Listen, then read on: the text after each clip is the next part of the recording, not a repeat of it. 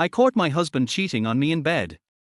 A message popped up on the phone. Today's target will appear in room 4301 of the Shuiguang Building at 7:45 p.m., wearing a black suit.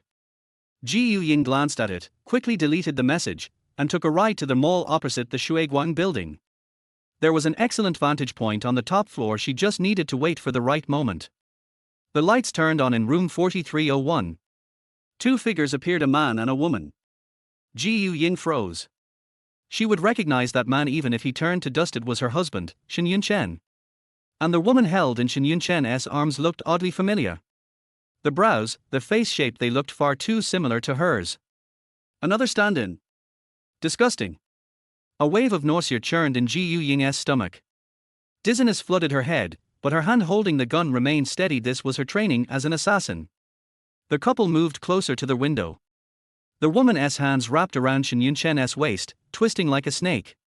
Her bright red nails stung Ying's eyes. A voice came through the earpiece, "The target has arrived." Ying didn't know if she should pull the trigger. At that moment, she suddenly understood why the veterans in her team would rather quit than accept the final mission. Because the person in her crosshairs was the one she loved most. The higher-ups had told her this. This was their punishment for her betrayal. But why this scene? Her heart began to ache. The ground beneath her no longer felt like the rooftop, it felt like a courtroom. This was her judgment day. Take the shot. The target is about to leave the room. Shen Yunchen suddenly looked serious. He let go of the woman and took one step, then another, toward the door. Each step felt like a countdown to death. 10 seconds, 9 seconds, each footfall landing on her heart. Shoot. In that moment, Ying hated Shen Yunchen with every fiber of her being. Die, then. Driven by the command, she pulled the trigger. The bullet arced through the air, heading straight for the window. Inside, Shen Yunchen suddenly bent down. The bullet grazed his hair and lodged into the wall. The woman screamed and fled, clutching her head in terror. Shen Yunchen, meanwhile, vanished out of sight. At the same time, alarms blared throughout the building, audible even from the mall. What happened? You know the consequences of missing this hit. The voice in her earpiece continued shouting. Snow had piled on Ying's coat. She didn't bother brushing it off. She tore it off and tied it tightly around her bleeding right leg. She hid the gun, turned around, and ran down the building toward the Shuiguang Building. She had never missed a shot. Today was her first failure. The first bullet missed. The organization would never let her off the hook. But at the same time, Ying felt a sliver of relief. He had survived. People inside the building were fleeing. She could only enter through a window and climb the stairs single-handedly. Knowing Shen Yunchen's habits, he wouldn't run with a woman like that. He'd gather all his bodyguards and hunt down the mastermind. As expected, he was still there waiting. Ying? What are you doing here? Shen Yunchen's tone was layered with meaning, as if he had known she would come. Ying wore a black bodysuit and a baseball cap, not her usual style, yet he recognized her instantly. Though they were married, they were like strangers. A full year of marriage, and she could count on one hand the number of times they'd met. The hands once used to hold guns had slowly learned to wield kitchen knives. The kitchen had become her battleground. But the meals she painstakingly prepared were always met with the busy signal on the other end of the phone. At most, a short message, "I'm not coming home tonight. Eat without me." In that big house, only she and the maid remained. That life was unbearable. "I'm here to catch a cheater." Ying sneered. What? Hid your mistress? Bring her out and let me see what kind of woman has you so obsessed you haven't been home in days. The earpiece buzzed again. Agent 19, complete the mission. Agent 19. TCH. She didn't want to be anyone's number anymore. Stop this nonsense. Go home, Shen Yunchen said coldly, not bothering to argue.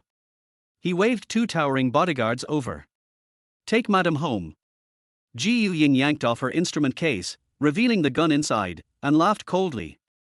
I dare you just try coming closer. Put the gun down. Shen Yunchen dropped his usual calm demeanor and looked at her in alarm. Ying, are you crazy? What? Now you're scared? Weren't you so scared when you were sleeping with another woman? Ying couldn't even tell if the wetness on her cheeks was tears or melting snow. The investigation bureau is almost here. Put down the gun, or what? I get arrested and bring you down with me. Ying found herself ridiculous leaving the organization for a man like this. She used to live freely, unaffected by anything. How did she become so hesitant and conflicted? I'm not just go home. We'll talk about this later, Shen Yunchen tried to calm her. There is no later.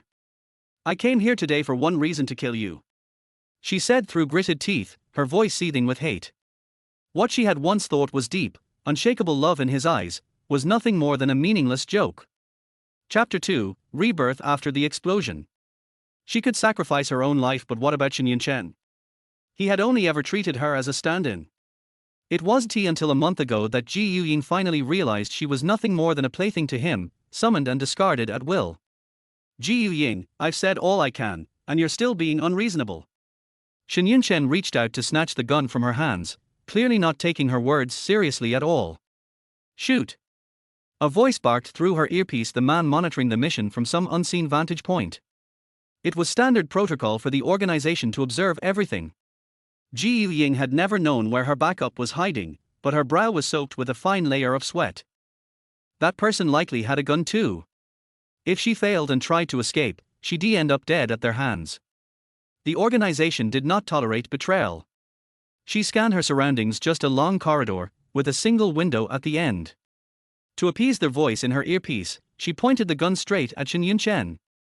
But he calmly met her eyes, his tie still impeccably in place, his gaze composed and unflinching. He was too confident, far too confident. She owed him her life. Today, she would repay that debt. After this, they would be even. Now their voice in her earpiece and the gunshot came simultaneously. Ying suddenly turned and fired toward the window. Blood splattered across the glass. A shadowy figure fell. The threat was eliminated. But something didn't sit right with her. It couldn't possibly be that simple. There wasn't much time before the rest of the organization arrived. She grabbed Shen Yunchen and sprinted away. He was momentarily thrown by her sudden move, hesitating before reaching out his hand. Their fingers were just about to touch when what she feared happened. Boom! The explosion shattered her eardrums. Flames engulfed her body. Smoke and fire flooded the corridor, swallowing everything whole. The building had been rigged with explosives. Ying could almost smell the burning flesh before the pain finally drowned her in unconsciousness. Ying opened her eyes in a daze. Snowflakes melted softly on her cheeks. This was. I'm heading out first. Make sure this mission is completed. Her superior's voice rang in her ears, eerily familiar. She had gone back to the start of the mission. Wait. Ying quickly called out as he was about to leave. What now? The man looked impatient. He had more important things to do. Who's my target this time? Ying didn't want to fall out with him.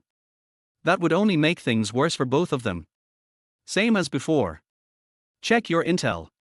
He replied. Is it Shen Yunchen? She asked tentatively. The man's body visibly stiffened. Gotcha. You know he's my husband. Why are you still sending me after him? It's the organization's decision. Don't get involved. Do your job, and you'll get the freedom you want. He suddenly grew more talkative. If he's gone, what would that freedom even mean to me? Ying rarely got emotional, but the thought of that woman hanging on Shen Yunchen made her skin crawl. Even if it's not you, someone else will do it. We've had our eyes on him for a while now. You'd best cut ties with him now. That's all I'll say. The man stopped answering her questions and walked off, adjusting his sunglasses. Ying changed her strategy. She didn't want to see Shen Yunchen dead even if he had betrayed her. After today, they would part ways for good. She pulled out her phone, intending to warn him as soon as possible. But just like always, busy signal. She tried calling others, no one. He had caged her like a canary, completely severing her ties to the outside world. She didn't even have a single number she could dial. With a bitter laugh, Ying hailed a taxi and headed for Shen Group. She originally planned to sneak in through their basement, but the building's security system was airtight. There were no blind spots. Trying to scale the walls would only cause a scene. In that case, why not just walk through the front door? Excuse me, miss, who are you here to see? The receptionist quickly spotted the unfamiliar face and approached politely. I'm here for Shen Yunchen. Tell him to come out. Ying had tried to speak civilly before pretending to be normal, but it never felt right. Now, she didn't care at all. President Shen is busy. You may need to wait a moment, the receptionist said with a smile. You didn't even check. How do you know he is busy? And how long is a moment? An hour? 2? All day. Get him out here now, I have something to say. Ying was anxious and made no effort to hide her irritation. No one could stop her. She reached the security gates, but without an employee badge, she couldn't scan through. Seeing this, the receptionist wasn't worried. No badge meant no entry, simple as that. Ying braced one hand on the gate and leapt over it in a single bound. A minor obstacle like that couldn't stop her. Several security guards rushed over. Miss, you're not an employee. You can't go in. Fine. Then bring Shen Yunchen out. I'm not wasting my energy here. Ying calmly straightened her clothes. Even now, she had some pride left. Miss, if you go any farther, we'll have to physically remove you. The guards exchanged confused glances. She was beautiful but clearly insane and unreasonable. You dare? Ying snapped, swinging a fist. She had no patience for them anymore. Stop right there. What are you doing here? Shen Yunchen had just come downstairs, preparing to head out, when he saw the scene unfold. Well. Long time no see. Still the same line, Ying said dryly. His appearance brought her no joy. What line? You're being ridiculous. Go home before you make a scene. His expression was the same impatient one she remembered. With a quick glance at her, he kept walking toward the exit. If I'm such an embarrassment, then why did you marry me in the first place? Ying had already died once. After living as someone else's shadow for so long, she was exhausted. Take the madam home. Don't let her step outside her room today, Shen Yunchen ordered. It was his usual tactic, but this time, she was unarmed, and those bodyguards weren't easy to handle. Ying wasn't about to let him go to Shuiguang Tower again. Where are you going? None of your business. Shen Yunchen ignored her protests and slipped into the car. Chapter 3 Still Can't Stop. I want to go too. Ying followed him closely, got into the back seat, and slammed the door shut. Master, we can go now. A young man's voice came from the front. Madam, just call me Xiaozhang. Xiaozhang. This was the first person around Shen Yunchen that she remembered. Don't open it. Get out. Shen Yunchen tightened his tie and said coldly. Mr. Shen, if I get off, there will be no one to drive. Xiaozhang said aggrievedly. I'm talking about her. He was talking about me. The two spoke in unison and seemed to have a perfect understanding. Where are you going? Ying pretended to be curious. She thought Xiaozhang was a nice person. Madam, it's the Shuiguang Building. Xiaozhang seemed particularly cautious during the stalemate between the two. Oh? I know that name. It's usually the place where high-end people like Mr. Shen meet their lovers secretly. Ying spoke these words very slowly, fearing that the other party might not hear clearly or might misunderstand her. Shen Yunchen spoke sternly, as if his secrets had been touched upon. Who are you insinuating with these words? Whoever feels guilty is the one who is guilty. Ying could see from the rearview mirror that the other person was mad at her, and she couldn't help but laugh twice. Xiaozhang, drive. It seemed that Shen Yunchen really wanted to take her there. Ying was a little flustered for a moment because the other party did not play by the rules. Or, don't go today. It's not convenient for you to take me with you. She continued to persuade. She was still scared of that place, but she couldn't say the reason. Now, she is the second daughter of the Gu family, not number 19 who has been on the brink of death all her life. What? You want to go and see my lover? How can I let my wife spoil her fun? Shen Yunchen deliberately played against her and provoked her with words. Then I'll go and take a look. I want to know who is prettier, her or me. I wonder if Mr. Shen's taste has changed recently. Ying interrupted him without showing any fear. Xiao Zhang was caught in the middle, feeling torn between two options. Boss Shen, these jokes of yours are affecting the relationship between husband and wife. Someone didn't treat me as his wife at all, and I also. Ying thought of the face that looked exactly like her own and felt ridiculous. You've really changed recently. Shen Yunchen's sudden words were the most hurtful. Ying shed a tear unconsciously, and she quickly wiped it away with her sleeve. It was not worth crying for this man. She didn't notice that the car had already arrived at the entrance of the Shuiguang Building. Mr. Shen, we're here. Xiao Zhang watched the two people get out of the car and drove the car to the underground garage to park. A few bodyguards came out and it looked like they had been waiting here for a long time. Do you still want to go in? Although Shen Yunchen was not as tall as those bodyguards, he had the natural aura of a superior, looking dignified and untainted by dust. But for such a person, I wonder how many women he has outside. It's really disgusting. No, I won't disturb your tryst with your lover. Ying sighed. After all, she didn't tell anyone about the child. The child shouldn't have come. Whatever you think. Shen Yunchen turned around and was about to go in, but was stopped again. Ying leaned behind his ear and whispered, "There's a bomb in the building." She couldn't just sit there and watch him die. It was simply impossible for her to just stand there and watch. Where did you hear that? Shen Yunchen frowned, his eyes full of suspicion. I dreamed about it last night. You found a woman with red nail polish and tried to do something immoral, and the building exploded. Ying couldn't say that she had experienced it before, or she would be considered a lunatic. She said it seriously and looked into Shen Yunchen's eyes firmly. Look, even God thinks you're evil and wants to blow you to death. Shut up. Shen Yunchen seemed to have taken her words to heart and stopped walking towards the door. He waved to several bodyguards and said, "Tell them to check the security inside again, especially the bombs." Are you scared to death? Ying was actually gloating. She was happy to see Shen Yunchen being humiliated. This is normal procedure. He made up an excuse. 2 hours later, two people came out and said, "Boss Shen, we didn't find the bomb." Okay, it turns out you're making trouble again. Shen Yunchen ignored her and walked straight inside.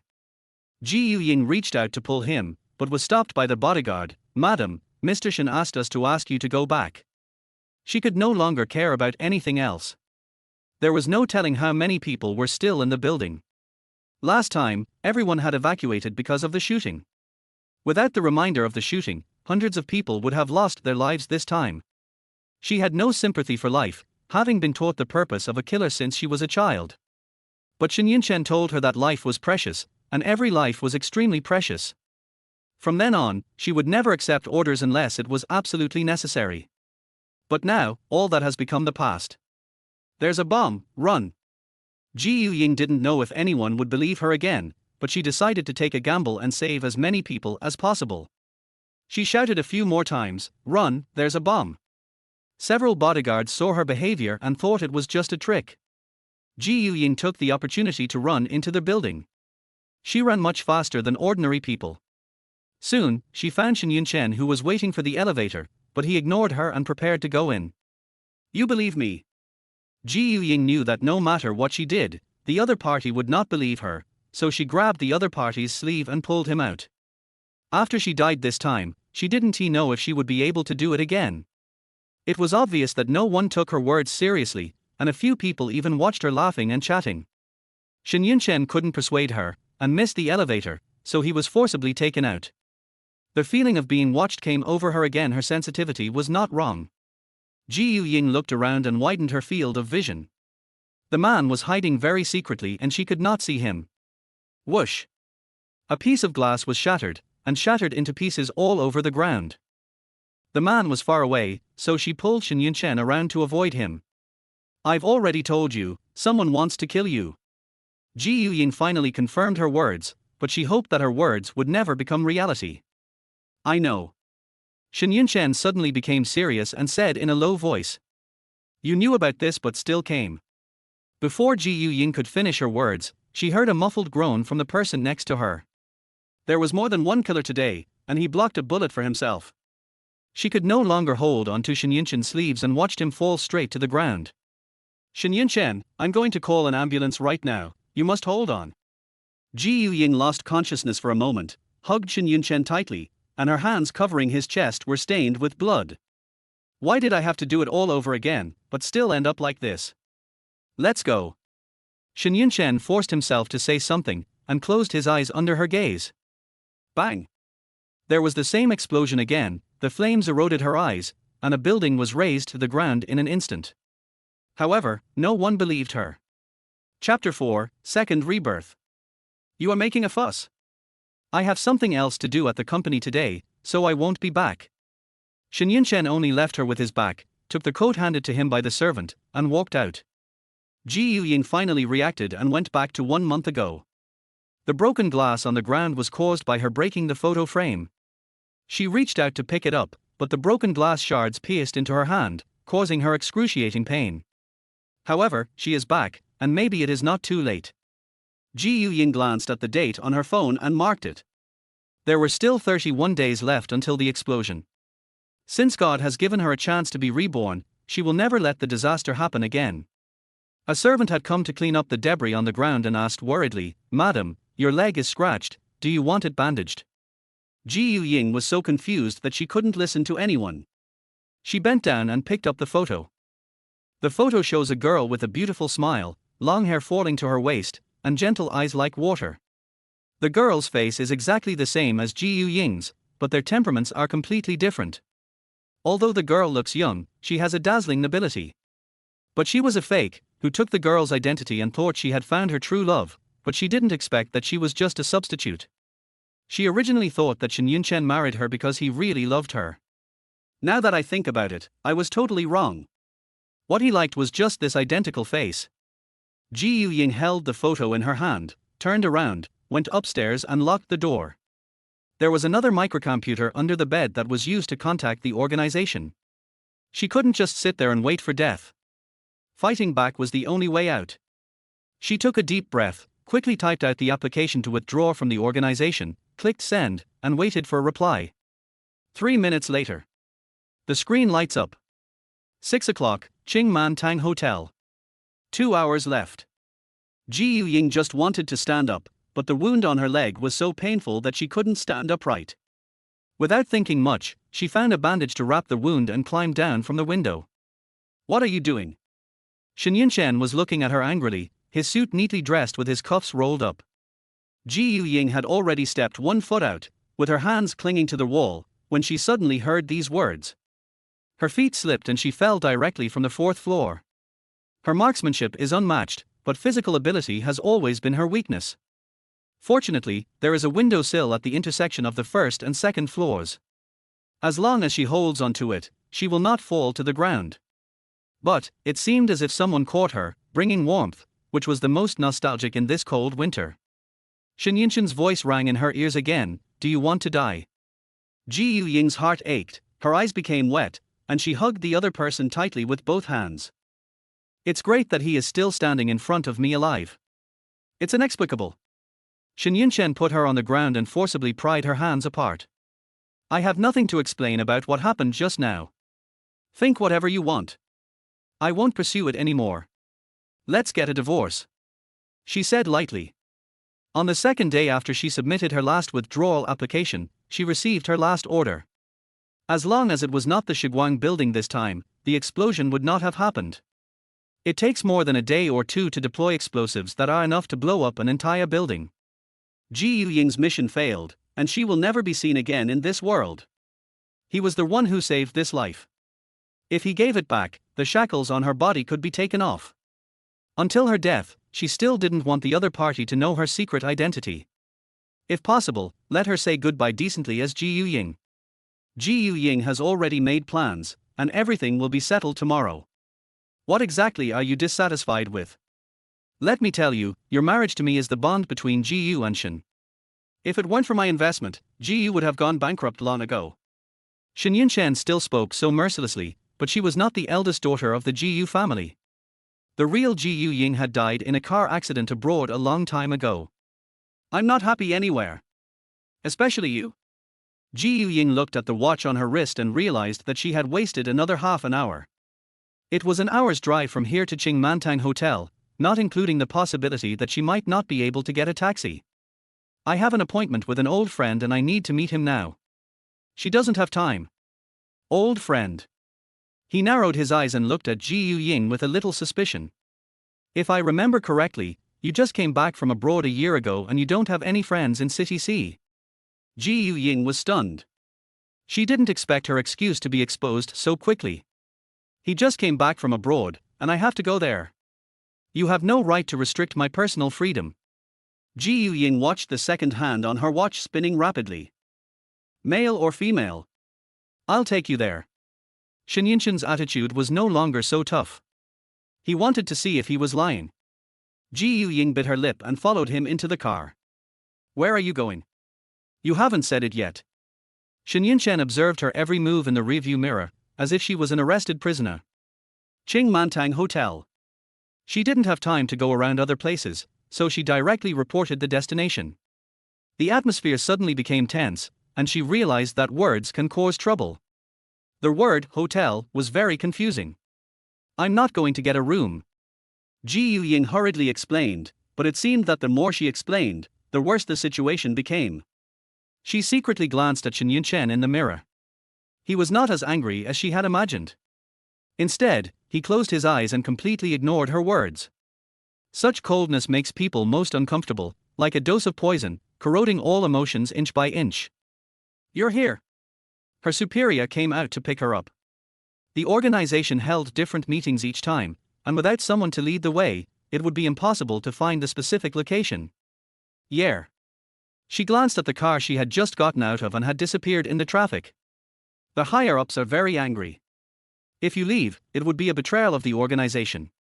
By the way, number 2 is here too. Don't get into a conflict with her later. The superior led her through the crowd and into a narrow corridor. Before she arrived, she heard a boisterous voice coming from the room. Today, I am happy. I will soon see the end of someone. I can't wait. Ying knew that these words were said deliberately to her. She and number 2 had never gotten along, but today she didn't have the time to argue with him. In the past, she would never be at a disadvantage. She walked in with a cold face and saw a few unfamiliar faces there. She knew they were all from group number 2. Hey! Why is someone acting like a defeated rooster today?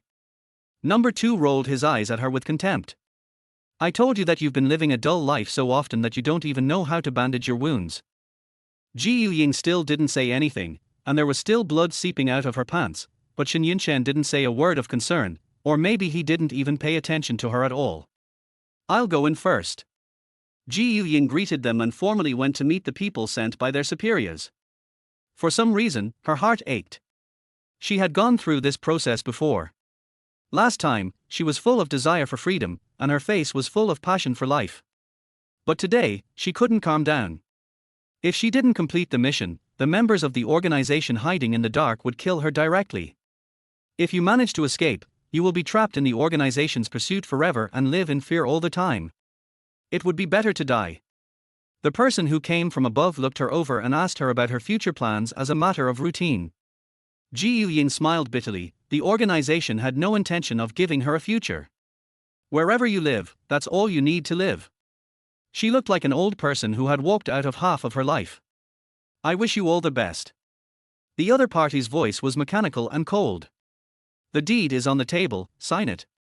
Ying grabbed the pen and the 3 words, number 19, almost pierced through the paper. Her handwriting had always been beautiful, but now it was particularly sloppy. Her mind was in a mess. She walked out and saw that there was a missed call on her phone from Shen Yunchen. Look at how she lives her life. She's afraid that others won't know that she has a husband. Number 2 was still mocking her. If he knew who you are, I don't know how much he would hate you. What happens to me has nothing to do with you. Ying rolled her eyes at her and tried her best to walk outside like a normal person. The wound on her leg was still bleeding. Chapter 5 Princess Hug. Which floor are you on? Tell me your room number and I'll send someone to pick you up. Shen Yunchen's voice seemed a little urgent, as if he had encountered something important. I have my own legs, so there's no need. Ying wanted to go for a walk on the beach and feel the long-lost sea breeze. After tomorrow, this cycle will end forever and she will never have the chance to go there again. Hold your headphones. The superior asked a few people, and when he found out that she was in the corridor, he slowly handed the things to her. Have you thought about it? Before Shen Yunchen hung up the phone, she heard a strange male voice on her side, sternly asking, "Who are you with?" Ying couldn't explain it clearly. The more she said here, the greater the risk of being exposed, so she just hung up the phone. Yeah. Ying didn't look at anyone. She put on her headphones and went downstairs. You're in such a hurry. It's unusual for you not to say a few words to an old friend you haven't seen for such a long time. Number 2 appeared out of nowhere and walked right in front of her while she was waiting for the bus. Aren't you afraid of breaking your feet wearing such high heels? She has always suspected that number 2 has some strange disease. Every time they meet, he must argue with her and will not stop until he is scolded so hard that he is speechless. As for me, my skills are so much better than yours, so you naturally can't match my equipment. Number 2 is extremely charming, with a pair of captivating almond-shaped eyes and fiery red lips that make people want to kiss her. Ying's shooting skills were accurate, and his missions were always long-range shooting, so he lived an extremely rough life. Number 2 never hits the bullseye, but his skills are among the best in the organization. He is an expert in his field and often relies on getting close to the target to deliver a fatal blow. Oh! Who was the one who went on the mission to the deserted island last time? She showed a mocking expression, and the arc of her mouth was just right to poke the other person's anger point. You just have a special mission. For some reason, number 2's last target fell in love with wilderness survival, and she had to pretend to be the same desert island survival enthusiast. She was forced to stay on the deserted island for 7 whole days in a disheveled state. When she came back, she was driven out by her group members as a beggar. When Ying thought of her appearance last time, she couldn't help laughing, but the moment she looked up, she saw a familiar figure outside the door. Her smile froze on her face instantly. Why did Shen Yunchen come all the way to pick me up? Or just happen to pass by? Ying didn't want to go over there. The taxi she had taken would arrive soon, so there was no need for her to take the same taxi back with him. Number 2 saw through everything from her eyes, and to save face, she shook her wavy hair and said, "It's your husband, right? I'll help you try him." No need. Before she finished her words, she saw number 2 walking gracefully in front of Shen Yunchen's car with cat-like steps. Number 2's right foot suddenly twisted and she pounced towards the opponent. Her little tricks had always worked. No one can escape the charm of number 2. Ying's car arrived, but given the situation outside, it was difficult for him to get out. Unexpectedly, Shen Yunchen only supported number 2's arm and said, "Miss, are you okay?" Just as number 2 was about to thank him, Shen Yunchen handed her over to the driver standing behind him. "Hold her." After saying that, he frowned, took a disinfectant wipe from the car, and wiped his right hand carefully. "Let me go." Number 2's foot glared at the driver, then turned to the person in front and said, "I don't think my foot is sprained." She felt as if she had been slapped hard in the face, but she couldn't lose face. "Handsome guy, why are you still a germaphobe?" Shen Yunchen threw away the tissue and walked directly into the hotel lobby, where he saw Ying watching a play. Ying hadn't hung up the phone yet.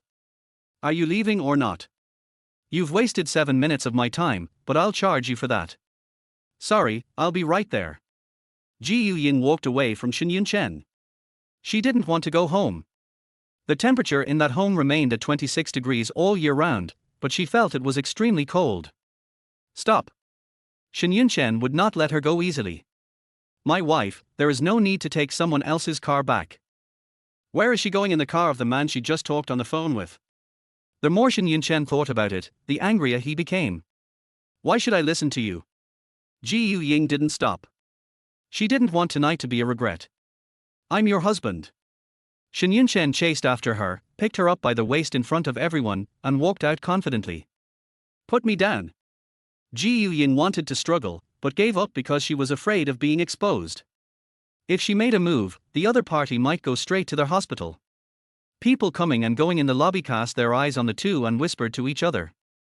Ying's face turned red and she buried her head in the other's chest. It was so embarrassing, yet also a little bit exciting. At this time, a man who had not waited for a passenger for half a day was looking around and cursing. "Your phone is ringing." Shen Yunchen frowned again. "From now on, don't see him again." Ying's heart trembled, knowing that he had misunderstood. Her mind was completely disturbed by his actions, and she only replied with a low hum for a long time. Just sit in the passenger seat. I'll drive today. Shen Yunchen said something to his driver, and the man disappeared in a flash. Hello. I have something to do here. Order cancelled. Before Ying could finish her words, Shen Yunchen snatched the phone away from her. She is a married woman. You should cut off all contact with her from now on. Beep, beep, beep. The taxi driver was so angry that he wanted to curse at the passenger because the passenger had delayed him for 15 minutes. But why was the other person even more furious than him? It was inexplicable. Where are you and him going?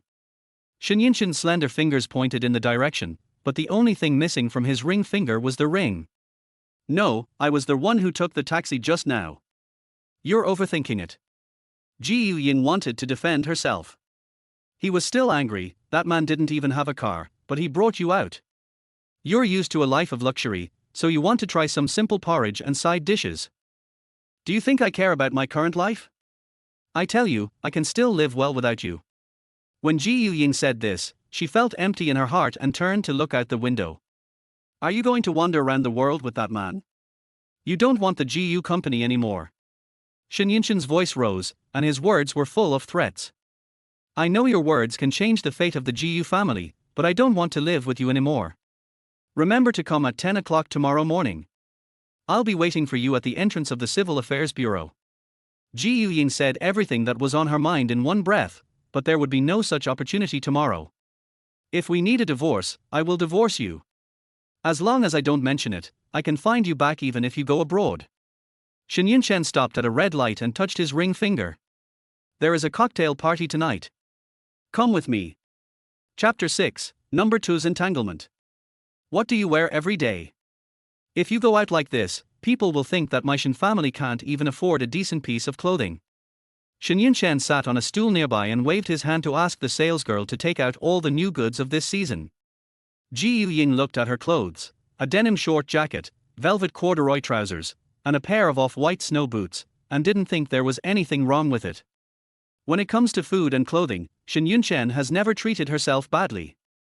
Her clothes, inside and out, take up an entire fourth floor, and the entire 1,000 square meters is filled to the brim with wardrobes. But she doesn't like it, and she feels comfortable in her current clothes. Miss, which one would you like to try on? The salesgirl pushed out a trolley, and most of the items on it were dresses, which made her feel cold just by looking at them. At 7 o'clock in the evening, in such a huge shopping mall, she and Shen Yunchen were the only two customers. Let her try. Shen Yunchen crossed one leg and gave orders like a leader. Ying casually took out one of the black flannel dresses and walked into the fitting room. She tried her best to look less restrained. A real eldest daughter of the GU family would not be like her. She couldn't help but wonder what the real Ying would look like if she were here. No, she would not go out like this. She has taken good care of herself from head to toe, even every strand of hair. How could she be so helpless like me? She hurriedly put on her clothes, but she couldn't reach the zipper on her back. Her hands and feet were so stiff. Why hasn't it healed in so long?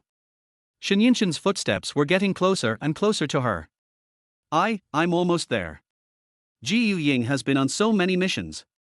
Although he is not as agile as others in the organization, he has received many years of training after all. At this moment, the zipper was struggling with her. Zipper. Shen Yunchen asked about her concerns accurately through a curtain between them. Ying was still trying to pull the damn zipper, but she didn't dare to use brute force for fear of breaking it. Let me do it. A hand covered her back and slowly stroked her skin. Ying's heart skipped a beat, as if an electric current was flowing through her, making her feel tingling and numb. Okay, come out and take a look. Fortunately, Shen Yunchen did not come in, otherwise her embarrassing appearance would be exposed to the other party. Ying has a great figure, with curves in all the right places. Her skin, which has been wrapped all year round, is as white as snow, and the cut of this dress is perfectly displayed. But she was not used to dressing like this. She felt very uncomfortable with the slit from below the waist to the ankles. Shen Yunchen looked her over and said, "The neckline is too low, take the next one." The salesgirl showed a disappointed look and was about to take the second burgundy dress, which was inlaid with hundreds of diamonds. The material felt as smooth as a baby's skin, and a big red rose was embellished on the chest. Isn't it too gorgeous? Ying muttered softly. You'll know only if you try it. Shen Yunchen seemed very much looking forward to it. Mr. Shen, this dress has been chosen by Miss Li Shu to wear on the red carpet. Will it? The salesgirl forgot to pack the dress and it was accidentally mixed in with other clothes. Just this one, go try it. Li Shu is a popular first-line star in the past 2 years, signed to Starlight Entertainment. Starlight Entertainment, like this shopping mall, is also owned by the Shen family. Ying didn't understand. She never cared about these things and just wanted to complete the process as quickly as possible. This dress was surprisingly comfortable to wear. She pulled open the door curtain and walked out directly. The salesgirl's eyes lit up. It's even prettier than what Miss Li Shu wore this morning. Shen Yunchen also looked at her a few more times. That's it. Change your clothes and follow me. Ying knew it was very cold outside, so she changed her clothes carefully. Wearing her own clothes was comfortable, and she felt that her breathing was much easier. This is not the end yet. She felt like she was back to her wedding day, with a bunch of people surrounding her doing her makeup. At that time, she was still immersed in fantasies about the future. What are you thinking about? Shen Yunchen's voice suddenly sounded in her ears, bringing her back to reality. I thought about our past. She couldn't help feeling a little sad. If possible, she should not have asked for help from the other party in the first place, and let her die that night. Perhaps she would not be as miserable as she is now. Everything has to look forward. Every time Shen Yunchen mentioned the past, he always looked disdainful. Could it be that the past made him so unhappy? People kept coming to say hello. Fortunately, before she replaced Ying, she memoized all the elders of Ying's family, so she was able to cope with it. Handsome guy, I didn't expect we meet again. Number 2 was holding a wine glass and wearing a white high-cut dress. Her charming face looked holy and flawless at this moment. Ying glared at her and made eye contact with her. Just focus on your mission and don't bother me. Number 2 replied with a smile in his eyes, the mission is a piece of cake. I will definitely bother you today. Ying didn't want to see this annoying guy again, so she held Shen Yunchen's arm tightly and said with a sweet smile, hubby, shall we go over there? Shen Yunchen nodded slightly. Excuse me. Hey. Don't go. I still have something to say to you. Number 2 was persistent.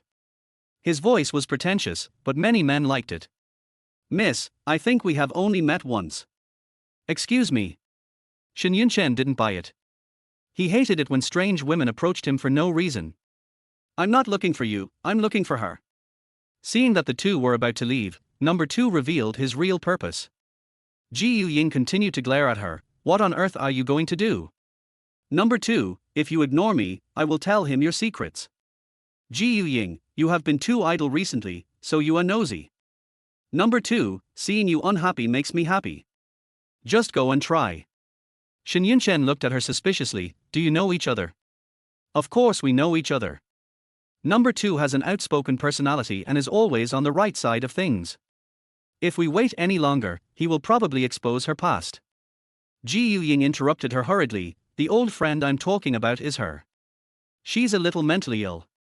I'm worried that she'll be treated as a fool when she returns to China, so I rushed to see her. Number 2 was furious. Who are you talking about? I. Shen Yunchen's face was even more confused. The person on the phone is obviously a man, you can't fool me. Ying hurriedly pulled her away, turned to Shen Yunchen and said, it's a misunderstanding, he was just a passerby. Go and do your thing, I'll come find you after I finish talking to her. Ying found a deserted corner, then let go and said impatiently, why do I run into you everywhere today? Tell me, what do you want from me?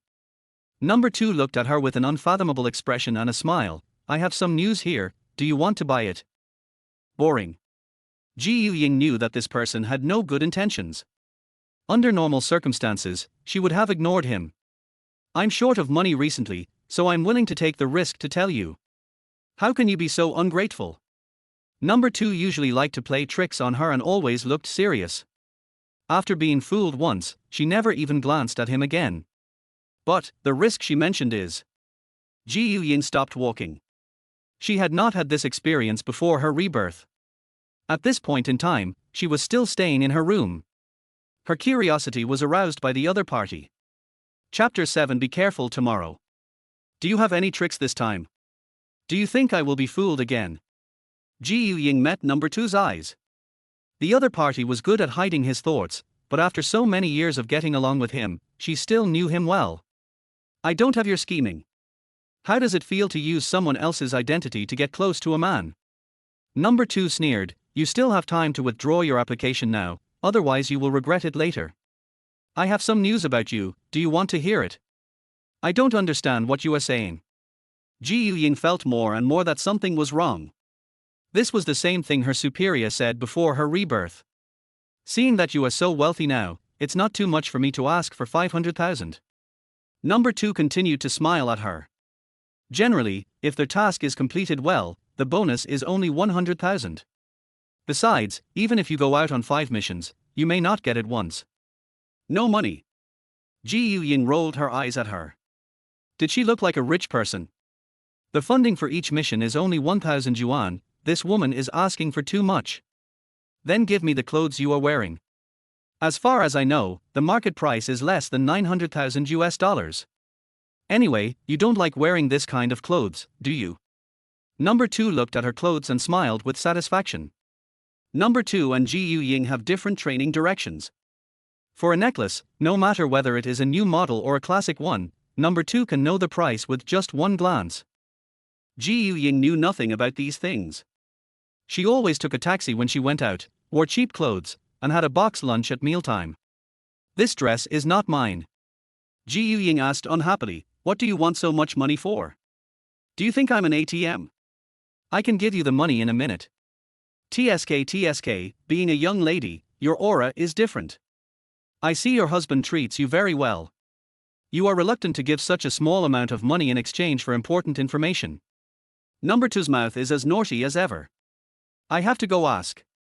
Ying really wanted to know what the news was. But she couldn't ask for money. The clothes were old and Shen Yunchen might not want them anymore. Maybe she could give it a try. Okay, I'll wait for your good news. Number 2 drank the wine in his hand and threw her a wink. Ying blushed. This woman really has no shame. Shen Yunchen was chatting and laughing with a few people. When he saw her appear, he said goodbye and walked slowly to her side. He lowered his head and asked, "Are you leaving?" His deep voice was fascinating. No, Ying never liked owing anything to anyone, so asking for something made her feel extremely conflicted. At the beginning, she fell headfirst into this false tenderness. She avoided the other person's gaze, clenched her hands, and hesitated. This dress I'm wearing today, can you give it to me? This dress is already on you, so it's naturally yours. Seeing her like this, Shen Yunchen thought it was something important and couldn't help but breathe a sigh of relief. Ying didn't expect him to agree so readily, so she whispered, "Thank you. Why are you acting so abnormal today?" Shen Yunchen thought she was still angry. After tomorrow, I won't be able to see you anymore. I feel a little sad when I think about it. Ying is the kind of person who will stick to one path until the end, and the principles she believes in will never change. How many times do I have to say it? As long as I don't agree to a divorce, you can't leave. Shen Yunchen's voice rose unconsciously, arousing the curiosity of others. Ying sighed, "You can't keep me." Shen Yunchen's voice lowered again, "Well, this dress is priced at $980,000. You must return the money to me before you leave. You are not allowed to sell your things, and you are not allowed to ask the Gu family for help. If I find out, I will immediately withdraw my shares from the Gu family." Ying thought of the people in the Gu family. They were all kept in the dark by her. When she first adapted to this identity, they were tolerant in every way, especially the eldest brother of the Gu family, who was very considerate and loving to her as his sister. When she was about to marry Shen Yunchen, the eldest brother of the Gu family specifically asked her if she agreed to the marriage because the Gu family went bankrupt. If she refused, he would not let her suffer any grievances. But this time she was really sorry to the Gu family. Okay. She was no longer so persistent. It would be a shame to save face. When a person dies, everything is gone. Ying, what's wrong with you? Who bullied you? I'll fight back for you. Number 2 is a troublemaker, coming here to join in the fun again. I'm fine. Ji Ying suppressed the discomfort. She didn't want anyone to see her crying, especially Shen Yunchen. It's you, are you bullying our Ji Ying alone? Number 2 was impulsive and raised his arms to fight. Could you please stop making trouble? I promise you what you want. Ji Ying looked at her like a funnel, revealing little by little the things she had been hiding. Alone. Shen Yunchen repeated these 3 words with a hint of meaning. At this moment, Ji Ying just wanted to sew up number 2's big mouth. Seeing that she was really angry, number 2 shut up for the first time and pulled her clothes off in anger. Number 2 is showing goodwill. I've never seen such a good thing before. Ji Ying's anger had mostly subsided, and when he was about to ask what the news was, his vision suddenly went dark. The lights in the entire building were turned off at the same time, the venue fell into darkness, and the noise filled everyone's ears. What's going on? Shen Yunchen instantly pulled Ji Ying into his arms. Before anyone had time to pull out their phones and check the situation around them, they heard a gunshot and the entire venue suddenly became bright. R. Screams one after another echoed throughout the venue. The frightened crowd had not yet come to their senses when they saw a person lying on the ground with a bullet in the chest. His female companion's face was covered in blood.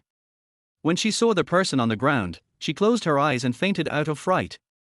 Let's wait for the people from the investigation bureau to come. Are you scared? Shen Yunchen let her go and asked nervously. I'm fine. Ji Ying was a little stunned. She was hugged too tightly and almost couldn't breathe.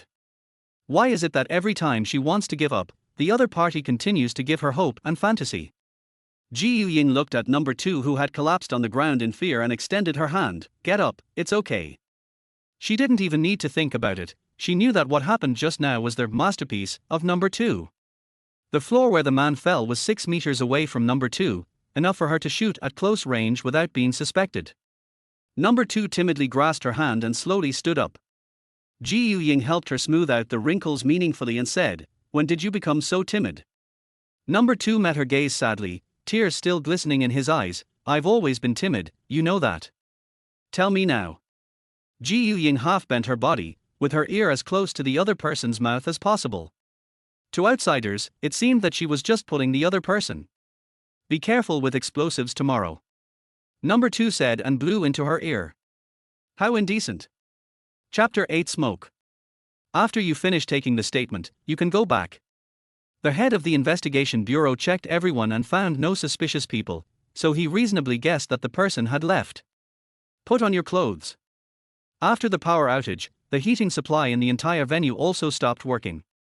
Ji Ying's nose turned red from the cold, but he didn't say a word.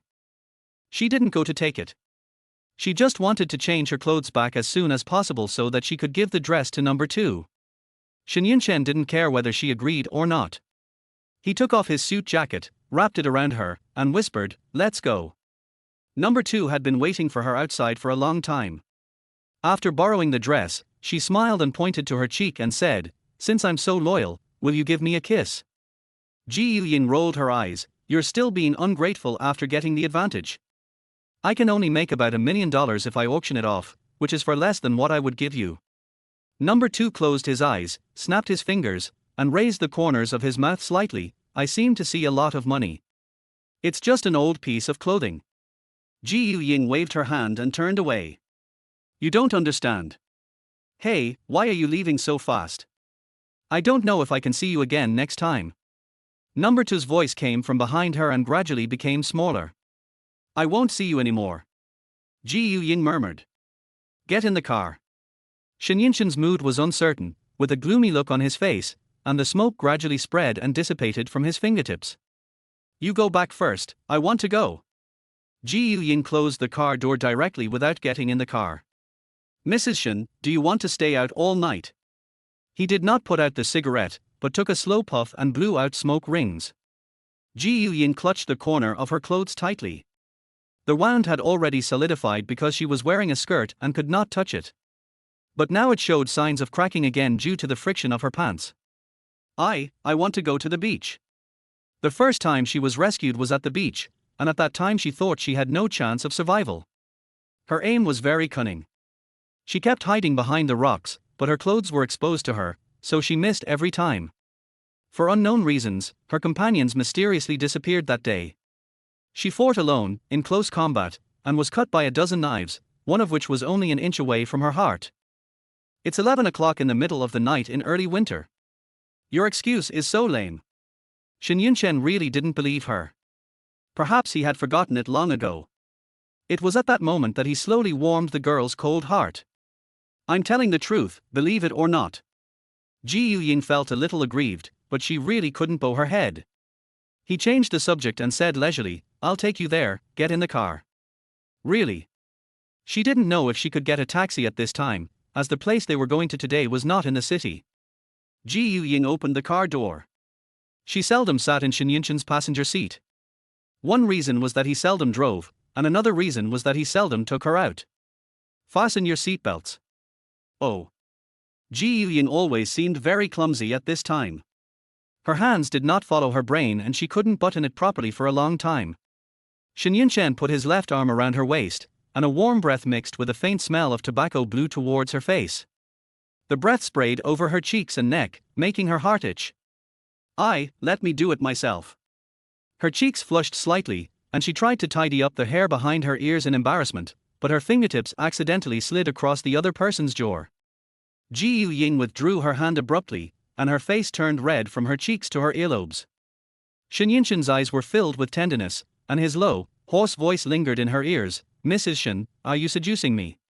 He took a deep puff of the cigarette and covered Ying's lips. The smoke escaped from between their lips and teeth, drifted into the endless darkness, and disappeared bit by bit. The breath spread from her lips, flowed through her throat, and reached her lungs. Ahem. Ying was choked and couldn't help but push the other person away. You are shameless. If you are not satisfied, then I. Shen Yunchen took a puff of the cigarette and put it out directly. The spark disappeared in the dark night. Once again, she felt that she was filled with his breath inside and out. He seemed to want to crush her into her bones and leave a mark forever. After an unknown amount of time, a snowflake floated in through the open car window, landed on her long black hair, and instantly melted in the warm air. In early winter, everything loses its vitality and the sea surface freezes into ice. It's very cold here. Are you sure you want to get off the car? Shen Yunchen drove the car to the beach. The area near the ice was all sand and rocks, so he couldn't drive through and had to park the car.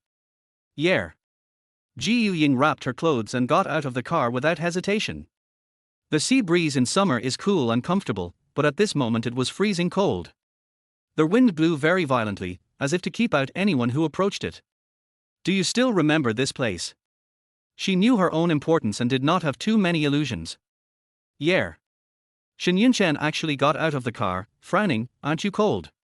Ying said to herself, you saved me once, behind that rock. Remember? I was injured by the gangsters and was only breathing my last breath, and you appeared miraculously. Well, it seems so. His cold attitude was within my expectations, but I couldn't deceive myself about the feeling of loss. Why did you save me then? Ying thought of the warmth just now. She was just a substitute. He must have thought of her as that person at that time. It's just a piece of cake. He said it lightly. Is it because I look exactly like your deceased girlfriend? She was overwhelmed by jealousy again and could not behave decently as she had intended. Shen Yunchen glanced at her and put his right hand in his pocket.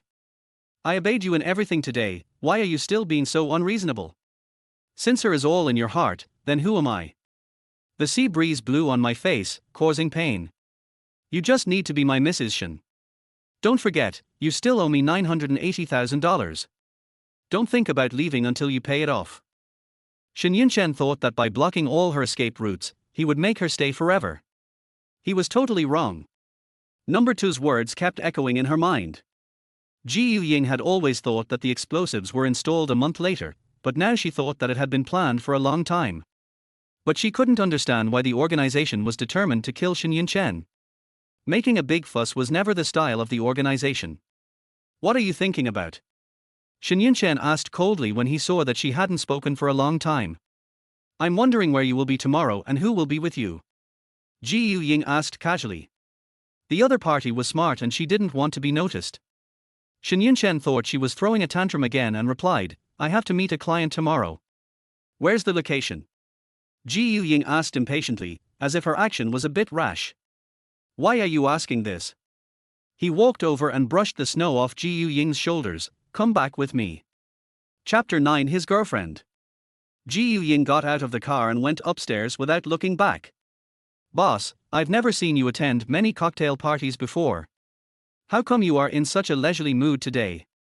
Xiao Zhang had been waiting in the garage for a long time and was almost sleepy when he saw Shen Yunchen come back. Today, you seem to be too nosy. Do you still want to continue working? Shen Yunchen handed the key to Xiao Zhang, took his coat in his hand and walked out. Boss, I followed you for 8 years, how could you bear to leave me? Xiao Zhang didn't dare to say that he completely understood the other party's temper, but at least he could guess it. Shen Yunchen suddenly stopped, his eyes darkened. Is there any problem with the identity of the person I asked you to investigate? Zhang Ben's playful face suddenly turned serious. I lost him. Okay, you can go now. Shen Yunchen was very surprised by the appearance of that woman today. Ji Ying rarely had contact with the outside world and had never taken the initiative to make phone calls to anyone in the Ji family. Ji Ying was extremely sleepy, but her mind was extremely clear.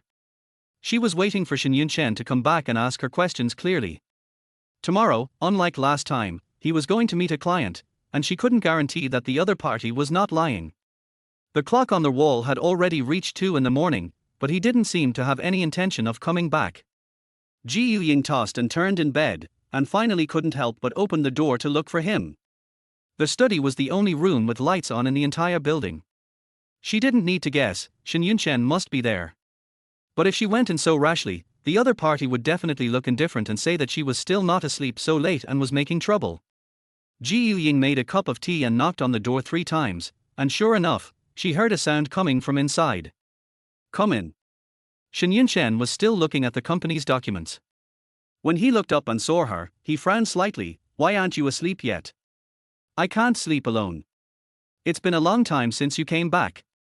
Ji Ying carefully handed the tea to him. You work so hard. I feel bad for you. He showed a surprised expression on his face, took a sip, and quickly returned to his usual expression. This is not like you, tell me, what's the matter? Ji Ying remembered that tomorrow was the birthday of the owner of this identity, and smiled sweetly and said, Tomorrow is my birthday, can you put aside your work and spend the day with me? The deterrent effect of explosives was too great, and she didn't dare take the risk. She spent this day alone last time, and Shen Yunchen didn't come back tonight. Sorry, I forgot. Not tomorrow, I'll give you a birthday gift when I have time. He was slightly stunned, but didn't look up. It's late, go to bed. No, birthdays only come once a year, and you have to celebrate them well. That's what you said. Last year, Shen Yunchen took her to celebrate her first birthday. Although he stole someone else's identity and was always terrified of being exposed, the sweetness was real.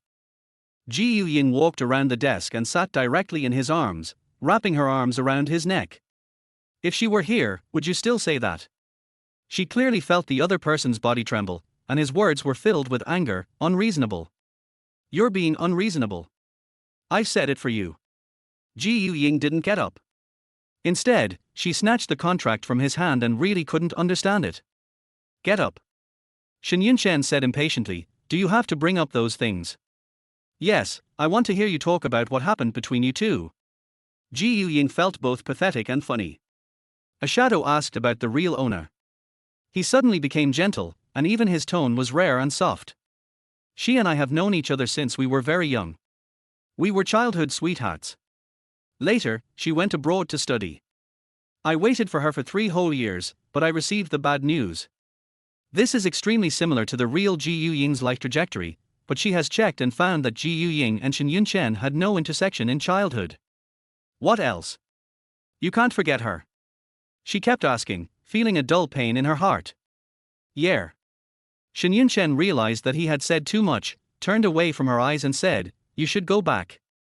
Ji Ying was still immersed in doubts, and before she could react, she was picked up by the other party. What are you doing? Put me down. I have legs and can walk. She thought of the embarrassing situation she faced in the hotel lobby that day. Don't move. Doesn't your leg hurt? Shen Yunchen walked through and carried her back to the room. Fortunately, it was late at night and no one saw them. She was wearing pajamas and traces of wounds could be vaguely seen. Shen Yunchen put her on the bed and touched her head. "I'll go get the medicine box." His movements were very gentle, and the cotton swab in his hand rubbed the skin little by little, and was stained red with blood. "Does it hurt?" Ying shook her head. This injury was nothing to her. But what surprised her was that the wound did not heal for a month, which was not normal. "If it hurts, just say it. There's no need to hold on." After wrapping the gauze, Shen Yunchen turned around and was about to leave. Ying suddenly hugged him from behind, leaned close to his ear, and whispered, "Can you accompany me tonight?" She imitated number 2 and blew a breath, and the other party was shocked again. "Where did you learn this?" The other party was a little displeased, but did not pry her hands apart like last time. "I just want you to stay. I don't want to be alone." Ying hadn't asked him where he was going tomorrow, and she couldn't let him leave. "I'm a little busy at the moment." "Wait a minute, I'll have time to accompany you." Shen Yunchen's speech was not as decisive and crisp as before. He seemed to have thought of something and his speech slowed down. "No, just tomorrow. It won't be midnight before you finish meeting the client, right? I'll wait for you there." Ying felt that there was no flaw in her words. Shen Yunchen didn't give her any chance. "No need. That client is so important that you've taken out a whole day to accompany him. I want to see what kind of person he is." Ying was afraid that the other party would find out something, so her tone was a bit coquettish, and she felt creepy after she finished speaking. "Don't do anything stupid." He tied the tie that Ying had pulled open, giving off an aura that no one should get close to him. "Okay, tell me the address and I'll go there and wait for you." Ying looked like a child asking for candy, looking extremely innocent. "The Shuiguang Building." He added, "Come back after 10 o'clock in the evening." Ying was stunned. This place was truly an inescapable death curse. Chapter 10: The Third Explosion. Her application was submitted a month earlier, and many new things had happened, including the warnings from her superiors and the reminders from number 2. All of these changed accordingly. She had no idea whether Shen Yunchen went to the Shuiguang Building the day before his rebirth. There was a faint light outside the window, but Ying couldn't fall asleep. She got up, packed up, and went downstairs. When she asked, she found out that Shen Yunchen had left half an hour ago. The toast on the plate tasted bland. After Ying ate a piece, she could not swallow another bite. But she had something important to do today, so she forced herself to finish the glass of milk on the table before leaving the table in a hurry. Ying climbed out of the window, bypassed the blind spots of surveillance, and quickly took a taxi to an intersection in the urban village. The driver parked the car on the side of the road, and the woman got out of the car after putting down a few banknotes. He muttered that it was rare to see young people hailing cars on the roadside and paying with cash. Ying turned and went to a small basement on the 3rd floor. It was not damp here and there were many iron boxes placed in the basement. She took out an old guitar that had been with her for 7 years, put it into the guitar bag she brought with her, and put it on her back and went out. The rustling sound in the headphones did not disturb her at all. She didn't know whether the person who was on the same mission would arrive early or late. She ordered an iced American coffee at the coffee shop downstairs, sat in a blind spot, and secretly spied on the suspicious people outside the glass wall. Her nerves were on high alert, fearing that the direction would change accidentally. Suddenly, the phone vibrated. It was a message from my superior. "Turn left and take 10 steps." The last time he showed up, he was silent. Why would he come to find me in this way today? Ying continued to look outside, but seeing no one, he walked out hesitantly. Whoosh! Ying dodged sideways and a bullet whizzed past her ear. Still as sharp as ever. The man walked out from behind the wall. "Why are you here?" Ying didn't look at him. "If you fail this time, don't blame the organization for being ruthless." The man casually played with the gun in his hand and pointed it directly at her forehead. "You don't have to remind me."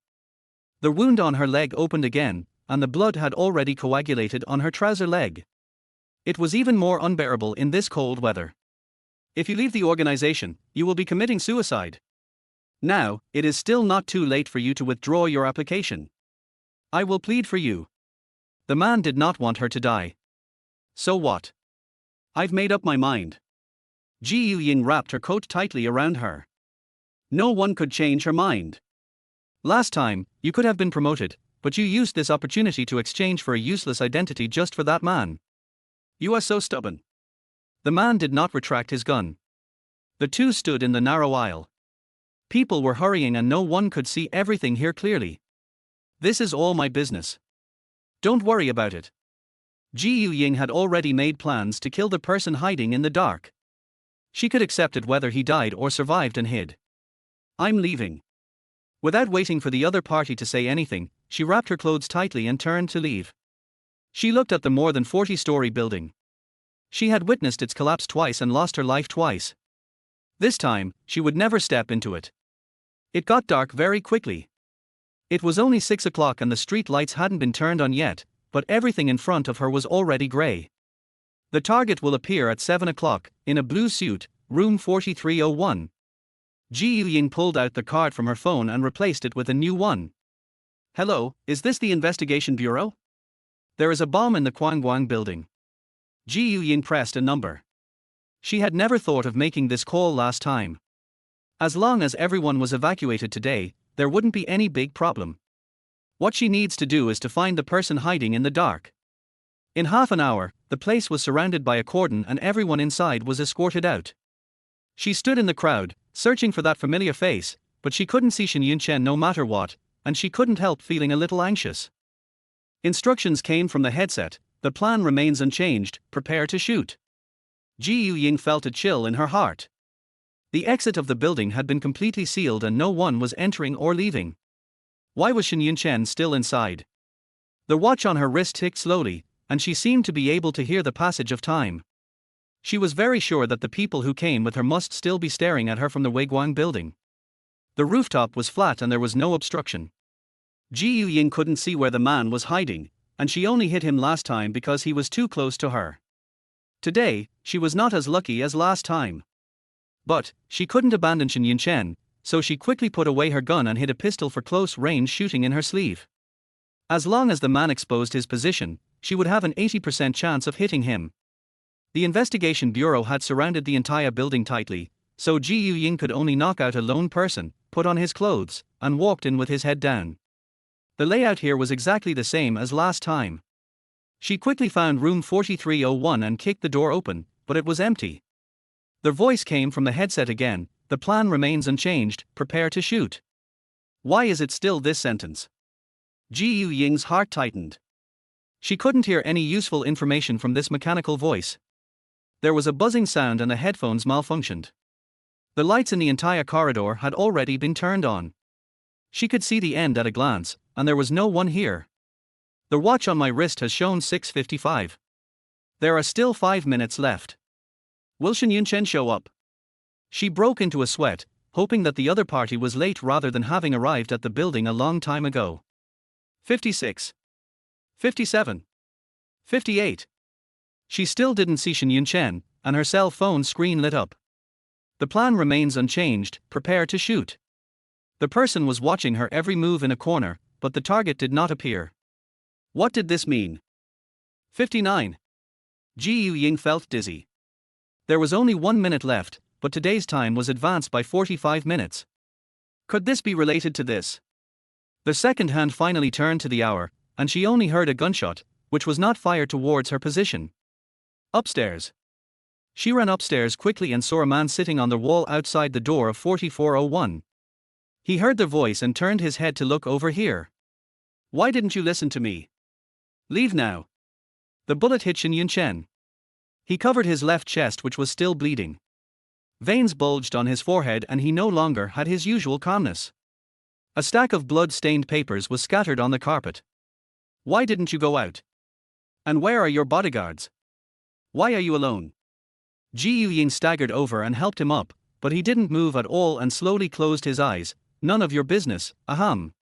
Shen Yunchen suddenly spat out a mouthful of blood, staining his pale lips red. The coldness in his eyes was terrifying. Take the documents and leave. I'd just like to meddle in other people's business. She knew that this person was just stubborn, but why did he always say something hurtful to her? Why don't you get out? Are you kidding me with your life?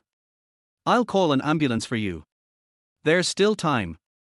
Ying just reached out to pick up the paper on the ground, but she felt a hard object at the back of her head, and someone was pointing a gun at her. The person hiding in the dark was in room 4302 just now. Do you think you can escape? It was still the voice of the voice changer, and Ying could not identify who was coming. She wanted to turn around to see the man's face clearly, but she heard the explosion sound lingering in her mind again. The raging fire engulfed everything in the building, leaving no one behind. Chapter 11. The Gu family's big brother protects his sister. The Shen family is really prestigious. If you don't want to get married, I'll take you away. Gu Jinxing ran into the bridal chamber angrily, shocking everyone in the room. The eldest son of the Gu family is known for his gentleness and elegance, and there are not many things that can make him so angry. Ying listened to the familiar voice and felt like she was back to her wedding day. Brother, of course I'm going to get married. She came to her senses and smiled. Ying doesn't want to cause a rift between the two families because of herself. Now Gu's capital chain has problems. If she angers Shen Yunchen, the only one who will suffer in the end will be Gu's. At this time, she had already replaced Ying's identity for 3 months, and she had no way to repay the Gu family for their kindness. Their people had cold faces the whole time. I'm afraid they won't be in a good mood when you marry them. Gu Jinxing held her right hand tightly and said worriedly. Ying smiled comfortingly. She knew who Gu Jinxing was talking about. She held her brother's hand tightly and said, "Don't worry. We won't live together in the future." During the year she was married to Shen Yunchen, Mr. Shen had been living in the old house and they had rarely seen each other. However, she could sense that the old man did not like her, and he never showed any kindness towards Shen Yunchen. His attitude was as cold as a stranger. Did Shen Yunchen say that? You are my only sister. If he doesn't treat you well, I will never let him go. Gu Jinxing wanted to take her away at any time, and he held her hand tightly without letting go for a moment. Gu Jinxing, let go of her hand. When Shen Yunchen heard that he was going to take Ying away from the marriage, he hurriedly left the guests in the room and ran over. Why? You, the Shen family, are relying on your power to bully others. My sister has been held in high esteem by the whole family since she was a child. She has never been treated like this before. Gu Jinxing got angry when he saw Shen Yunchen. He never had a good impression of the Shen family. He agreed to the marriage because his sister liked him, but he didn't expect that few members of the Shen family would show up, and even the banquet was perfunctory. Gu Jinxing, can you keep your sister by your side forever? Shen Yunchen was not afraid at all. He had been looking forward to this day since the moment he met Ying 3 months ago. Elder brother. Ying had to go through the process no matter what. She was very curious about what was written on the stack of information, but the man and the explosion appeared too quickly and she couldn't see a single word clearly. She had a strong premonition that Shen Yunchen's determination to obtain the information at all costs was related to the explosion. No matter what, she had to prevent the explosion from happening in advance this time. I love him, and I'm marrying him, not someone from their family. Ying looked at her outfit in the mirror. The person in the mirror had hope and light for the future in her eyes. The white wedding dress seemed to cover all the dirt.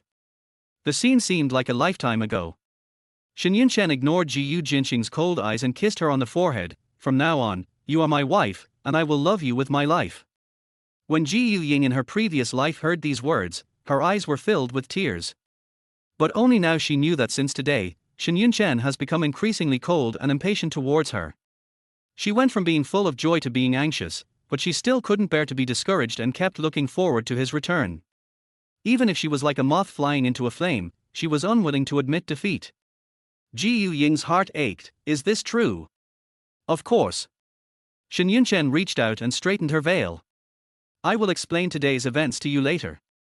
Just like in his previous life, Mr. Shen had a cold face the whole time, and when she offered him tea, he ignored her presence. Shen Yunchen said loudly at the side, "Please give tea to Grandpa." Mr. Shen glanced at Shen Yunchen, but still did not reach out to take it. You have to remember. Shen Yunchen still had a polite smile on his face, but his voice was cold and out of tune with the festive atmosphere. Don't worry about it. Ying could tell that she was being unpopular, so she remained silent. This was just a formality, and she was too lazy to waste her words on someone who was not worth her concern.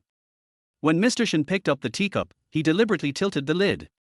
Seeing that the cup was about to fall into her hand with the scalding hot tea, Ying pulled her hand away calmly. It was the same trick as last time, and she found it boring. The tea was spilled on the floor, and the tea residue splashed everywhere. This show of force was not given to her, but to the Gu family.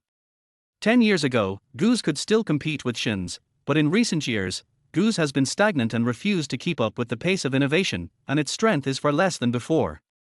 During the past decade, Shen's group has acquired many enterprises and put technological reform on the agenda, making it a leader in the industry.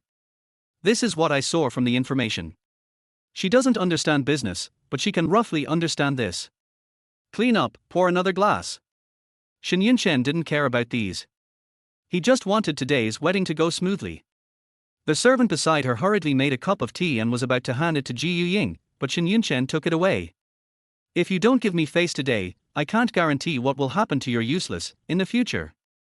He stood very straight and lowered his voice so that only the two of them could hear it. You, an unfilial descendant. Mr. Shen just mouthed the last four words. But Ying had learned lip reading and could tell a thing or two. If these people were not present, she would have poured the tea on the other person's head and would not have tolerated this. You can try it. Shen Yunchen handed the tea directly to the other party, and then laughed loudly, Ying, and I thank you for your blessing. The cane in Mr. Shen's hand couldn't stop shaking. He was very angry. Ying didn't have a good impression of him. Since the tea was already in his hands, it meant he had drunk it. She signaled the person holding the colorful tray to come over and took the red envelope in her hand.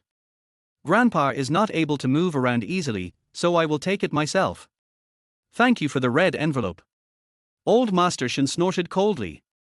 There was no kind and gentle look that belonged to an old man, only an aggressive attitude. Grandpa, you are not feeling well, go back early. Shen Yunchen waved his hand and asked the servant to push him away. During the toast, Gu's parents held Ying's hand and were reluctant to let go.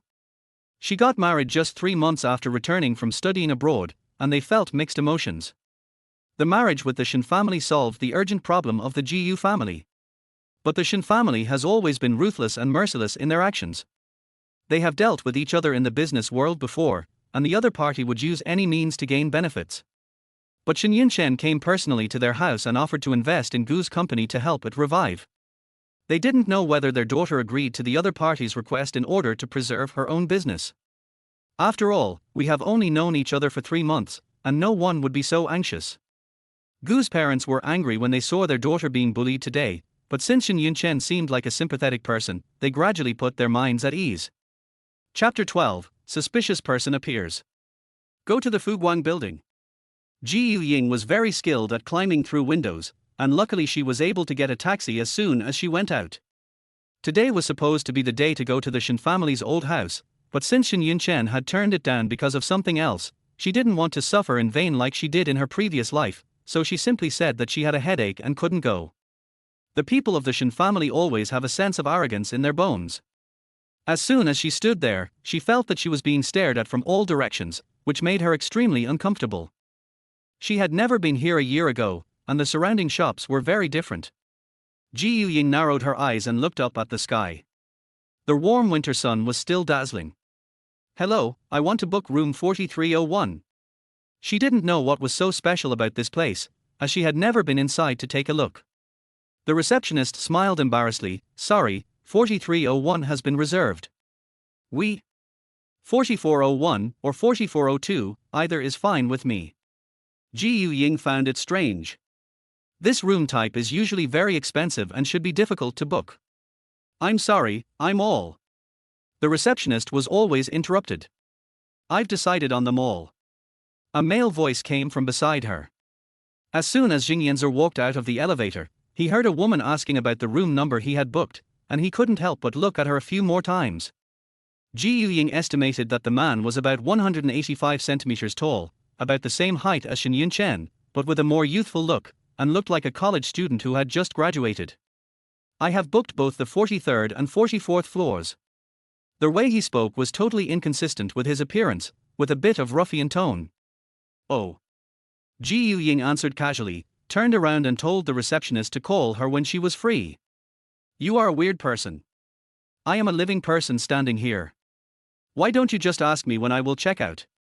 Yingyanzer always thought that his appearance was impeccable, but the woman in front of him didn't want to pay any attention to him, and he felt a little frustrated for a moment. What does it have to do with me when you check out? She didn't like talking to strangers, especially such self-righteous ones. You are not in a hurry at all, and you are not determined to stay here. I can be merciful and let you go up to take a look. He has always been generous, and he decided to open a bar here. Tai used it, he didn't mind adding one more person. Shen Yunchen admitted that this was a beautiful woman, with black hair hanging straight down her shoulders, highlighting her superior facial features. It is said that a white complexion hides 3 uglinesses, but this woman's skin was too white, as if she had not seen the light for a long time, and looked a little sickly. No need. She hated this tone of voice. It seemed so frivolous. Besides, for a whole year, she just came here to take a look with a fluke mentality. Hey! Don't go! I beg you. Shen Yunchen's tone became more tactful. He had had countless girlfriends, but he had never tried this type of girl before. It was quite challenging to think about it. Ying then stopped walking out and asked cautiously, "What is your purpose?" This person was behaving suspiciously and kept trying to lead her upstairs. She seldom interacted with people, but she could clearly sense that he had bad intentions. Purpose? This question stumped me. Shen Yunchen scratched his head. I just want to ask the beautiful lady for a favor. Okay. Ying went straight to the stairs. It was easy for her to subdue such a young boy. Since the other party's intentions were not pure, she really wanted to see what tricks this kid could play. When Shen Yunchen heard her agree, he immediately followed her into the elevator and pressed the button for the 43rd floor diligently. Beauty, I just heard you say the first one is 4301, so I'll stay here with you first. Ying nodded and scanned his entire body, seeing no trace of weapons. When Shen Yunchen saw her looking at him like that, he thought she was appreciating all the brand-name clothes he was wearing. This was a global limited edition Gucci sweatshirt, which took him 3 full days to buy. He proudly straightened his back so that the other party could see it clearly. But this woman doesn't look like someone who knows what goods are. It's hard to tell what brand her down jacket is, and the label on her shoes is just a few blurry English letters. Her outfit is a complete mess, but because of her face, it doesn't seem so sloppy. Beauty, your fashion sense needs to be improved. Before he could finish his words, the elevator door opened and Ying walked out without looking back. I don't like people calling me like that, so just shut up. Ying stretched out her hand, motioning him to give her the door card, but there was no movement from the other party. Then what should I call you? You didn't even tell me your name. Shen Yunchen thought his smile was very sincere. In Ying's opinion, if this man's purpose had not been revealed, he would have punched him long ago. Then don't shout. Ying would not reveal information in front of a suspicious person. She thought the boy in front of her did not look like a spy sent from there. However, you can't judge a person by appearance. Even if he looks stupid, who knows what he hides in his heart? Sister, I'll open the door for you. Shen Yunchen changed to a more intimate way of addressing her. Younger sister relationships are popular nowadays, but it was only a matter of time before he changed his words. Bite. Ying stood at the door and looked around, feeling disappointed. The room had been decorated with colorful balloons and flowers, and the bed and table had been moved around, making it no longer of any reference value. She turned and looked at room 4302. The furnishings in the room had also been replaced with these colorful decorations, including the corridor, which was different from what she remembered. It's not finished yet. It will be completely arranged tomorrow. Come back then. Shen Yunchen leaned against the wall, twirling the keychain in his hand. He was supposed to go racing today, but that's not as fun as seeing beautiful women. Are you familiar with this place?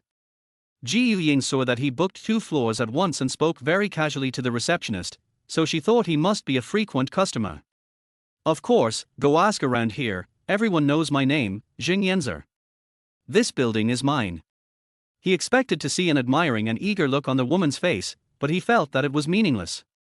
If she continued to be so cold, he would be more eager to pursue her. When Ying heard this, her eyes lit up. Is this building really yours? Shen Yunchen was a little secretly delighted, but in his heart he complained that she was another vain woman. The fun of chasing her was instantly reduced by half. The security system here is not good. Be careful that someone might plant a bomb without you even knowing it. Ying curled her lips. This was a disguised reminder, but seeing how frivolous this kid was, there was no need to hold out any hope. A bomb? How is that possible? Shen Yunchen waved his hands with a smile. The security guards here are not there to do nothing, so they would never let those people bring bombs in so blatantly. But what exactly are you here for? He was very surprised because the room was not booked for accommodation, and judging from her clothes, she didn't look like someone who could spend $3,000 a night to stay in a hotel. I just came here to take a look. Ying planned to leave. It was a waste of time to see this place in such a mess. Chapter 13 Nightmare. You can give me your contact information now. I will pick you up tomorrow, although. Shen Yunchen wondered why this woman hadn't given him her phone number yet. He would have gotten it long ago. It could be a piece of paper with lip prints, or it could be that she took his phone and dialed a number. In any case, she was really patient enough to endure until this moment. Ying had already waited for the elevator and walked in, only to hear a scream outside. "Are my hand?" Shen Yunchen looked back and found that no one was there. He knew the trick well. As long as he stretched out his hand to stop them, those girls would directly press the elevator button. Today, this woman really did not play by the rules. Oh. Ying didn't expect this man to be so relentless and felt strange. Was he going to attack her? Before he came in, she reached out to cover the camera in the elevator, pulled the person outside the elevator in, and hit him in the face. Before Shen Yunchen could react, he was kicked 3 times and punched many times. His face must have been swollen. Help! He protected his face and head, squatting in the corner and screaming miserably. Why do I get beaten for picking up a girl? Woohoo! Ying then realized that something was wrong. Why didn't he fight back? He was like, just a idiot. Wrong person. She stopped and saw that the elevator was about to reach the first floor. If someone came in, she would probably be sent to the investigation bureau for causing trouble. Ying immediately squatted down and looked at the wound on the other person's face. Does it hurt? I recognized the wrong person and beat you up like this. Woo-woo, no one has ever touched me since I was a child, you. Every time Shen Yunchen opened his mouth, he felt heart-wrenching pain. He was really unlucky today. Seeing the elevator open, Ying hurriedly shouted, "Shut up. If you cry again, I'll beat you up." Shen Yunchen stopped crying immediately, tears in his eyes as he looked aggrieved. A few people walked into the elevator and saw a man and a woman squatting on the ground. They looked at them with strange eyes. Ying had never done this before. She usually wore a mask, but today she was in a hurry to leave for a mission and didn't wear it, so she met this inexplicable idiot. Shen Yunchen was held by her arm and returned to the 43rd floor. As soon as he got out of the elevator, he immediately started crying while covering his swollen face. You broke my face.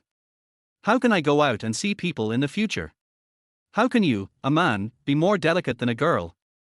Just like number 2 who would yell loudly over the slightest thing. How can a woman like you have so much strength? Also, who did you think I was? You made me get beaten up. Shen Yunchen's mouth felt burning with pain, and his arms and legs were not spared from the other party's fists. But she was a beauty after all, even though she was fierce, he generously let go of the grudge for the time being. Ying thought about it, but couldn't find a reason. He couldn't say that he was like an unfathomable killer. He really overestimated him. Shen Yunchen looked at her speechless for a long time, and then thought of his previous girlfriends. He knew that this was another game of playing hard to get. He understood. It doesn't matter who you recognize me as. From now on, just remember me, Shen Yunchen. He forced a smile. I really spent a lot of money today. But, beautiful, what on earth are you here for? It's definitely not as simple as just taking a look. Shen Yunchen lay down on the bed as soon as he entered the room and could no longer stand up, but he kept talking. The woman had to carry her arm back here, and he couldn't even go to the hospital. Don't tell me, let me guess, it can't be a commercial spy from somewhere. No. You act just like Manager Liu, looking around every room and then leaving. People who don't know you would think you are in this line of work. Shen Yunchen thought he was very humorous. Manager Liu. When she heard a new name, she couldn't help but be on guard again. But she resigned last month. If she were still here, these things would have been put in place long ago. Zheng Yinzer's words gradually became unclear. He wanted to go to the hospital, but this woman had just called him a squeamish person, so he insisted on being tough. Resign. Have you recruited anyone? Ji Ying grasped the key point. She had not thought about it in this direction before. You want to apply for a job? It's very tiring. Manager Liu has worked the longest, but it's only been 3 months. Yes. Where did you go today? Shen Yunchen was waiting in the room as soon as he came back. When he went out in the morning, the other party had a headache, so how could he disappear in just half a day?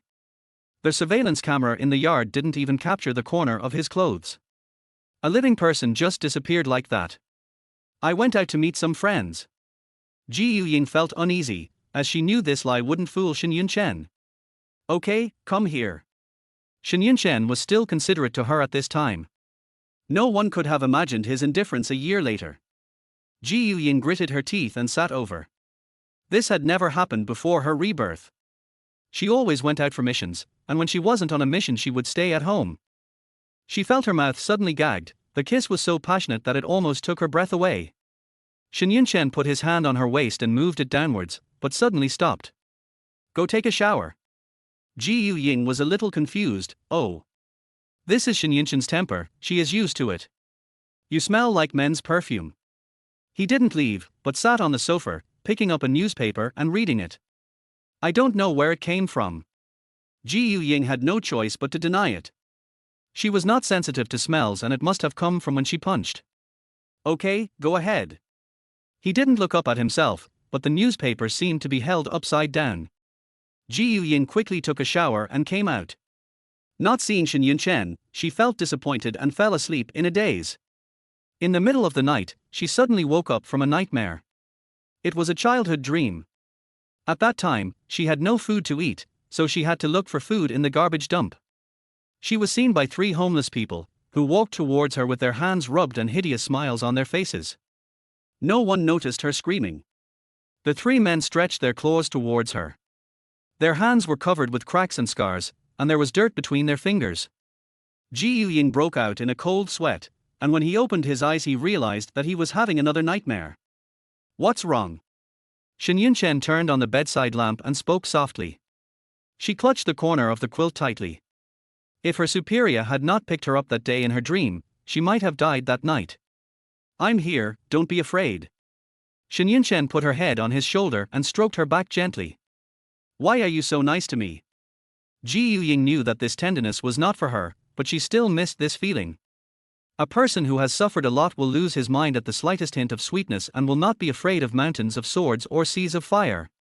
I swore that I would protect you all my life. His eyes were full of tenderness. She had never heard Shen Yunchen say this. Chapter 14, The Non-Existent Floor.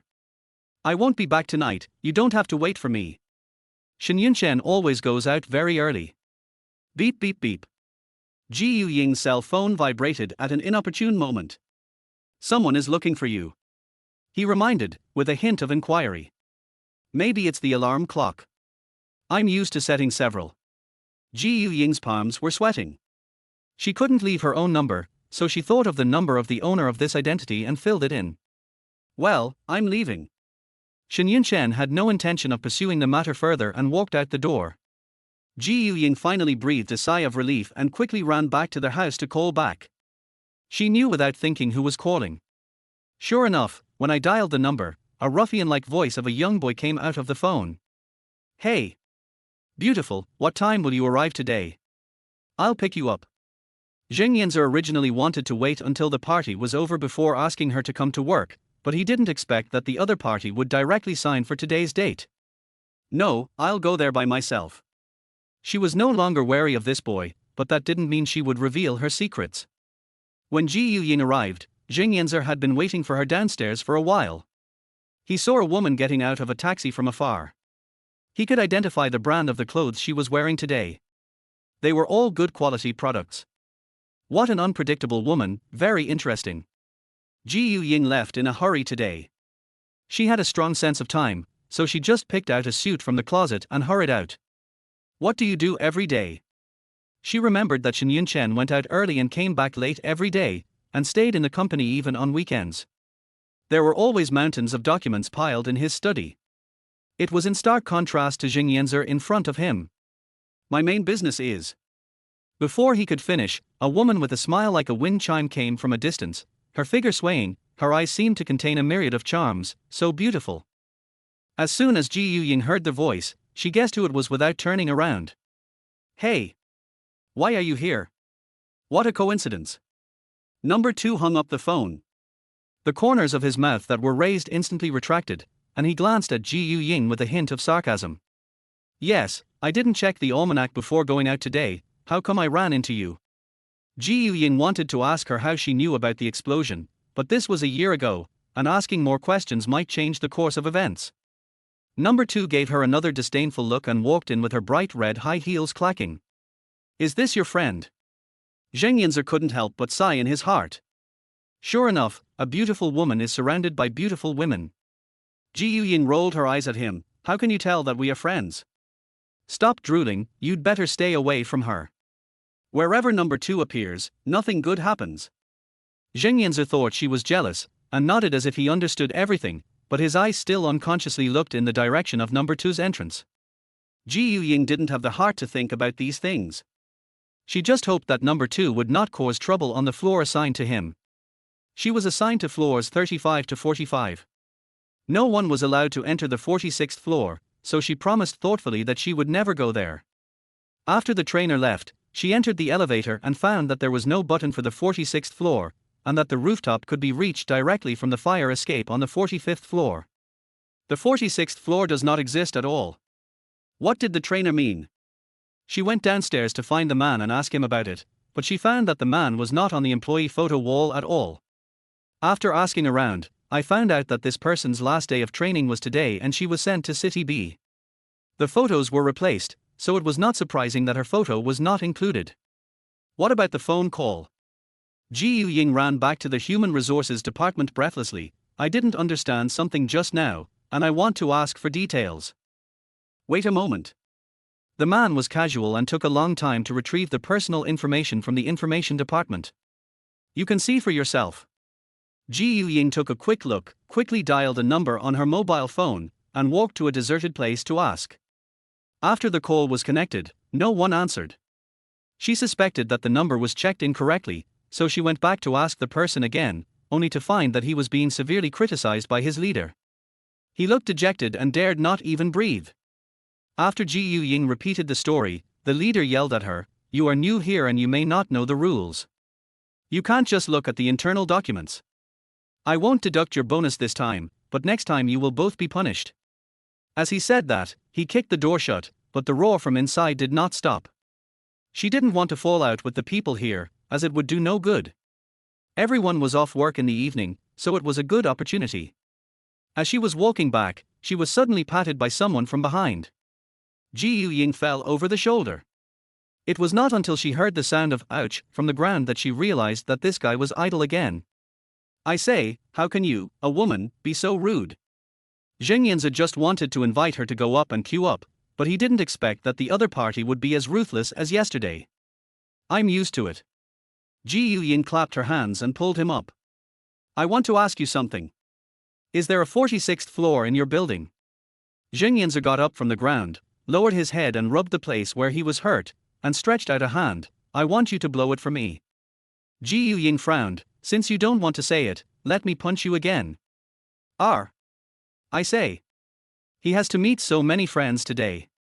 The swelling on his face just went down yesterday, and the bruises were finally covered up with makeup. He can't let his miserable look return to yesterday. Go ahead. There was a legend in the past that only those with enlightened eyes could see the elevator on the 46th floor. In the middle of the night, there would be a whistling sound of wind there, but the sky would be clear. Shen Yunchen was good at telling ghost stories. He had won over his previous girlfriend in this way. Midnight? Clear sky? Don't you even think before you tell a lie.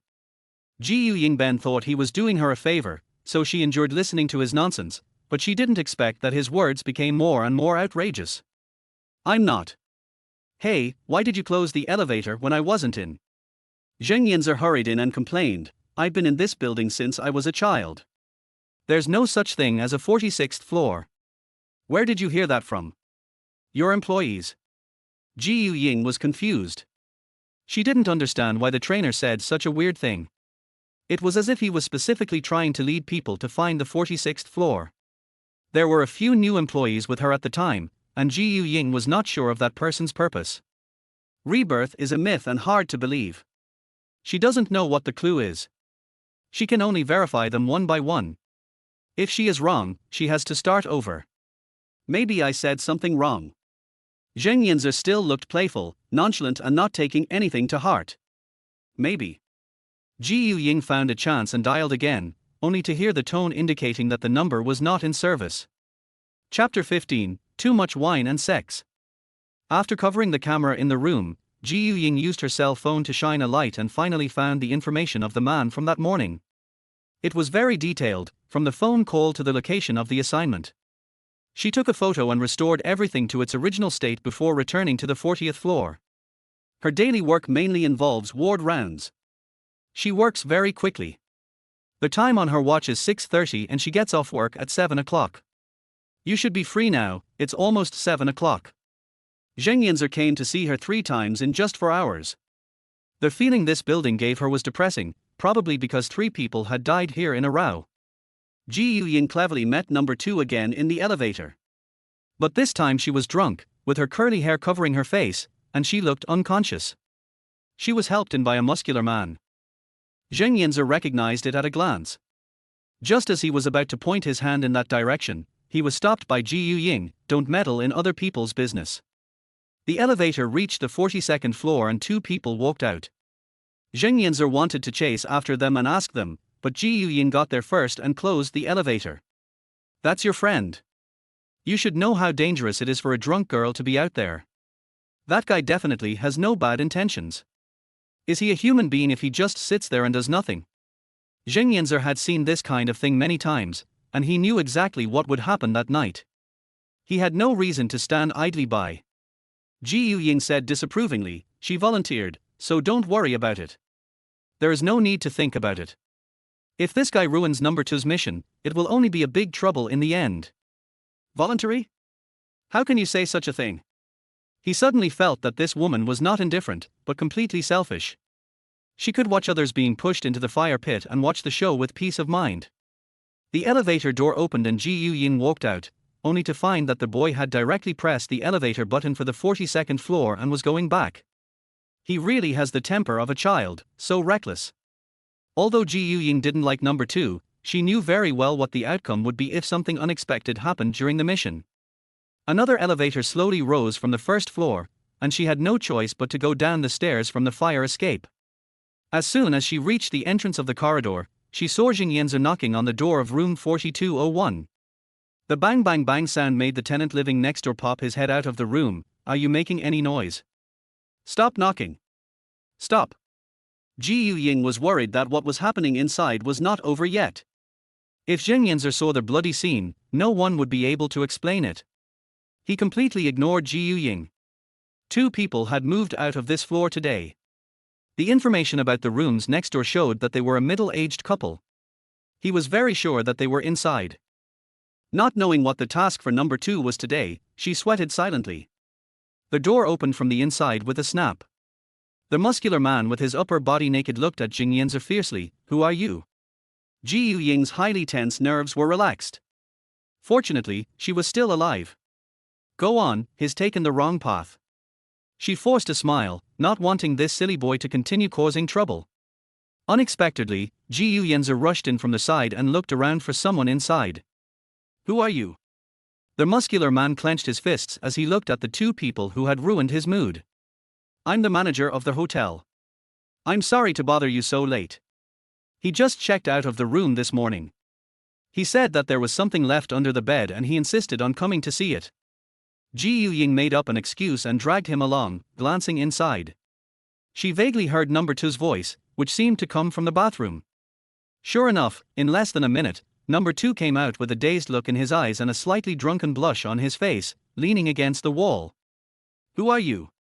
The lipstick on number 2's lips was a little lighter than before, her neck was slightly tenderer, her voice was low and hoarse, and she walked barefoot and crookedly in front of Yunchen. Yingyanzer couldn't help swallowing his saliva and pointed at the muscular man. Do you know that guy? Number 2 raised his eyebrows, and his whole body fell forward as if weightless, and was caught by Yingyanzer. I know him. I'm her friend. What are you doing here? The muscular man saw her being held by someone else and punched her. Hey, that's not right. I don't think it's interesting today. You should go first. Number 2's eyes were half open, and it didn't look like he was pretending. Boring. When the muscular man heard what Number 2 said, he immediately put on his clothes and left the room, glaring angrily at everyone present as he left.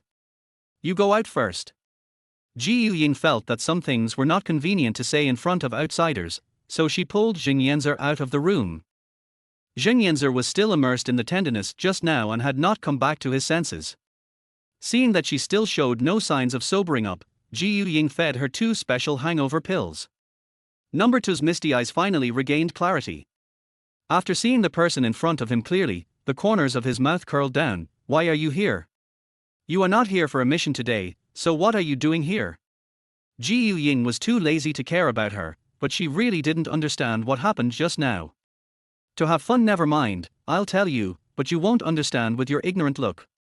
By the way, where are the people I brought with me? Number 2 looked around the room but didn't see the muscular man and looked confused. You told him to go, and he left. Ying spread her hands. She didn't understand this woman's thinking at all. He is always obedient.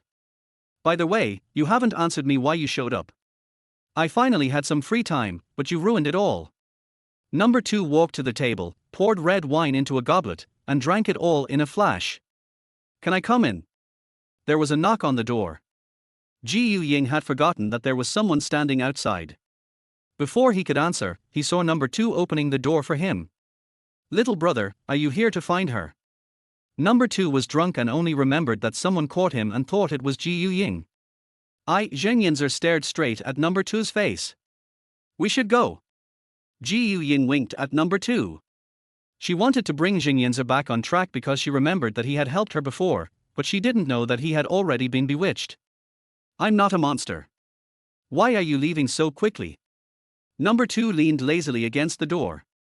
The warm yellow light shone on her body, and her hair had a captivating gleam. She had her hands around Yingyenzer's neck, her fingers on his chin. Since you've disturbed my interest, then compensate him to me. Before Ying could say anything, she saw Number 2 slam the door shut. Before closing the door, he even winked at her, meaning, this is not bad. Chapter 16, Heavy Snow Closes the Mountain. When I got home, the bedroom light was indeed off. Ying typed the photo carefully and searched the address on the computer. It was in a town in City B. It was a scenic spot. The newly built homestay needed to train employees, but it was already open to the public. She found the homestay booking number online and called it. The call went through, but still no one answered. Her sixth sense told her that someone was trying to lead her over. She didn't know what the other person was thinking, but she would always feel uneasy if she didn't go over to take a look. She booked a room directly online. The location was quite remote and she needed to take a bus along the mountain road. If she left tomorrow morning, she would probably arrive before dark.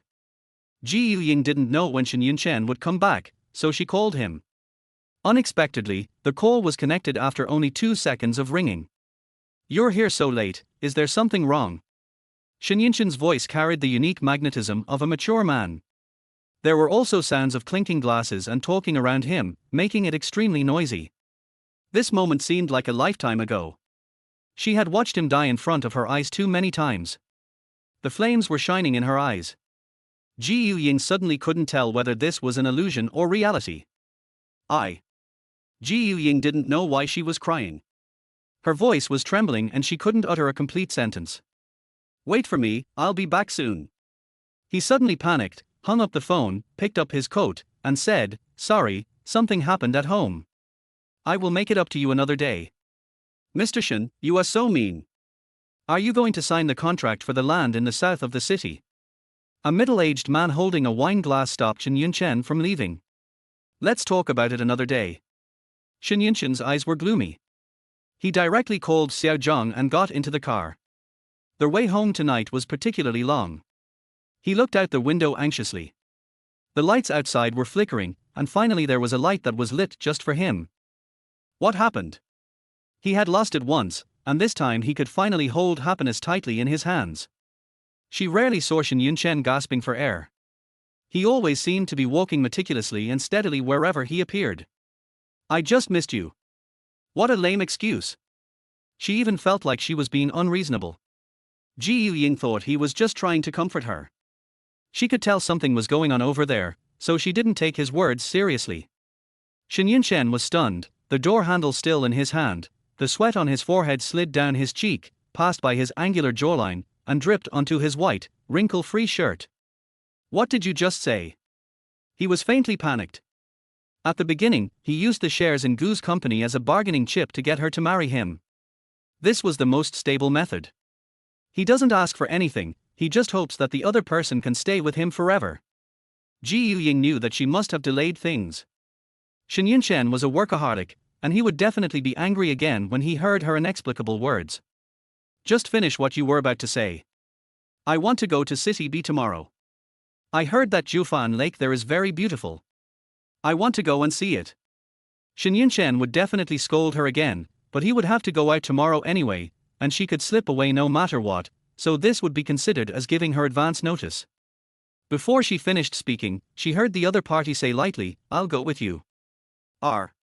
Ying's jaw dropped. Aren't you going to the company tomorrow? Shen Yunchen met her eyes and held her in his arms. I'm worried about you being alone. Is this still Shen Yunchen? She seriously suspected that this person had been replaced. Madam, just call me Xiao Zhang. Xiao Zhang quickly moved the luggage into the car. I know you. Ying still clearly remembered the scene of her second rebirth. At that time, Shen Yunchen always had a low pressure and was difficult to approach. It was better now. Ying had already booked a flight, and now she didn't have to rush for the flight, which felt pretty good. Xiao Zhang's eyes were confused. He didn't remember when he had seen Ying, but he still smiled and teased, our boss usually has a stern face. Madam, you should make him smile more. Ying was stunned. She didn't have that ability. Perhaps only his deceased girlfriend had that ability. Shen Yunchen came out at some point and glanced at Xiao Zhang, who immediately sat up straight and said, Boss, we can leave now. Good. Ying leaned on Shen Yunchen's shoulder. She had tossed and turned all night and slept all the way. When she opened her eyes again, she had arrived at the BB. As soon as she got off the car, a cold wind instantly hit her in the face. She looked into the distance and saw that the mountaintops were already covered with layers of white snow. It was not a suitable time for travel. This BB doesn't have any special features. Maybe because it was built next to Jufan Lake, there are quite a few people living here. The store manager was an enthusiastic middle-aged woman. Ying talked with her and gained a lot of travel tips. When asking about the trainer, the store manager called the store employees and asked them to help shout, and only then did they know that the man had gone into the mountains for fun. Ying sat on the stool waiting, but 2 hours passed and still no one came. There were obviously more people in the store than before, and she could hear some conversations. Because of the heavy snow, the mountain would be closed soon. Ying couldn't sit still, so she went to ask the store manager again. The store manager was calling the search team in the mountains. No one expected that it would snow heavily in an instant when the sun was shining, covering the road into the mountain. But there are a lot of people going into the mountains today, and the search team is made up of nearby mountain people, so it would be very difficult to get through with so many people. Which direction did she go? Ying was afraid that the clue would end here. She would not let go easily of anyone or anything related to the Shuiguang Building. After getting a general understanding, she took a set of mountaineering equipment and went into the mountain. This move was reckless, so she should wait until she was safely back before telling Shen Yunchen, otherwise he would definitely not agree to let her go. Ying knew that if that person deliberately led her into the mountain, the risk factor would increase sharply. She was conflicted, but the 46th floor was like the explosion blocking her heart, pressing her to the point of suffocation. She wanted to find that person immediately and didn't want to wait even a second. The footprints she had just stepped on were instantly covered by snow, and she could not find the path she had walked on. She stepped on the snow, sometimes deep and sometimes shallow, using the iron rod in her hand to explore the way. If she was not careful, she might fall into a pit covered by snow. Once you fall in, the snow above will instantly change the place back to its original state. With just a slight cry for help, no one will know you are trapped to death in there. The waterfall of Jiufan Lake is the most famous. It has been frozen into ice at this time, but you can still see a few flowing waters. Ying had no interest in appreciating these things and walked towards the south of the mountain. It was said that the man went into the mountain just to take pictures of the scenery there. The snow was blowing towards her face accompanied by the wind, and the sound of branches swaying flashed by her ears. She could only rely on the compass in her hand to determine the direction. Stop. There seems to be another sound. Ying stopped and held his breath to listen to the source of the sound, which seemed to be from the front left. She quickened her pace, looking at the white mountain road, carefully trying to distinguish where the sound came from. Anyone there? Help. Chapter 17. Do not have the intention to harm others. The man's voice was extremely weak. Ying stopped after every step and listened to the direction from which the voice came. Finally, he heard the voice right under his feet. Ying leaned over and pulled the man up. It was the one she had been looking for. His face was red from the cold and his hands were completely stiff. He drank the hot water she brought for a long time before he recovered. She didn't beat around the bush and asked directly, "What did you mean by the 46th floor you mentioned the other day? What was your intention in leading me here?" Although she asked this question, Ying did not use a harsh tone. She softened her voice, hoping to get more information. "As long as I can get out alive, I'll tell you everything." Jumai's body was trembling, and the breath she exhaled was cold. She fled here in order to survive, but encountered this damn heavy snow that blocked the mountain. Okay. Ying knew that her purpose was not that simple, but she still agreed. It was getting dark soon and they had to get out before that. Although they brought flashlights, the view was still not as wide as during the day. Jumai moved slowly, so Ying asked her to hold her clothes and walk slowly forward. The search team was supposed to be in the mountains, but they had never met. The snow was getting heavier, and the two of them had to shake off the snow on their hats and clothes every time they walked. "Can you get out?" Jumai asked indifferently, pulling her clothes. "Maybe." Ying turned back to look at her, and could see a hint of unnaturalness on the woman's face. "I'm not interested in knowing your secrets, but if you're up to something, don't even think about leaving alone." Jumai shut her mouth awkwardly, her eyes rolling around, not knowing what she was thinking. Because Ying had a burden, the way out was longer and not as easy as the way in. The other party kept whispering trivial things in her ear, which further disrupted her judgment. It was getting dark and she had to turn on the flashlight. Jumai is really restless. She looks to be about 35 years old, but her behavior is extremely unstable. Not sure if he was pretending or it was real, she instantly became more cautious. "What's wrong?" Ying asked impatiently.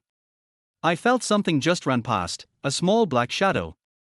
Jumai covered her mouth and pointed at the open space under a tree, her face filled with fear and shock. "I'll go over and take a look." She knew that if she didn't go and see, this man would refuse to move forward. Ying turned on the other flashlight she brought with her and slowly leaned forward, only to feel someone approaching from behind. She dodged suddenly, and the person behind her staggered and fell in front of her. At the same time, the thick tree trunk fell down, hitting Jumai on the back of her head, and a pool of blood spread in the snow. Jumai died on the spot. How could it be such a coincidence? Ying quickly looked around. She was sure that there was a third person. The flashlight could only see a limited distance, and she couldn't hear anything due to the sound of the wind. If she hadn't been prepared, she would be the one dying under the tree. She felt a chill in her heart. Countless people died at her hands, but she almost fell into the trap with the mentality of saving people. She could have used it as a threat to make the other party tell the truth. Kindness is always cruel to oneself. Ying didn't have time to regret. If she stayed any longer, she would probably be buried in the snow. One person moved much faster, but she didn't have much strength. Jumai ate all the food in the bag, not even leaving any water. She gradually began to have hallucinations. In a trance, she saw many flashlights shining on her face, and many people's voices appeared in her ears, and it seemed that one of them was Shen Yunchen's. She woke up in a warm BB, but the face she saw was not Shen Yunchen, but the face of number 2. "Are you awake?" Number 2's makeup was still bright and her eyes were sparkling. What are you doing here? When Ji Ying saw her, he unconsciously connected her with the incident with Jumai. With her skills, it would be difficult for him to find her in the dark. Of course, I'm here to have fun. Number 2 picked up the cold medicine on the table and was about to hand it to Ji Ying, but suddenly he smiled, tilted his head back and drank the medicine into his mouth. Ji Ying rolled her eyes at her and got out of bed to make a cup of medicine. Boom boom boom. A hesitant voice came from outside the door. Sister, can I come in? Come in. Number 2 answered cheerfully, as if she was the one living in this room. Did you come here together? Ji Ying looked at the two people's clothes, which were couples' clothes. Their current relationship was clear at a glance. I'm sorry, I've fallen in love with someone else. Shen Yunchen suddenly lowered his head and began to admit his mistake, moving towards number 2. Ji Ying was stunned. What did this have to do with her? Har har har har har, you liked her before. Number 2 found something very funny, and his laughter echoed in the room, making Ji Ying's ears hurt. She is a married woman, and they are very much in love. What are you looking at? Ji Ying was extremely speechless about this woman. This was not at all how a normal person would react. Shen Yunchen also looked embarrassed, his face turned red all the way down to his neck, and he lowered his head even more. You still don't listen to me, young man. Ji Ying couldn't help but tease. In her mind, the words that number 2 always said were still clearly echoing, men are like clothes, wear new ones, not old ones. Since she had already advised him, it was his business whether he listened or not. I really like her. Shen Yunchen was really in trouble this time. Ever since that night of passion, he felt an itch somewhere deep in his heart, as if a kitten was tickling him, and the tickling became even more severe when number 2 appeared. He had previously claimed to be an expert in love affairs, but this time he had even thought of a name for the child and was just waiting for the other party to agree. Good luck. Ji Ying felt like a big light bulb at the moment, so it would be better for her to go out for a while. We learned from them that Shen Yunchen discovered that she was missing 2 hours after she left. It took him a full half-hour to contact the search team before he got through the call and hurried out to look for her. She was playing tricks again. She didn't know what excuse to make. No one would believe that she would run to the snowy mountains for an unrelated person. As soon as I went out, I saw Shen Yunchen coming back from outside. Ji Ying hurriedly dodged to the side, but it was too late. Are you still cold? Although Shen Yunchen had just returned, there was not a single snowflake on his body, and his expression was still unrecognizable. Ha! I'm not cold. I'm much better now. Ji Ying actually hoped that the other party would scold her like he did a year later. Instead, such silence made her at a loss. The road is closed and we can't go back for the time being. Shen Yunchen didn't ask her the reason, which made Ji Ying breathe a sigh of relief. Thinking about it carefully, she realized that she was guilty. He has always been like this, very taciturn, and would never say a second word if he could use one, as if he was trying to save time. What are we doing here? When Ji Ying met his eyes, she realized that he was angry. The resentment seemed to be overflowing from his eyes, but his face remained calm. What do you think? Chapter 18. You ask too many questions. The heavy snow blocked the road and no one could go out. Number 2 asked the store manager for a box of mahjong and knocked on Ji Ying's door. What are you doing here again? Ji Ying lowered her voice. Shen Yunchen was working on the computer. He liked quietness and certainly didn't want anyone to disturb him. You can't get out anyway, why don't you come for a few rounds? Let me see how you've practiced your bad hand. Seeing her like this, number 2 was aroused and wanted to shout even louder. Handsome guy inside, if you don't speak up, I'm going to take your wife away from you. I've seen you. Shen Yunchen put down the computer in his hand and looked over here. Number 2's smile was a little stiff, as if he was trying to hide something. We live in the same place, so we'll see each other every time we look up or down. You appeared in the search team that day. His memory was always correct, and he would have an impression of anyone who appeared next to Ji Ying. A subtle thought flashed across Ji Ying's eyes. Number 2 must have arrived before her and tampered with the tree to deliberately lure Ju Mai into the trap. What a good plan. Counter clearly. Hey. A beauty like me is easy to be remembered. I won't say more. Let's go around first. There are exactly 4 of us. Number 2 looked at Ji Ying and smiled awkwardly. I'll explain it to you later. Ji Ying looked back, then I must listen carefully. Although there were 4 of them, their words playing mahjong did not fit Shen Yunchen at all. Ji Ying had never seen him do any recreational activities. Want to join us? Ji Ying asked nervously. She was bored staying here. It was snowing outside and it was so cold that she couldn't take a step. Okay. Shen Yunchen took off his gold-rimmed glasses and rubbed his temples. Do you know how to play mahjong? Ji Ying was still taught by number 2 step by step while being ridiculed by number 2. Number 2 never missed any good opportunity to mock her. But on the same day, number 2 lost all his money. Yes, someone taught me. Shen Yunchen's voice was very soft and floated faintly into her ears. Is it his deceased girlfriend? Before Ji Ying was reborn, he didn't know that the other party had passed away, and his heart suddenly felt very blocked. Zheng Yinzer's card skills were not very good.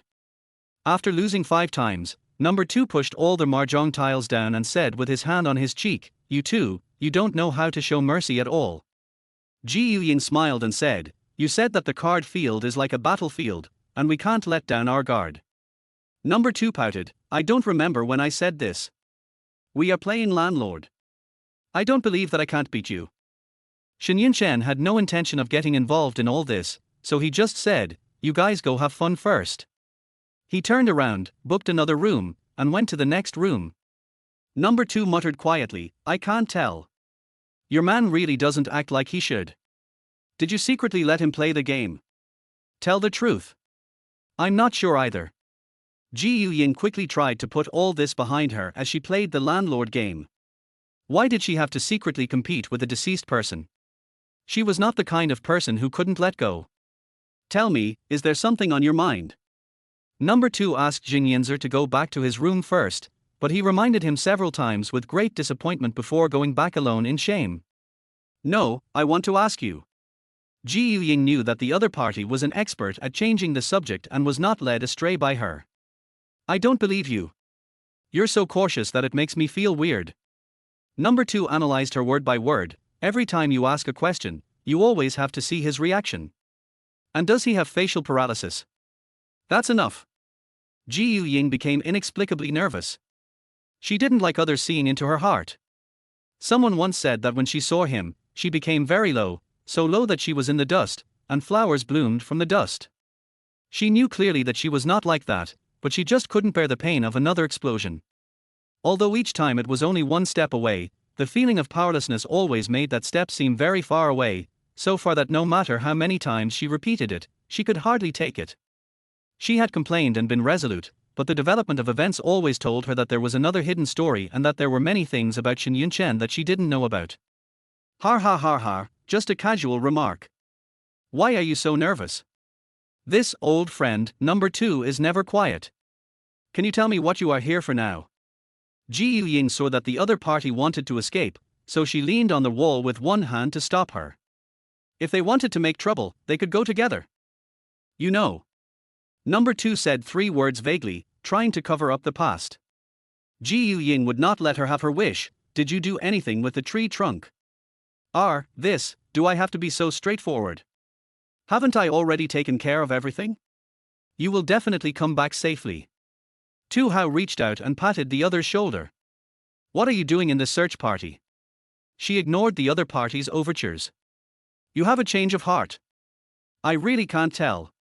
Her location should be the one pointed out by number 2, but there is really no need for me to go back there. There must be someone or something I must go back to see. You're right. I'm just worried about you. Number 2 said with a grin, are you done?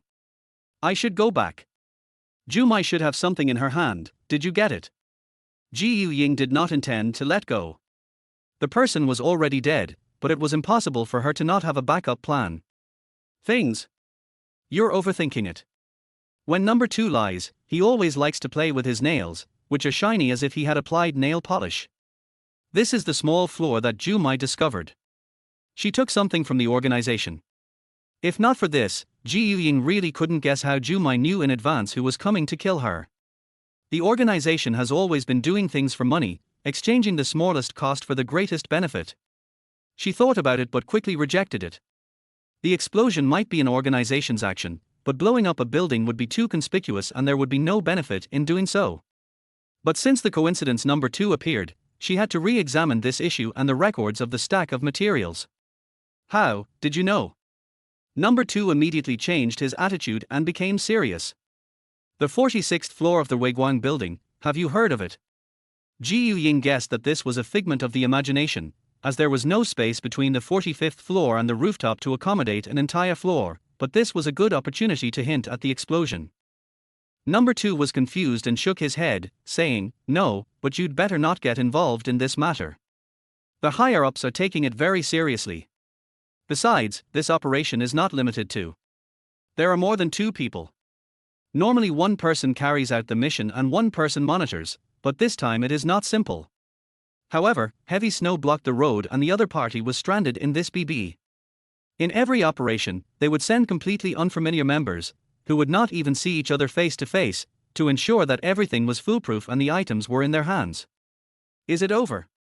Ying didn't believe that Zhu could get anything from the organization by herself, and her information was completely leaked to the other party. You ask too many questions. Number 2 fell silent. Chapter 19. There is a third group of people. Achoo! A man came towards them and sneezed. Fortunately, Ying dodged quickly and didn't get stuck with the snot star. I'm sorry. The man took out a tissue and blew his nose hard. The sound echoed throughout the corridor. The BB didn't have many rooms, a total of 12 rooms, 6 of which were larger and had living rooms. Now there were 9 rooms occupied. Ying had observed the people here and saw that everyone had ulterior motives. This was like seeing enemies everywhere. You just came back from outside. Is it snowing heavily? Ying saw that there was still snow and mud on his shoes and asked curiously. It was usually too cold and dangerous at this time, and few people would be willing to go out. The man hesitated and said, "Stop." He took out a tissue and put it in front of his nose, then left in a hurry. She vaguely felt that the other person was strange. Although his eyes looked normal, the more he hid his emotions, the more suspicious it became. The store manager, as usual, eagerly called her over today, and Ying asked about the man's situation. He came alone, an ordinary tourist, and even greeted the store manager when he left this morning. One person. Ying saw that the man was not living in a single room, but in a larger house.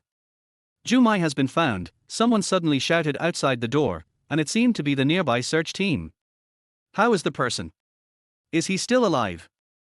The manager put on thick clothes and followed him out.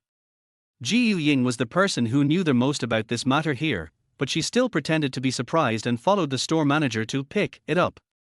The snow had stopped for more than 10 hours since last night, and the weather forecast said it would be a sunny day today. The search team collected the money and went up the mountain to look for people. When the store manager saw Zhu, who had been frozen into an ice cube in the body bag, he was so scared that his legs went weak. She was still a living person 2 days ago. But the road has not been unblocked yet, so for the time being the bodies can only be kept in a makeshift tent. Ying helped the store manager back and came here quietly at night. She didn't know if anyone would come. According to number 2, the things had been obtained, but the organization's mission had not been completed. She couldn't understand the contradiction. If the things were not taken back, then everything would make sense. Ying quietly looked through Zhu things, even the compartments, but didn't find anything unusual. Except for the shoes, I couldn't take them off. She made a small hole in the tent and hid behind it. Ying was an atheist, but staying with Zhu like this made her feel cold all over and there was always a sense of evil in her heart. It was dark, but with the reflection of the snow, I could just about see what was going on around me. About an hour later, someone actually came. Ying remembered him, the man who was twisting his nose during the day. He was always running out these days, saying he was going to see the scenery, and no one knew what he was doing. The man walked in without hesitation and searched his body. Ying thought that the matter was about to end, but she didn't expect that the man would sit directly next to her, mumbling something. When she was about to go out to meet this person, she saw another person coming from a distance. When the man saw someone coming, he quickly opened the tent and hid away, and ran into Ying. Seeing that the other party was about to shout, Ji Ying quickly found something to cover the man's mouth and tied his hands. He found that he had no power to fight back, so it seemed that he was not from the organization. The people who came this time were wrapped up tightly, and it was impossible to tell who they were. It might be to hide themselves, or maybe they were simply afraid of the cold. She was less than 1.7 meters tall, so I guessed she must be a woman. The woman just looked around the corpse without touching it. Instead, she took something out of her pocket and stuffed it into her clothes, then hurriedly walked back to the BB. Ji Ying looked at it strangely and wanted to see what she had stuffed in it, but then he remembered that he was still controlling someone. She took out the thing that was stuffed in the man's mouth, held up the knife she carried with her, and threatened him, "Tell me, who are you and what are you doing here?" Since the other party had seen his face, Ji Ying also wanted to silence him. I will definitely not tell anyone what happened today." The man begged for mercy. Even a fool could see that the woman in front of him was not someone to be trifled with. "Why does everyone talk so much nonsense?" Ji Ying said impatiently, "That's not what I'm asking you. Who are you?" "My name is Shuan. I came here from F City. Please don't kill me." None of the man's words were useful. "What's your relationship with her?"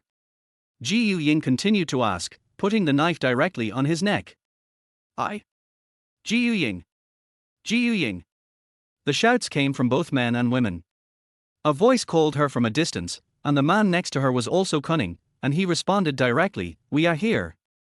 Behind the tent was a snow-covered slope, and further up was a good place for viewing the scenery. In order to hide his attention, the man initially placed a camera stand on the flat ground. The man was used to telling lies. He said that the two of them were here to enjoy the scenery and he accidentally slipped off the broken roof. Ji Ying came to help him and was found by chance. Ji Ying lost the good opportunity to ask, and because of what he said, she only responded twice, but met the eyes of Shen Yunchen, who came forward to find her. Although she couldn't see the other person's expression clearly in the dark night, she knew that it would be difficult for her to explain it if she returned. "You went out alone with another man late at night, well done." Shen Yunchen's eyes made her panic, as if they could reach deep into her heart. "It's so hard to come here, wouldn't it be a waste if I don't see the snow scenery?" Ji Ying wanted to make a few more excuses, she knew she couldn't escape the storm tonight. "You're avoiding the problem." The room was warm. Shen Yunchen took off his thick coat and wore only a thin white shirt, sweating a little. The clothes were tight on his body, and his abdominal muscles could be clearly seen, rising and falling with his breathing. Ji Ying stared at it intently and couldn't help swallowing. "I didn't." She stood by the wall like a student who had made a mistake. Shen Yunchen sat on a stool next to the table. His work attributes had never changed, and his hands on the keyboard never stopped. "Besides looking at the scenery, do you do anything else?" "I'm wasting his time again." Ji Ying moved back step by step. She was always afraid of the other person's calmness. "No. Come here and move a stool." She rarely heard anger or happiness in his words, and this time was no exception. "Oh. Just sit here quietly, I'll get you a book to read." Shen Yunchen took out a book called Recreation Services and Management from somewhere and opened it and placed it in front of her. Ji Ying was confused.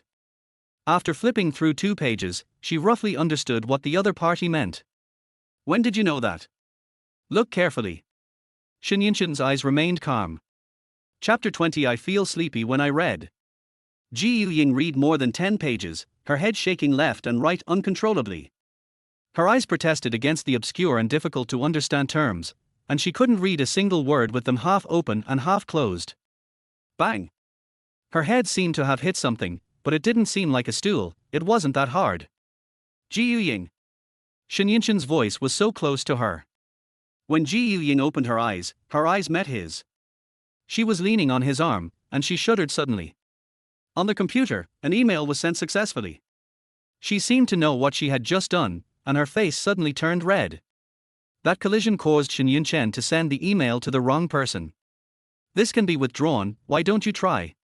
She hurriedly grabbed the mouse to withdraw it, but somehow clicked on the next one. "Withdrawal successful." "Ji Ying." Shen Yunchen called her name for the second time, his voice a little harder to guess than before. "Did you do that on purpose?" "Absolutely not." She must have been confused by the book tonight. "If you're tired, go to bed." Shen Yunchen dealt with it in an orderly manner, and then looked at the culprit beside him. You haven't gone yet. I'm not sleepy anymore. Ying looked at her watch and quickly closed the book. 2 hours had passed and she had only read 16 pages, including the table of contents. You continue, I can still hold on. She opened her eyes wide. If she wasn't asked to read, how could she feel sleepy at 8 o'clock? It's done. Shen Yunchen did not turn off the phone. She's done too. Ying actually hoped to have a fight, and she could even go easy on the other party to make him happier. Shen Yunchen likes to use some profound words to scold her, making him look like a conservative and old-fashioned parent. When she heard those words, she always felt that they were scolding her, but without a single dirty word. I was wrong. Ying gave in. She covered her ears and didn't want to listen. It seemed that she was only so childish in front of Shen Yunchen. When she was a child, she wandered around and could only pick up old clothes discarded by others to wear. She had no idea where to put her next meal, as if she was born an orphan. Life never gave her a childhood, and she didn't know what it meant to act like a spoiled child before she met Shen Yunchen. She closed herself off and became a tool for the organization to carry out tasks. It wasn't until she met Shen Yunchen that she realized she was a living person. What's wrong? Shen Yunchen raised her eyes. The light shone on her, as if there were thousands of whirlpools sucking her in. I shouldn't watch the snow with other men. Ying continued to lower her head. She felt so wronged. Why did they have to show up at that time?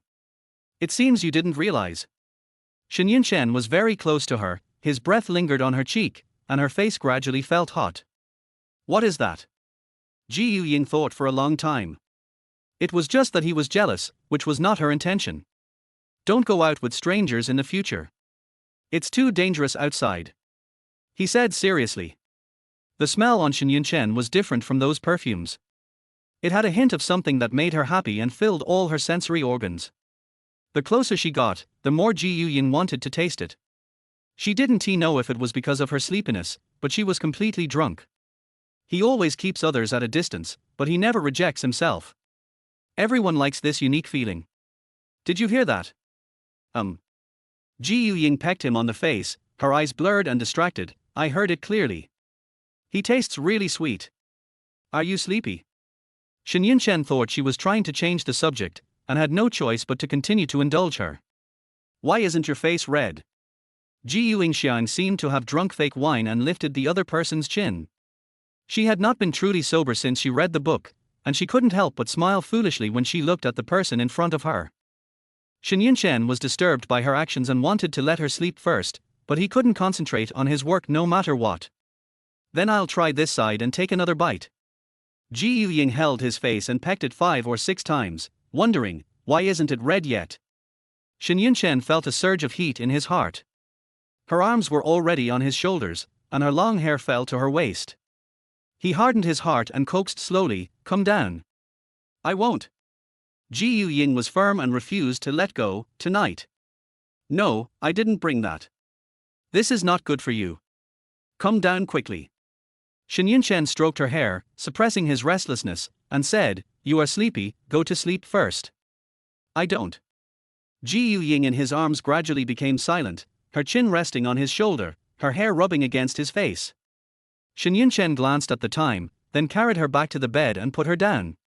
Boom boom boom. The person outside the door was number 2. Can you help me call Ying? I have something to talk to her about. Number 2 yawned, but he was actually very awake.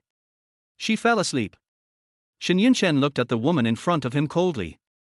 Okay, then I'll come again tomorrow. Number 2 looked disappointed and was about to go back. Shen Yunchen called her and said, are you Ying's friend? Yes, we have a very good relationship. Number 2 said generously. When did you meet? He had never heard Ying talk about it before, and this meeting was just a coincidence. It's been many years, why are you interrogating me like a criminal? Only our Ying can tolerate you. Let's go. Number 2 said as he walked back without giving the other party a chance to interrupt. She almost got exposed. I don't know how Ying introduced her, but it probably wasn't anything good. In number 2's impression, Ying just doesn't get along with her. Whenever she sees Ying, she inexplicably wants to provoke him, but every time she ends up in trouble, she can't be called an enemy, but she is definitely not a friend. Everyone in the organization is independent and they just do the task once they are given it. A group may be more familiar with each other, but it is also possible that two people may have been partners for their entire lives but never talk to each other. She is not as twisted as Ying. She comes to this world to live freely and not stop for anything. Even if she died accidentally that day, she would still bloom with all her brilliance in the only time left. Chapter 21. They are husband and wife. Are you going out again? Ying stopped Shuan, who was about to sneak out. It was 3:30 in the morning and everyone was fast asleep. She originally wanted to see what the woman had put there, but she didn't expect to meet him here again. What a coincidence. Shuan greeted her guiltily and was about to go back to his room. How could Ying let him go so easily?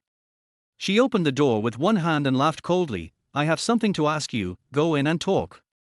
Shuan was so scared that he was about to scream again, but Ying used the same trick again, stuffing his mouth with the curtain cloth and tying his hands tightly behind his back.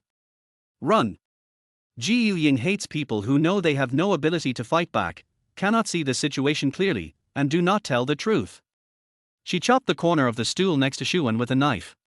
It was too easy to be exposed if she hurt someone in the BB, so Ying was not going to kill him here. The room was well soundproofed.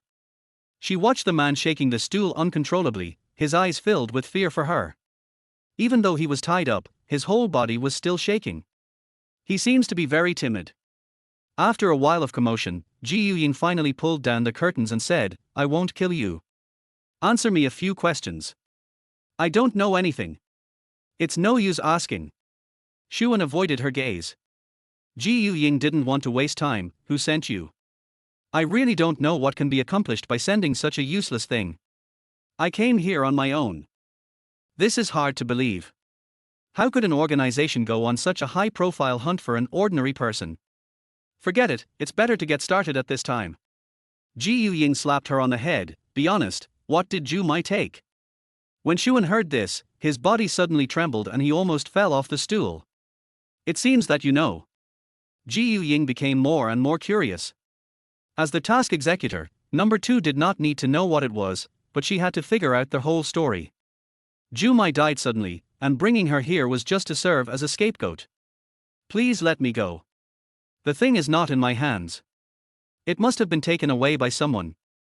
Shuan said quickly, trembling. Because of that thing, he has been tormented and haunted by nightmares these days. He should not have escaped to that yacht in the first place. I asked you what it is. Don't you understand what I'm saying? Ying was extremely annoyed by him. Information, it's paper information. Shuan didn't want to be beaten again. The place where he was slapped was burning with pain. Tell me seriously what's written inside. She became alert, remembering the papers scattered all over the floor last time. Ying was a little tired of standing, so she sat down on the table and looked around the room. It was spacious and suitable for a family of 3. I can't remember clearly, I was in a hurry and didn't have time to look. She raised the knife again. Where should I cut it? Jumai has seen it, but you have also seen the people. Shuan suddenly realized that this matter has been known by more people, and those who are tracking things will definitely not let him go. You and Jumai. What's your relationship? Ying narrowed her eyes. The man looked to be in his 30s, and from the way he addressed her, he sounded familiar.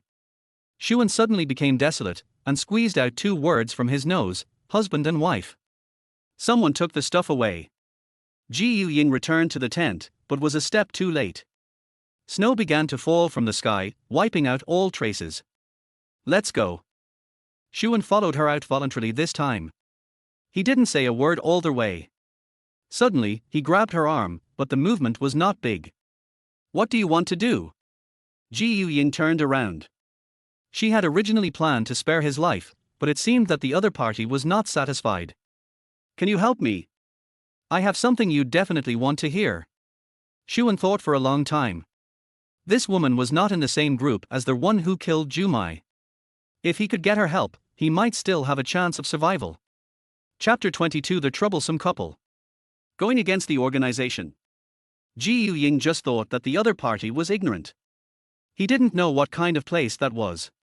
Many outstanding killers wanted to escape from its control, but none of them succeeded. That last order was a complete dead end. I can't do anything about this. She ignored the other party and walked back. The other party was still trying to persuade her. The two were almost at the entrance of the BB when Shuan suddenly exclaimed, "There's a footprint there." He pointed to the third house near the main entrance and hurried up to check.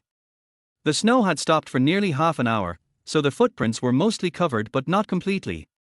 The person living in this house is most likely the one who took the things away in advance. Ying observed for a few days and got to know a little bit. The people living in this house were a young couple. They often quarreled in the corridor and the man sometimes even fought. The manager would go over to persuade them every time. This time there were more than 2 people from the organization, so the couple was most likely in disguise. She just took a quick glance and went straight back to their house. Seeing that she didn't react much, Shuan shut up angrily. Ying slept until 10 o'clock in the morning before slowly waking up. Shen Yunchen had already taken breakfast and placed it on the table, and went to the next room to handle work. They had originally expected 3 days, but they had been trapped for 5 days and had not yet received any news of a way out. "You were chatting with that vixen behind my back again last night, and you thought you were hiding it well." A sharp female voice echoed through the corridor. As soon as Ying opened the door, she saw this intense scene. "That's my schoolmate. I was in a bad mood recently and she came to comfort me." "How can you slander others so casually? Tell me if you're in a bad mood. There's definitely something fishy going on between you and her. You sound innocent, but you don't know how dirty it really is." It was obvious that the couple had started quarreling again. Ying would usually just close the door. After all, it is better to stay out of other people's business. But that girl was not going to give up, so she picked up a vase and threw it in the direction where the boy was standing. The vase was knocked crooked and shattered directly on the wall next to Ying, and a piece of porcelain pierced into the flesh on the back of her hand. "Oh." Before Ying could say anything, the girl started to scream, "Blood!"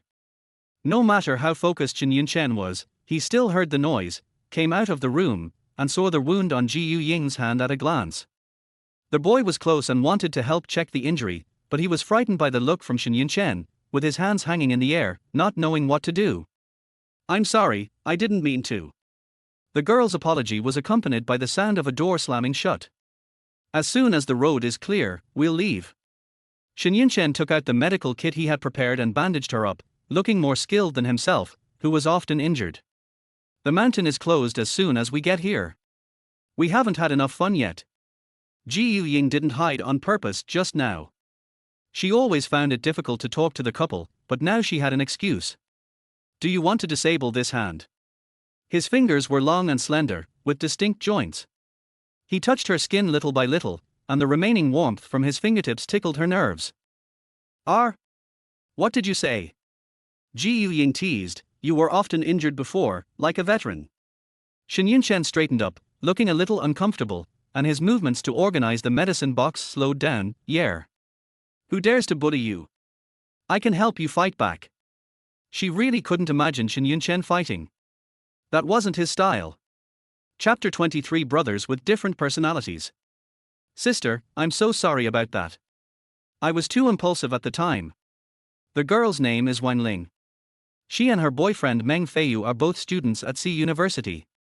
They went out for a trip and unexpectedly encountered a road closure.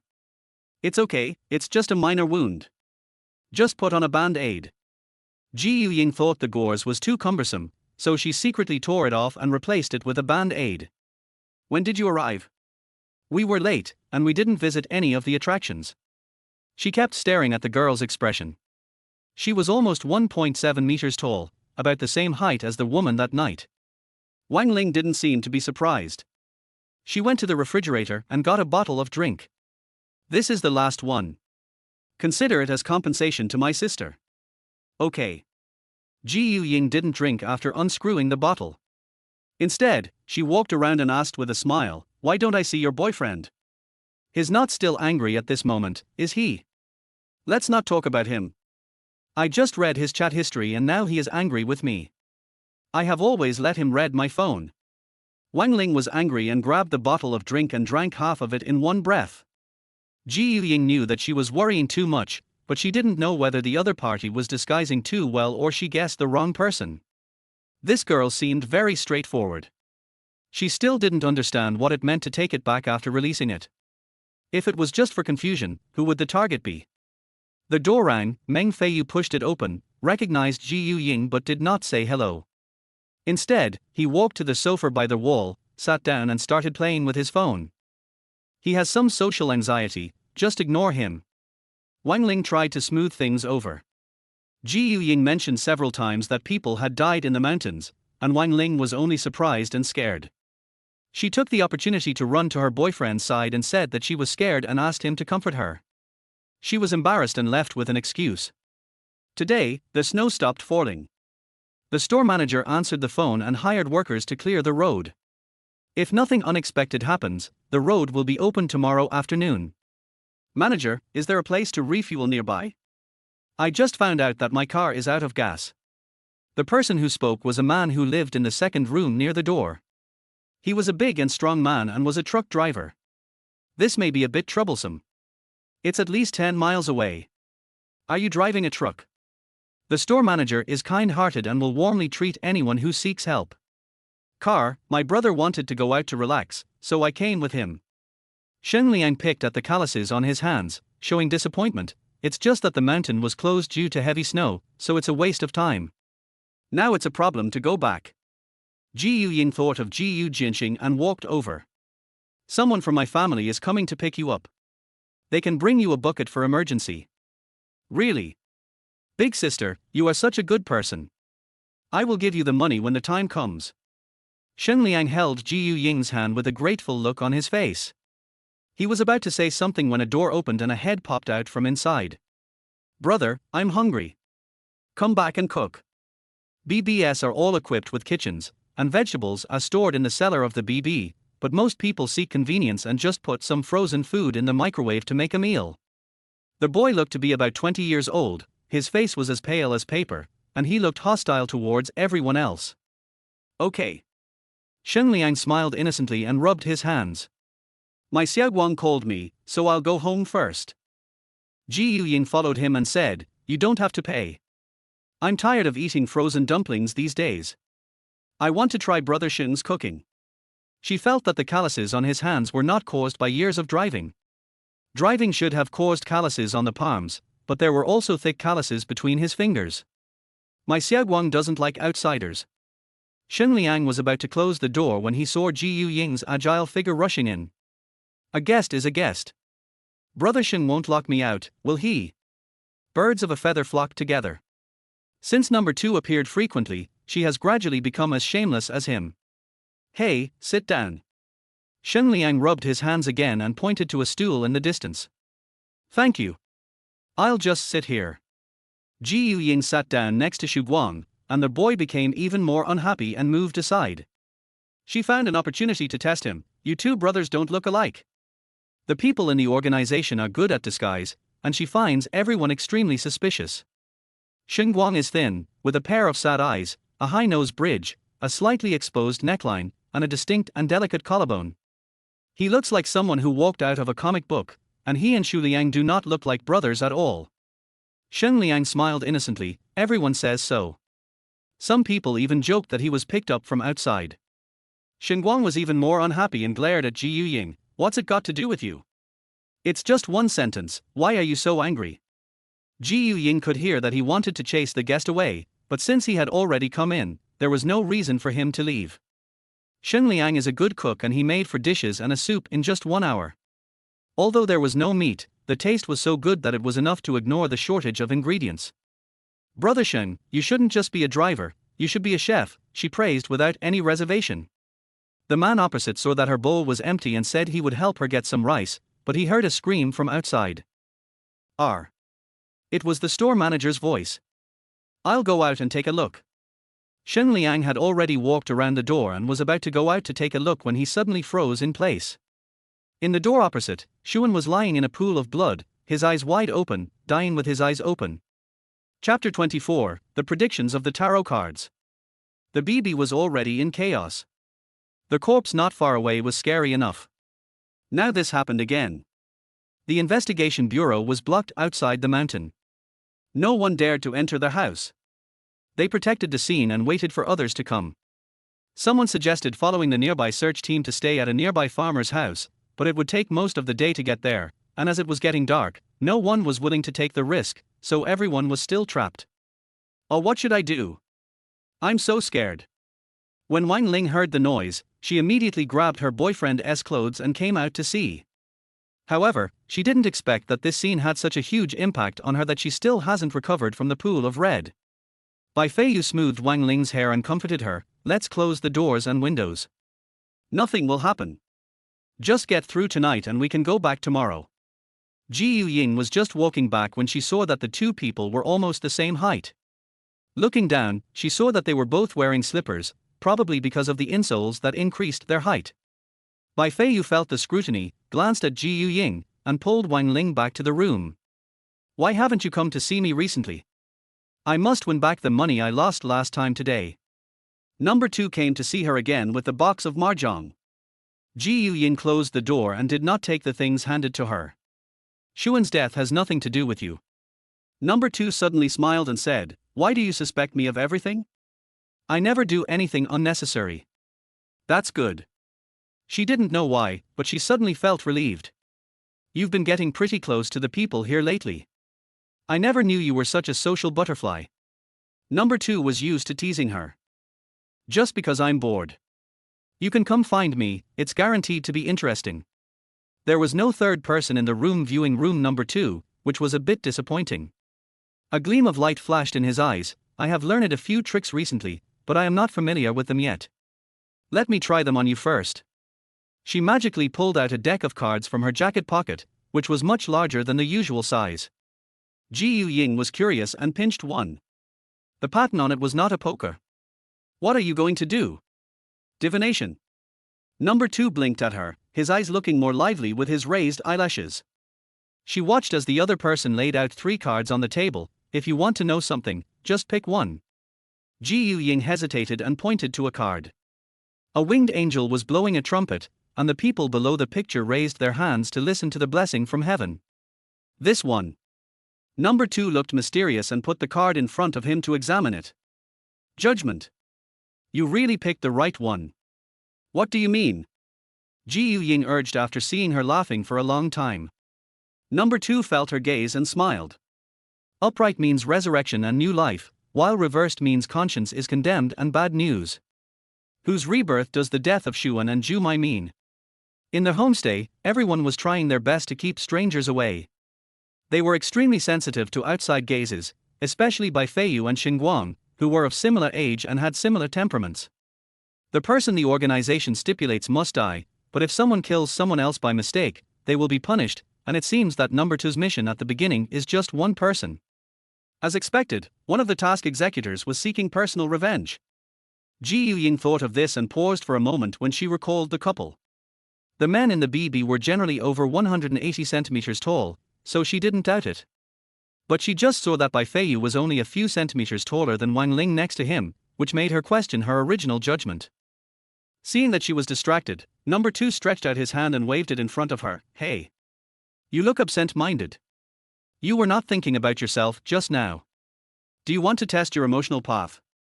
If he changes his mind and abandons you, it is better to know it in advance and make plans early.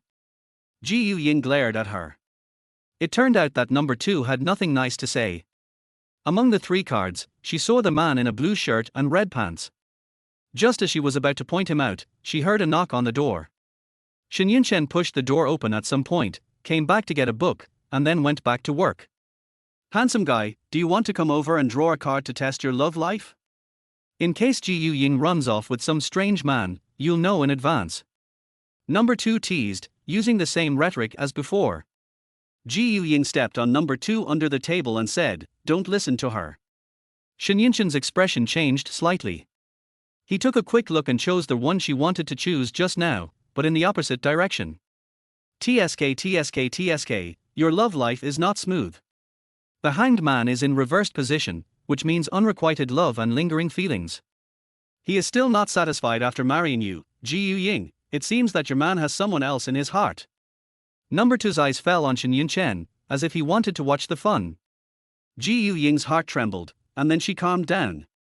The possibility of any lingering connection was zero, so there was no need for her to believe it. Shen Yunchen didn't say anything and there was nothing unusual. She pretended not to care and just used her eyes to urge number 2 to go back. You've gone too far with this joke. I'm just joking. Okay, which one did you want to choose? I'll test it for you before we leave. Number 2 realized the awkwardness of the atmosphere and pulled Ying's sleeve. I'm a newbie, so it's normal to make mistakes. Just treat it as a way to kill time. Ying couldn't stand number 2's coquetry and said coldly, this is it. What's the right position? Number 2 was grinning, but sighed after hearing this. Ying, you are indeed a love-brained person, devoted, and there will be misunderstandings in the road of love. Then he pondered, paused, and said in a nonsensical manner, misunderstanding. Did you find the wrong husband? I will help you find another one. Can't you just hope for me to be better? Ying's patience reached its limit, and she invited number 2 out of the room. Goodbye. Number 2 rubbed his sore arm and was locked outside with a door slam. Does this scene seem familiar? Chapter 25, The Reborn. Brother Shen, this is the gasoline I brought for you. It should be enough to get you to the gas station. Ying knocked on the brothers' door and asked Xiao Zhang to give them the gasoline. Shen Liang said thank you several times in a row, while Shuiguang sat with his back to the door and did not go out of the room.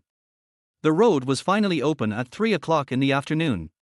At the same time, several cars from the investigation bureau arrived and sealed off the entire homestay tightly. Mai and Xuan are both fugitives who solved several child trafficking cases 10 years ago. The mountain was blocked by heavy snow, and Mai died unexpectedly. From the scene, Xuan committed suicide, and there was no sign of outsiders. A car came to Wang Ling's home to pick her up, but Bai Feiyu stayed and sent his girlfriend to the car. He kept waving until she could no longer see him. Let's talk. Ying walked around behind Bai Feiyu. Why don't you leave yet? He swallowed and said in a daze. Why haven't you left yet? New Year's Day is in 10 days, so you should hurry to reunite with your family. Ying asked with concern, looking like an older sister. I have something else to do. Bai Feiyu was flustered and walked straight into their house. Ying said quietly behind her, she is your sister, right? The other party stopped walking, turned around slowly, and looked even more at a loss. No. I haven't told you who it is yet. Why are you so flustered? She smiled and waved her hand. Can we talk now? Bai Feiyu only felt that the other party was aggressive, and the word, sister, was too unfamiliar to him. It had been 11 years since he had seen his sister since the 5th grade, but he and his grandmother could receive money from different places every year. But this money is so dirty. The one on TV is your sister, Bai Feiyu. Your sister is a fugitive, a fugitive. If the top beam is crooked, the bottom beam will be crooked. Your whole family is bad. You have a father who kills people and a sister who kidnaps people. How can you be a good person? In his memory, his grandmother kept repeating the same thing, my daughter has been badly harmed by that beast. I don't want to see either of you two. Get out. He couldn't sleep the whole night since he received that text message. The man who had disappeared for 11 years suddenly reappeared with a new identity, Mai. He went to college, worked hard at part-time jobs, saved some money, and returned it to her. It seemed that he didn't owe her anything and had nothing to do with her. But Mai died. When he heard the news, the resentment in his heart suddenly disappeared, but the gap could never disappear. He didn't understand why he had to do something despicable when there were so many jobs to do. That night, he put back the passbook to which he had been remitting money over the years. It contained his own savings, clean and tidy. He hoped that the local villagers could use the money to help bury her. She was his sister after all. He moved with his grandmother and finally got away from the memories of the past, but the humiliation he had suffered since childhood made him have no courage to face it. Bai Feiyu said this, Ying was a stranger whom he would never see again, and these words would not reach the ears of acquaintances. How did you know?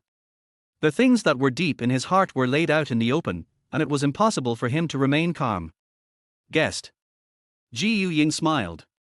She could see that the boy had a very strong self-esteem. What she asked Xiao Zhang to investigate would definitely open his scars again. And the most crucial thing. Ying asked about the information indirectly, but the other party knew nothing about it. He only came here after receiving a text message before Mai died. Brother Shuiguang, you are still unwilling to say a few more words. After all, I helped you. Ying deliberately reached out to touch Shuiguang's hair, but he resisted and tried his best to hide aside, shouting, "Brother, drive. I want to go home." While the other party was dodging in the car, she looked around the place, but unfortunately she didn't find anything. "Brother Shen, it's a pity that I can't eat the food you cook anymore." She looked at Xing Liang in the rearview mirror and he was still honest. "You stinky woman, get out of the car." Shuiguang tried hard to push her out of the car. During the pushing and shoving, a flash of light irritated Ying's eyes. Looking carefully, it was the reflection of iron products, and as expected, it was an iron clamp. "You guys chat first. My stomach hurts. I'm going to the bathroom." Shen Liang suddenly covered his lower abdomen and ran under the car. Ying secretly felt sorry in her heart. She went to eat for free this morning and secretly put some laxative in his bowl, but Shuiguang didn't eat a single bite because he hated her. The car door slammed shut. Ying stared into the other person's eyes with a smile in her eyes. "Reborn, aren't you afraid of the organization's punishment for doing this?" The other party suddenly put down the hand that he had been using to dodge her, and a calm expression suddenly appeared on his innocent face. "When did you know that? You're making me tired of pretending. You are one of the children who were trafficked. Am I right? You have avenged yourself and are reborn." She stopped smiling. Facing this boy who was less than 20 years old, she felt an inexplicable sense of fear in her heart. "All the damn people are dead, and you really like to meddle in other people's business." Shen Liang smoothed his hair that was messed up by her, and the hostility in his eyes could not be concealed. "If I'm not mistaken, you've already got the things. You've been waiting here for her brother." The text message by Fei received was sent by Shuiguang. Their family affairs had just made it to the hot search list and would soon be exposed. This was all Shuiguang's work. Ying confirmed her guess from the other party's eyes, reached out to take it, but was clamped by the other party. The space in the car was too small, and the two of them had no way to stretch their arms and legs, but the opponent was more skilled than her, so she didn't suffer any disadvantage at all. "You bribed number 2, but I have nothing to do with it. You'll be in trouble when you return to the organization." She was pressed down on the seat by the other party, but she threatened without any panic. "If I kill you here and dump your body, no one will know." Shuiguang's eyes revealed a maturity that was inconsistent with his age. He didn't mind saving one more life under his command. "What if I was the one who dumped the body?" Ying waved her hand in front of him with ill intent, pushed the boy away, and watched him lose strength little by little and gradually fall into coma. She asked Xiaozhang to bring not only gasoline but also ether in case of emergency, and it finally came in handy. She took out the documents effortlessly and searched for records about the Shuiguang Building, but they were just some clinical test reports with complex symbols that were difficult to recognize, and they were also incomplete pages. Obviously, this is only part of it. There must be someone else in the BB who took the other copy, but who could it be? Chapter 26. Break your legs. The vehicle was driving smoothly on the highway. "Brother, I'll go back today. Don't worry. I'm fine." Ying listened to her elder brother's anxious voice and reported that she was safe. Since the mountain was closed, Shen Yunchen has been making 3 phone calls every morning, noon and evening. He was especially nervous when he heard that someone had died there and a fugitive had appeared. Let Shen Yunchen answer the phone. Jian seemed to have an innate hostility towards him and always called him by his name. "Oh." Ying was stunned for a moment and handed it over. The voice on the phone went straight through everyone's eardrums, the volume rising as it gathered. "Hey! Why did you take my sister to that place? Send my sister back quickly. I'm telling you, kid, divorce is just a matter of my saying." Shen Yunchen hung up the phone expressionlessly. "My brother didn't mean that." Ying smiled awkwardly. The notification tone of her cell phone kept ringing. They were all calls from Shen Yunchen. She snatched the phone away and turned the volume down to the lowest setting. "Brother, I'm fine. Of course it's true. My brain and mouth are all fine, huh? You want to come over, but we're still on the way." Beep, beep, beep. What did he say? Shen Yunchen asked casually, still flipping through the book in his hand. "My brother just said the same things as before. Don't take it to heart." Ying didn't know what his eldest brother meant by his last words. He was going to settle accounts with Shen Yunchen. The two hadn't seen each other for several days. What kind of grudge did they have? Shen Yunchen turned a page of the book and said, "If he wants to come to see me, let him come." But Ying couldn't help but think of the first time they met.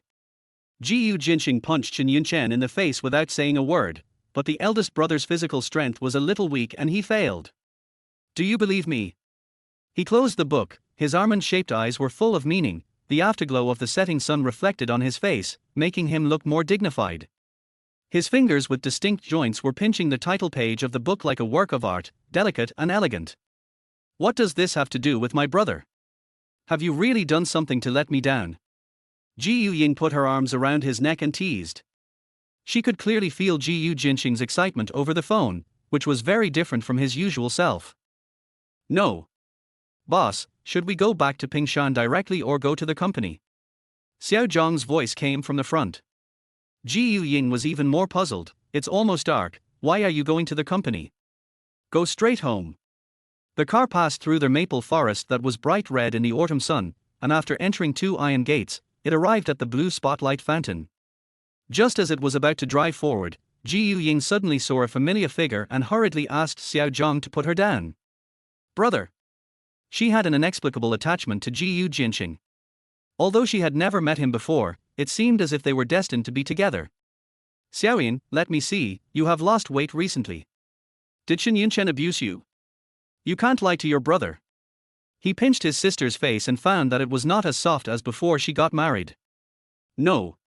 By the way, what exactly do you want to talk to him about?" Ying hugged her brother, feeling a sense of security in her heart. "Is he still keeping you in the dark?" Jinxing grabbed Shen Yunchen by the collar, but was strangled by him. Shen Yunchen looked at him with contempt, suddenly let go of his wrist, and straightened his clothes. "The safe path has long been unavailable. The business world now only needs ambitious people. Then you should just swallow up the 6 companies. You should know that if you can't run them well, they will all fail in your hands and you will lose everything you have invested. If you want to destroy yourself, don't drag us, goose, down with you. If it weren't for our Ying, I wouldn't even look at Gu." Shen Yunchen's words choked the other party. "For Xiaoyan, you can still say this, I." Jinxing clenched his fists, and the anger on his face became even worse. "Brother, let's go inside and talk." Ying touched her brother's hand, which was icy cold. He must have been waiting here for a long time. She took the other's hand and led him into their house. Shen Yunchen's tone was no longer tough, and he patted Jinxing's shoulder. "Let's talk inside." Then he turned around and hugged Ying to his side, and whispered in her ear, "There is a difference between men and women. He can walk in by himself. But, that's my brother." Before Ying could finish her words, she was pulled over by the other party. Jinxing stamped his feet and angrily held his sister's left hand. "I can let her leave you at any time. Only a brother like me will always be with her. If you dare, I'll break her legs." Ying. "Now you can see him clearly. Come home with me tonight and have someone send the divorce agreement to me tomorrow morning." Jinxing pulled her towards him with all his strength. Ying, I haven't said it yet. Your brother is standing right here, and you are still siding with another man. If I had known this would happen today, I would have broken your legs first." Jinxing glared at the other person, not relaxing for a moment. Ying. Chapter 27 Hot Search. Let go of me." Ying felt like her arms were about to be torn off, so she pushed them both away. "You can stay here if you want, I'm going back first." "Xiaoyan, when did you become so strong?"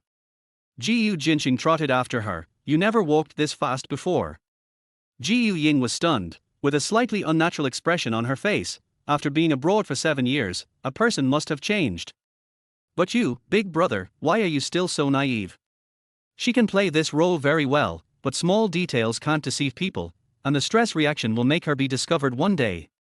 "You are too weak." Shen Yunchen walked up to him and said provocatively.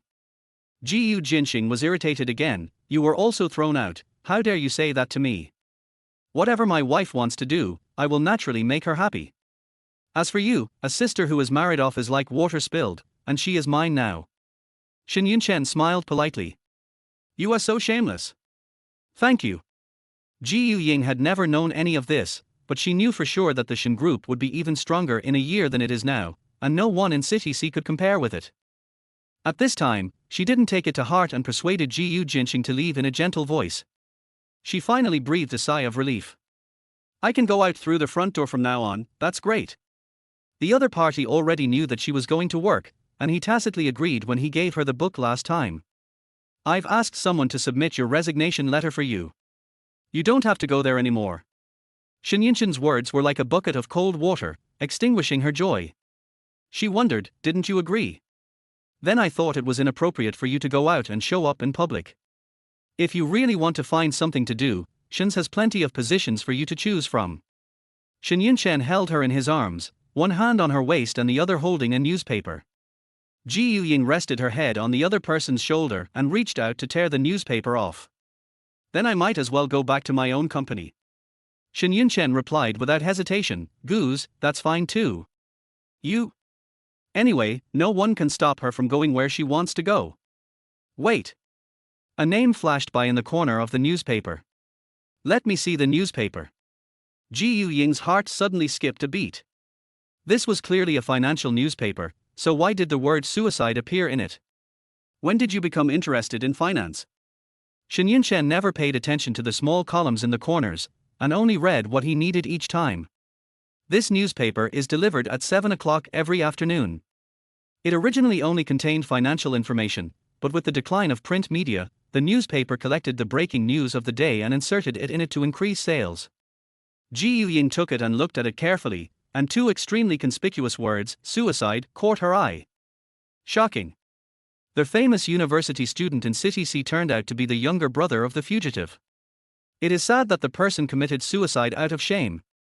There was only a small picture in the newspaper, and the person's face could not be seen clearly. How could it be? This morning, Bai Feiyu said that he was the only relative left to his grandmother, and he wanted to take care of her until the end of her life. Shen Yunchen took out his phone and said, this incident has been trending on the search list today. Ying quickly clicked on the entry, only to see that the number of posts on it had exceeded 100,000, and every detail of the incident had been dug out. A passerby from the noodle shop, I am his classmate. He usually pretends to be noble, but I didn't expect that his father killed his mother and his sister is a fugitive. What a bad family. A roasted yellow duck, isn't his experience very pitiful? If I were him, I would have had a mental breakdown long ago. The first person to be sarcastic, can you empathize with this kind of person? Don't forget that his sister is a human trafficker, and she spent all the money she got on him. Innocent? Pitiful? That's all bullshit. Teenage Mutant Ninja Turtles, I have his photo information, no blur, $5 per piece, private message. 90% of the posts were cursing, and the entire topic was filled with all kinds of dirty words. Occasionally, there were one or two people who didn't join in, and the comments below would build up a tower, each one more disgusting than the last. Ying had mixed emotions. No one knows the feeling of being displaced better than her. She also hates those human traffickers. They are blinded by profit and have ruined so many lives. Parents may not be able to find their children even if they spend their entire lives looking for them. But Bai Feiyu could not stop anyone's behavior. Escape and repentance accompanied him throughout his life, and he finally atoned for his sins at the cost of his life. He is a vested interest. Behind every penny of money is someone else's pain. These things cannot be explained. Shen Yunchen saw the news early in the morning. He had no contact with him and his position was more objective. Nothing is black and white, there is no absolute standard of measurement, we can only say that the dead are gone. Ying continued to flip through the posts, not quite understanding what was going on. Chapter 28, Number 2's appointment with the Star Scout. You're walking in such a hurry, wait for me. Zheng Yinzer followed her, panting as he ran. When he heard that the HR department was still recruiting, he found out that Ying had already submitted her resignation. As soon as he went out, he saw Ying quickly walking into the elevator. I heard that you resigned. This is not the way you should use your vacation. I took great pains to get you in, and those people are already gossiping. Zheng Yinzer's mouth was like a machine gun, firing and talking for a long time without pausing. If I really resigned, I wouldn't be here today. She was really embarrassed today. In order to prevent her, Shen Yunchen tripled the surveillance and security in the courtyard. She was almost caught as a thief. In the end, she crawled through the maple forest, and her clothes were all dyed red by the dye on the leaves. Yes, where can you find maple leaves in this season? The people who dyed the landscape trees really had too much free time and used low-quality dyes. Shen Yunchen posed as if he knew it all. I knew it. Look. I got it back for you.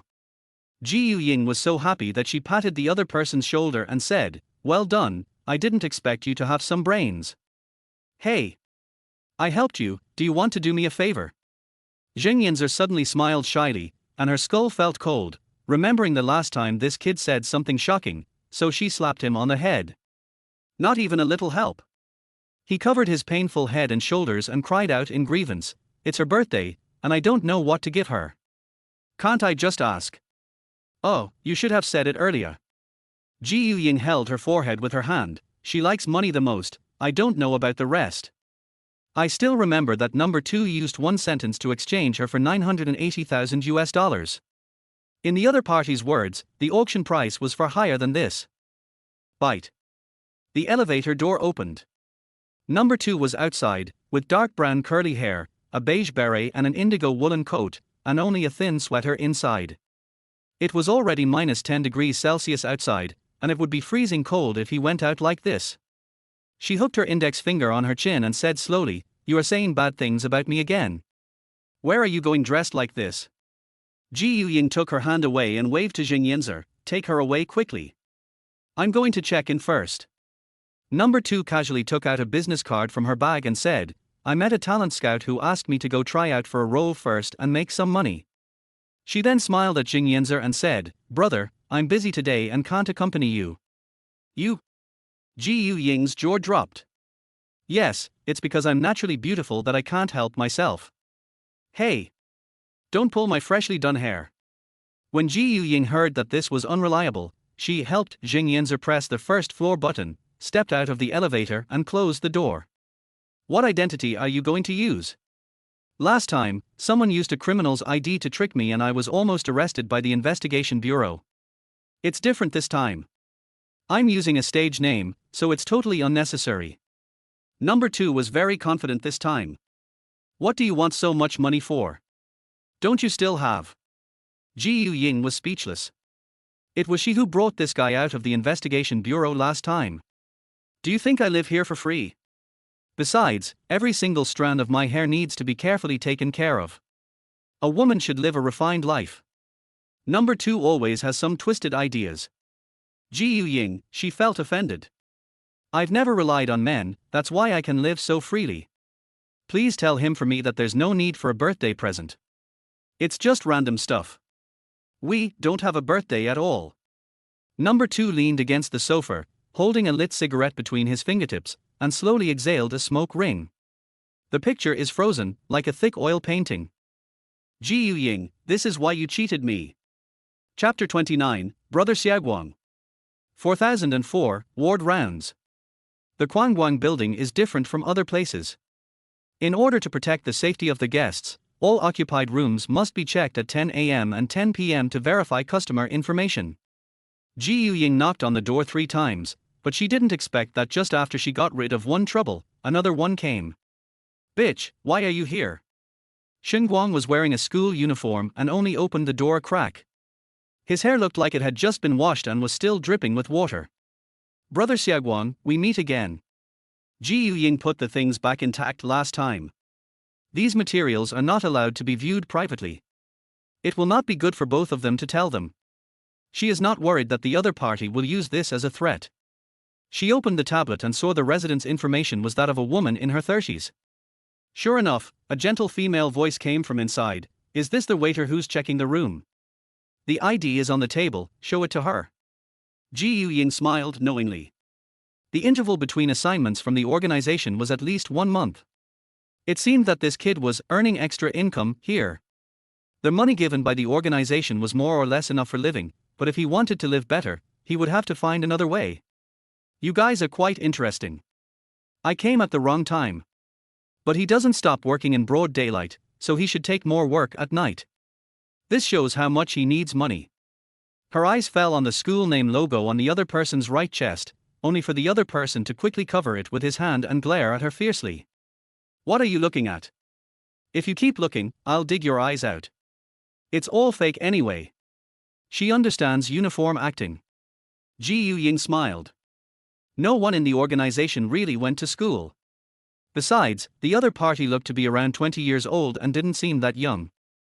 She still had a few floors to go, and didn't want to delay his business, so she pointed at the coffee table and said, "I've seen all the documents, bring them here quickly."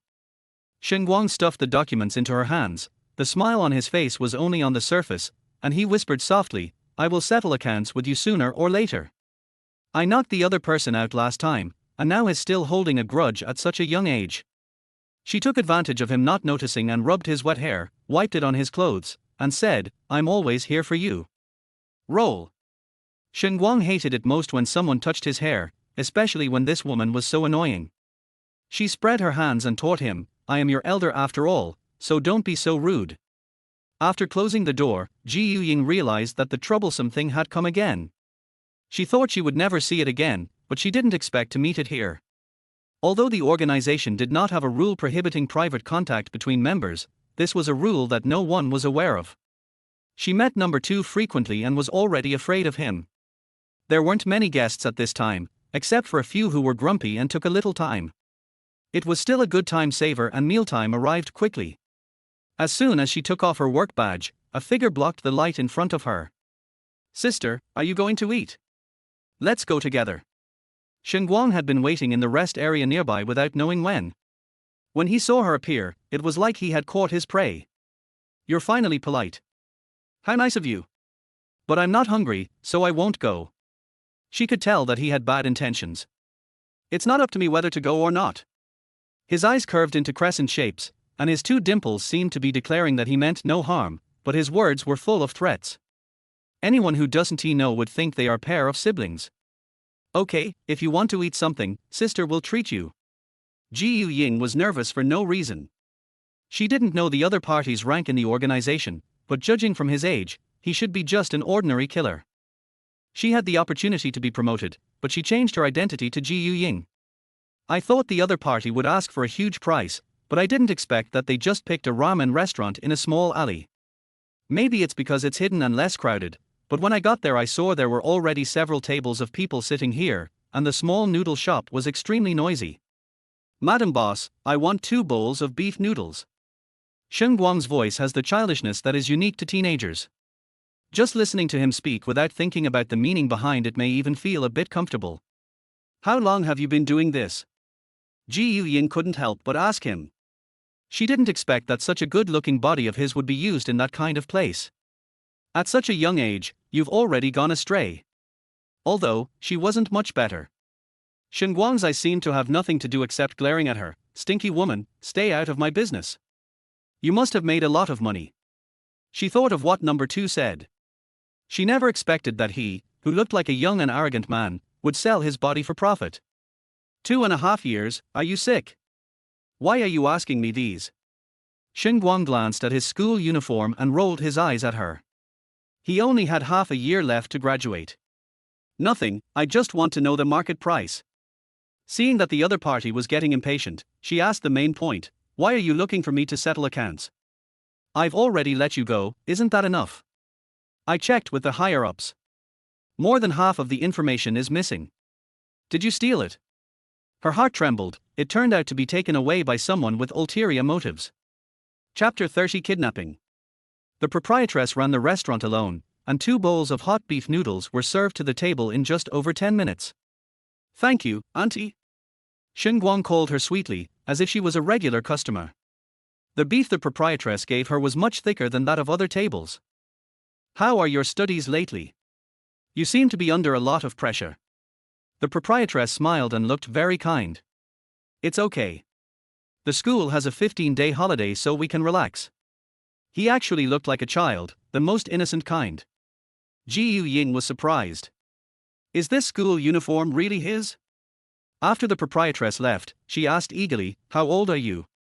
The sunny smile on Shuiguang's face disappeared instantly, and he rolled his eyes at her. 17, old woman. This. He's so young, his superiors don't even come out to take care of him.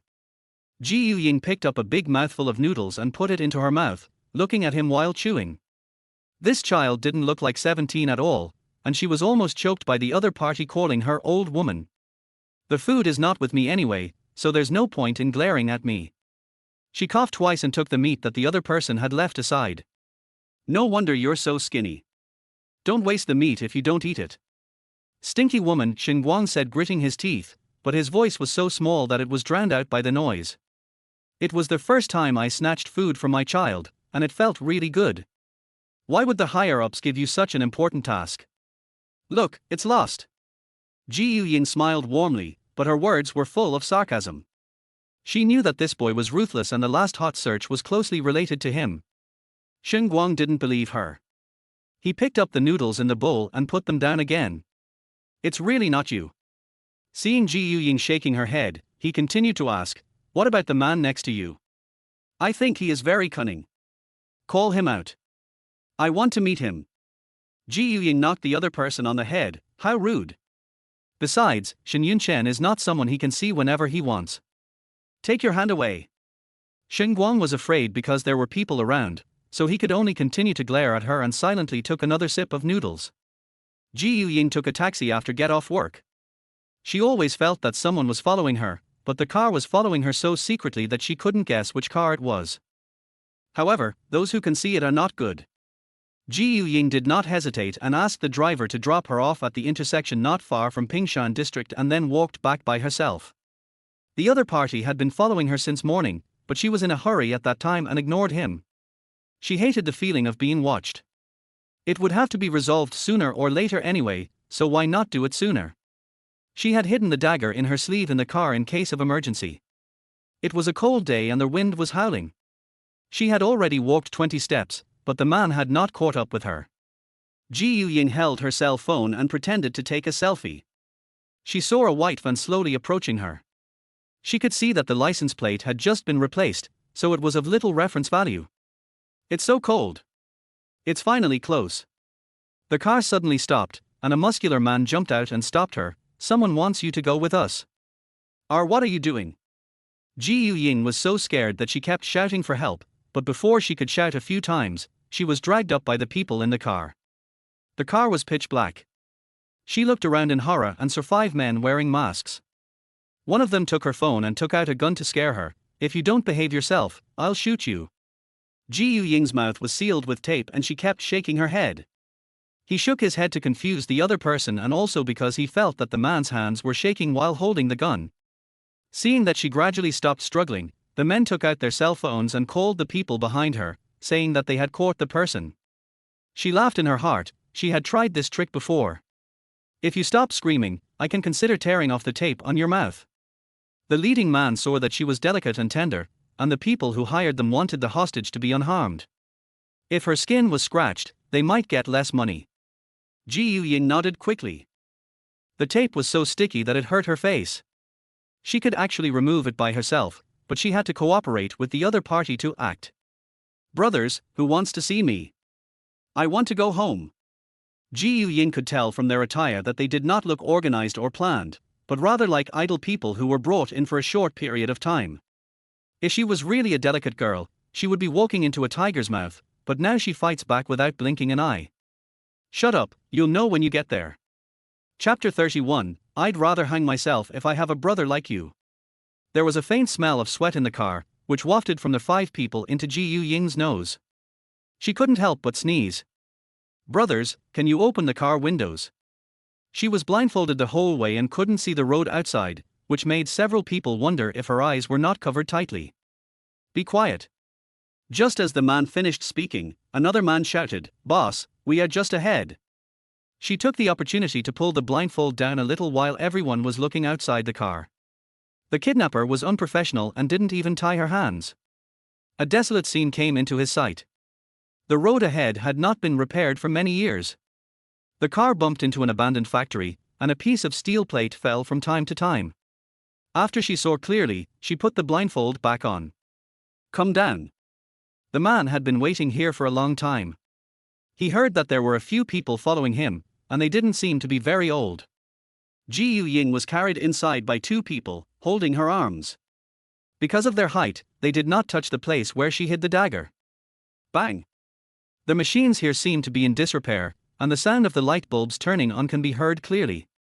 A hand directly pulled off her blindfold. The bright light stimulated her eyes, and it took her dozens of seconds to open them reluctantly. A young man who looked to be around 25 years old was standing less than 3 meters away from her. She didn't know him. Who are you? Ying originally thought that it might be related to the information, but it didn't seem likely, so the only possibility left was Shen Yunchen's enemy. You should ask your good husband about this. The young man took out his mobile phone and took several photos of her. The flash hurt her eyes. There were a few people standing behind him, who looked like martial artists. Ying suddenly realized that he seemed to have gone too far today. I don't understand what you're talking about, she replied with a wry smile. I sent the photo to Shen Yunchen. You are in my hands now. I don't believe he won't come. Didn't he tell you not to go out these few days? He won't let us live well. At worst, we will die together. I am not afraid of him. He was agitated and had a baseball bat in his hand, but he didn't hit her. About the company's acquisition? Didn't you guys agree on it? She didn't quite understand, but she had heard about it. Deal? Who told you that? He didn't even give us a chance to live. If I can't find him, I'll take it out on you. Why do we have to settle accounts with both of them? Ying was tied to a hard stool with a backrest, and her wrists were a little weak. She suddenly remembered that Shen Yunchen had helped her submit her resignation letter, and this might be the reason. How do you want to settle the score? She had a micro machine on her body, but this place was too remote and there was no signal to send any information. I've already informed him. If he doesn't come over, don't blame me for being rude. If he does, I'll make him stand when he comes in and lie down when he leaves. The young man did not cover his face with anything and was not worried at all about being recognized. Don't look at me. My whole family has immigrated abroad. Before I leave, I will make him pay the price. He looked determined to win. She didn't know this before, she only had a general impression that Shen Yunchen didn't come home for more than 20 days around the New Year, asking her to stay at home and even cancelling the New Year's greetings. At that time, Shen Yunchen's phone could not be reached, so he was probably avoiding these people. Desperados are capable of anything. The car she drove here looked like it hadn't been used for a long time, and her body was covered in dust, including her face. The young man looked at her and sneered, then stepped directly on the stool she was sitting on. You, GU Group, are in cahoots with him. You are not innocent today. If he dares to alert the people from the investigation bureau, we will kill him directly. PUH. Ying spat at him. She didn't know what was going on over there, she just hoped that Shen Yunchen had reported it to the investigation bureau. Otherwise, even if she escaped now, this guy would not give up, and the longer she stayed, the more trouble she would have. You're quite courageous. If my sister were here, she would probably be scared to tears. The young man thought of something and smiled wistfully, but he had no intention of letting her go. If I had a brother like you, I would just hang myself. It's such a shame. Ying moved slowly. Because she was covered by her coat, those people couldn't see the movements behind her hands, and the rope would soon be worn open. My sister is very clingy to me. I'm sorry to disappoint you. In the past, she was the one who stood in the dark and shot people one by one. This was just a small scene, but the nervousness in her heart could not be hidden.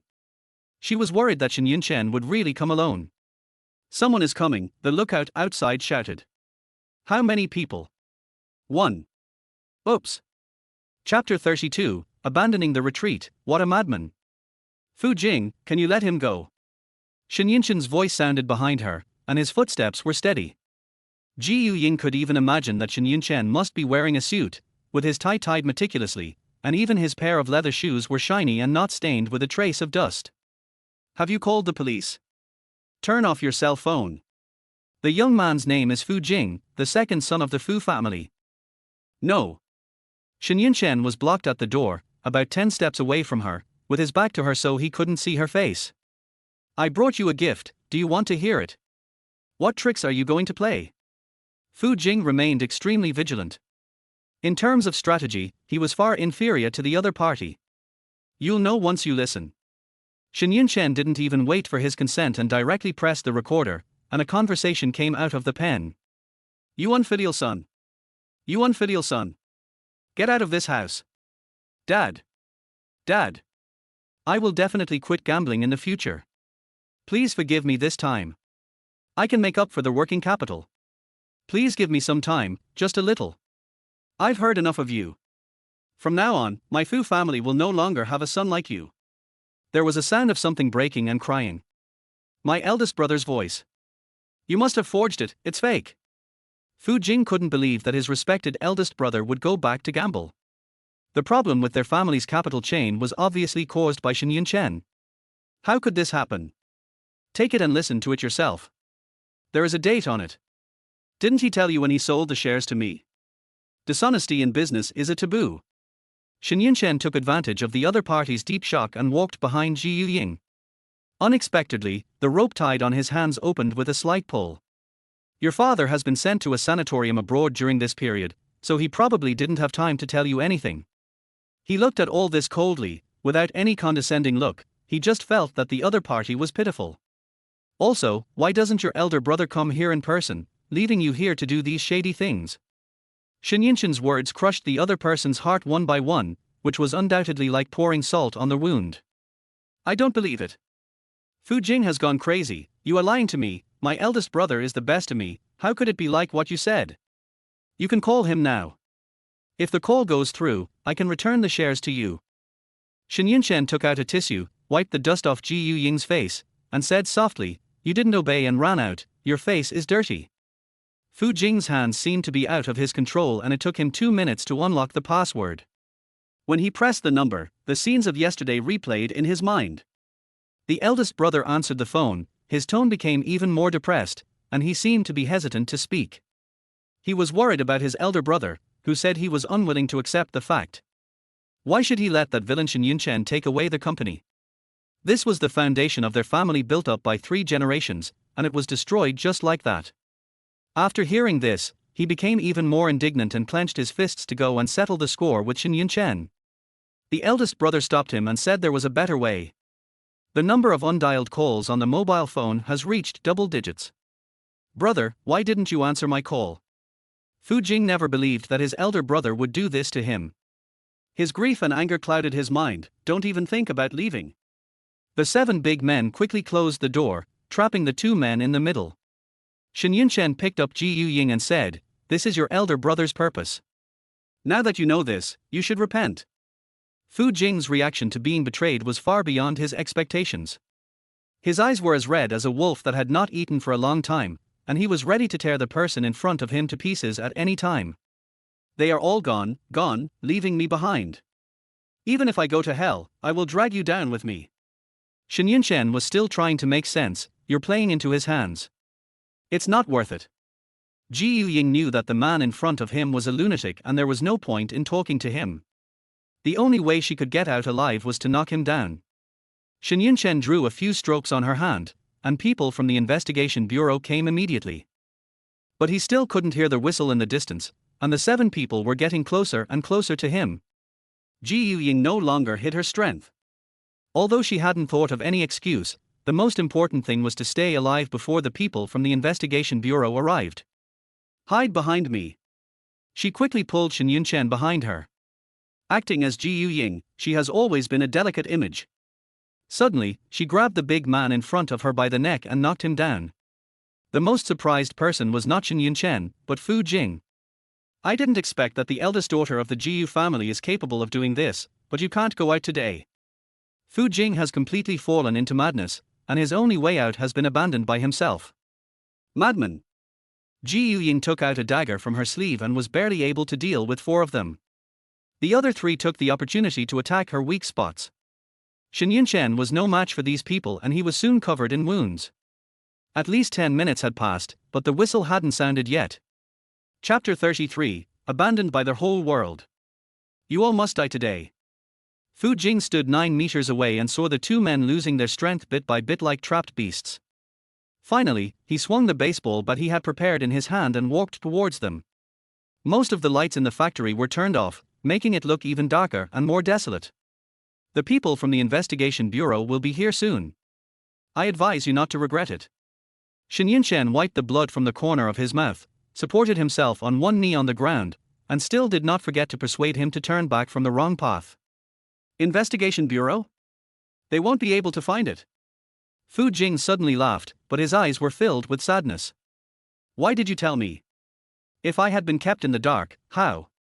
Madman! You are absolutely crazy. The dagger in Jiyu Ying's hand had been kicked under the longboard, and he had no chance to pick it up, so he cursed loudly.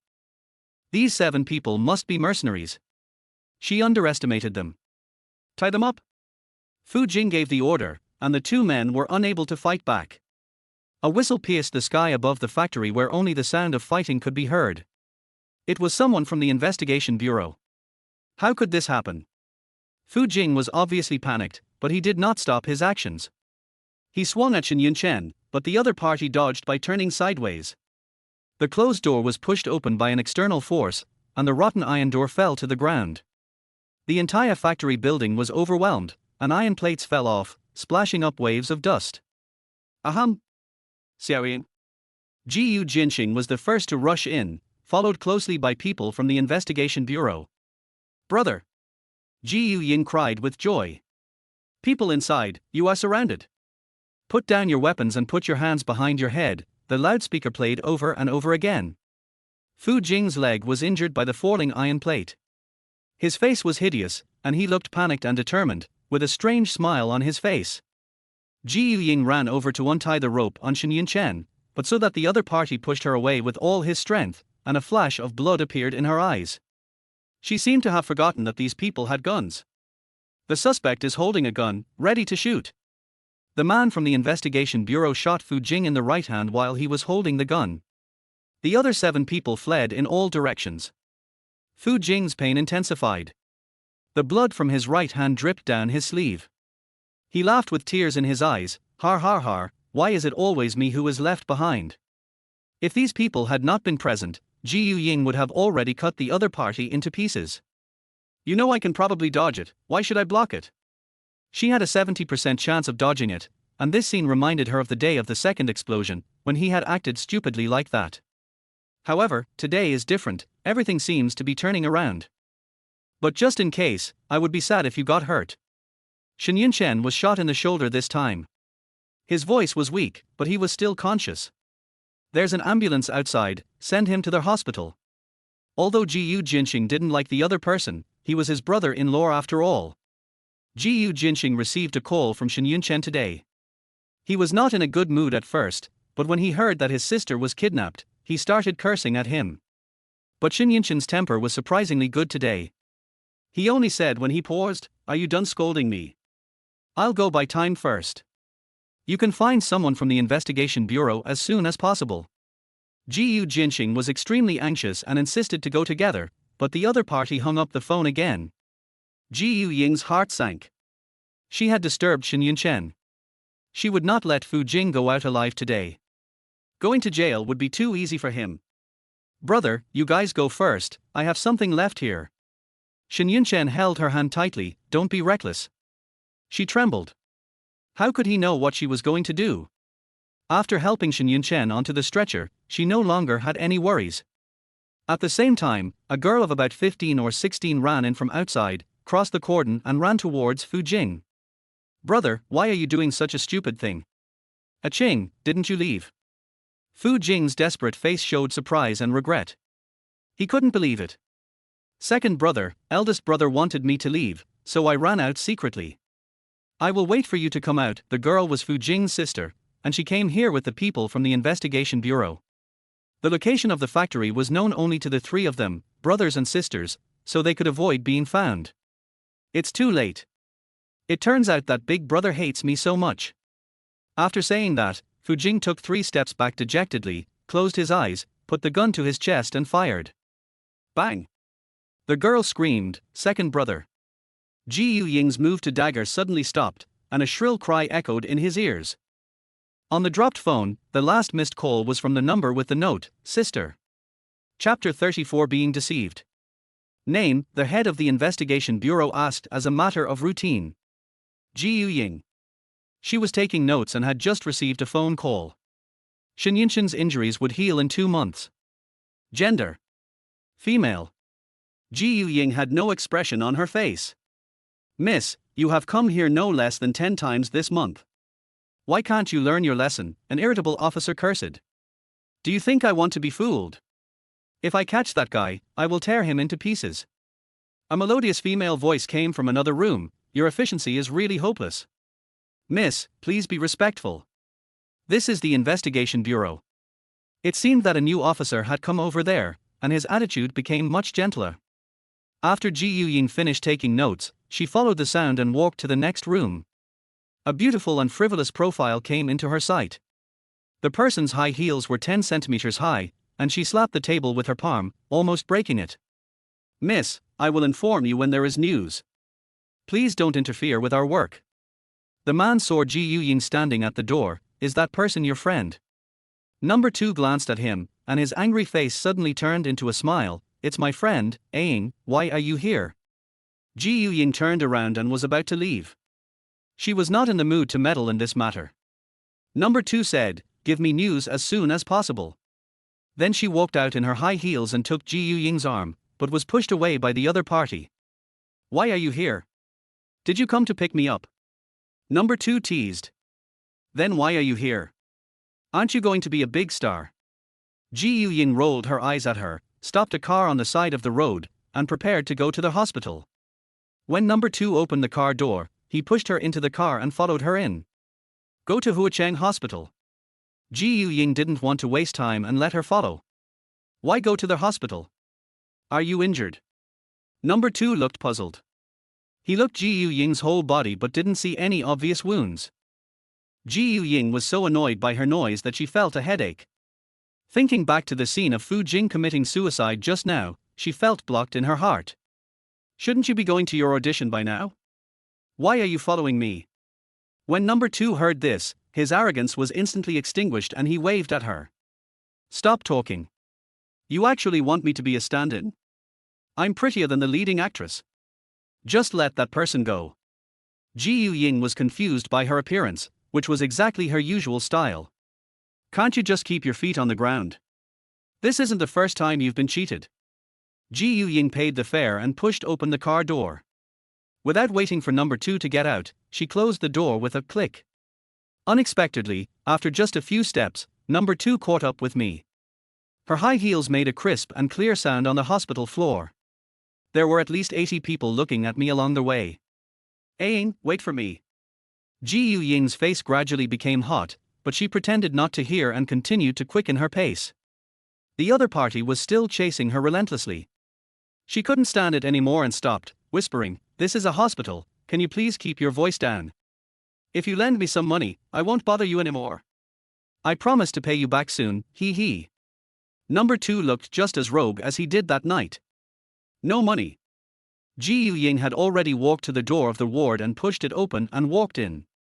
Ji Jinxing was holding the lunchbox in one hand, and said, "Eat," and poured the porridge into Shen Yunchen's mouth. Shen Yunchen looked at him coldly and turned away. "Brother, why do you take care of me like this?" Ji Ying took the lunchbox, put it aside, and pushed Ji Jinxing away.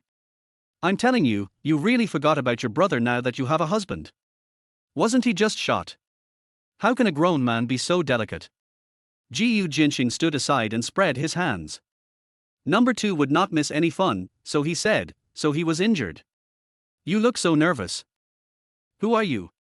Ji Jinxing's attention was all on Shen Yunchen just now, and he didn't notice that there was another person here. "I'm Ying's good friend."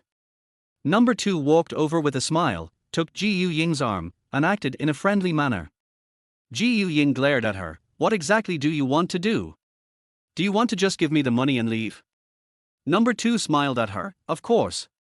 Ji Ying rolled her eyes. "How much?" Number 2 winked. 200,000, give it to me and I'll leave right away. Ji Ying was speechless. "I will transfer money to you, please get out of here now, immediately, and immediately." "Xiaoying, why haven't I seen this friend of yours before?" His sister had been abroad for so long, and after coming back she had no contact with her old friends. Suddenly a friend showed up, and he just felt strange. "Brother, there are so many people you haven't met.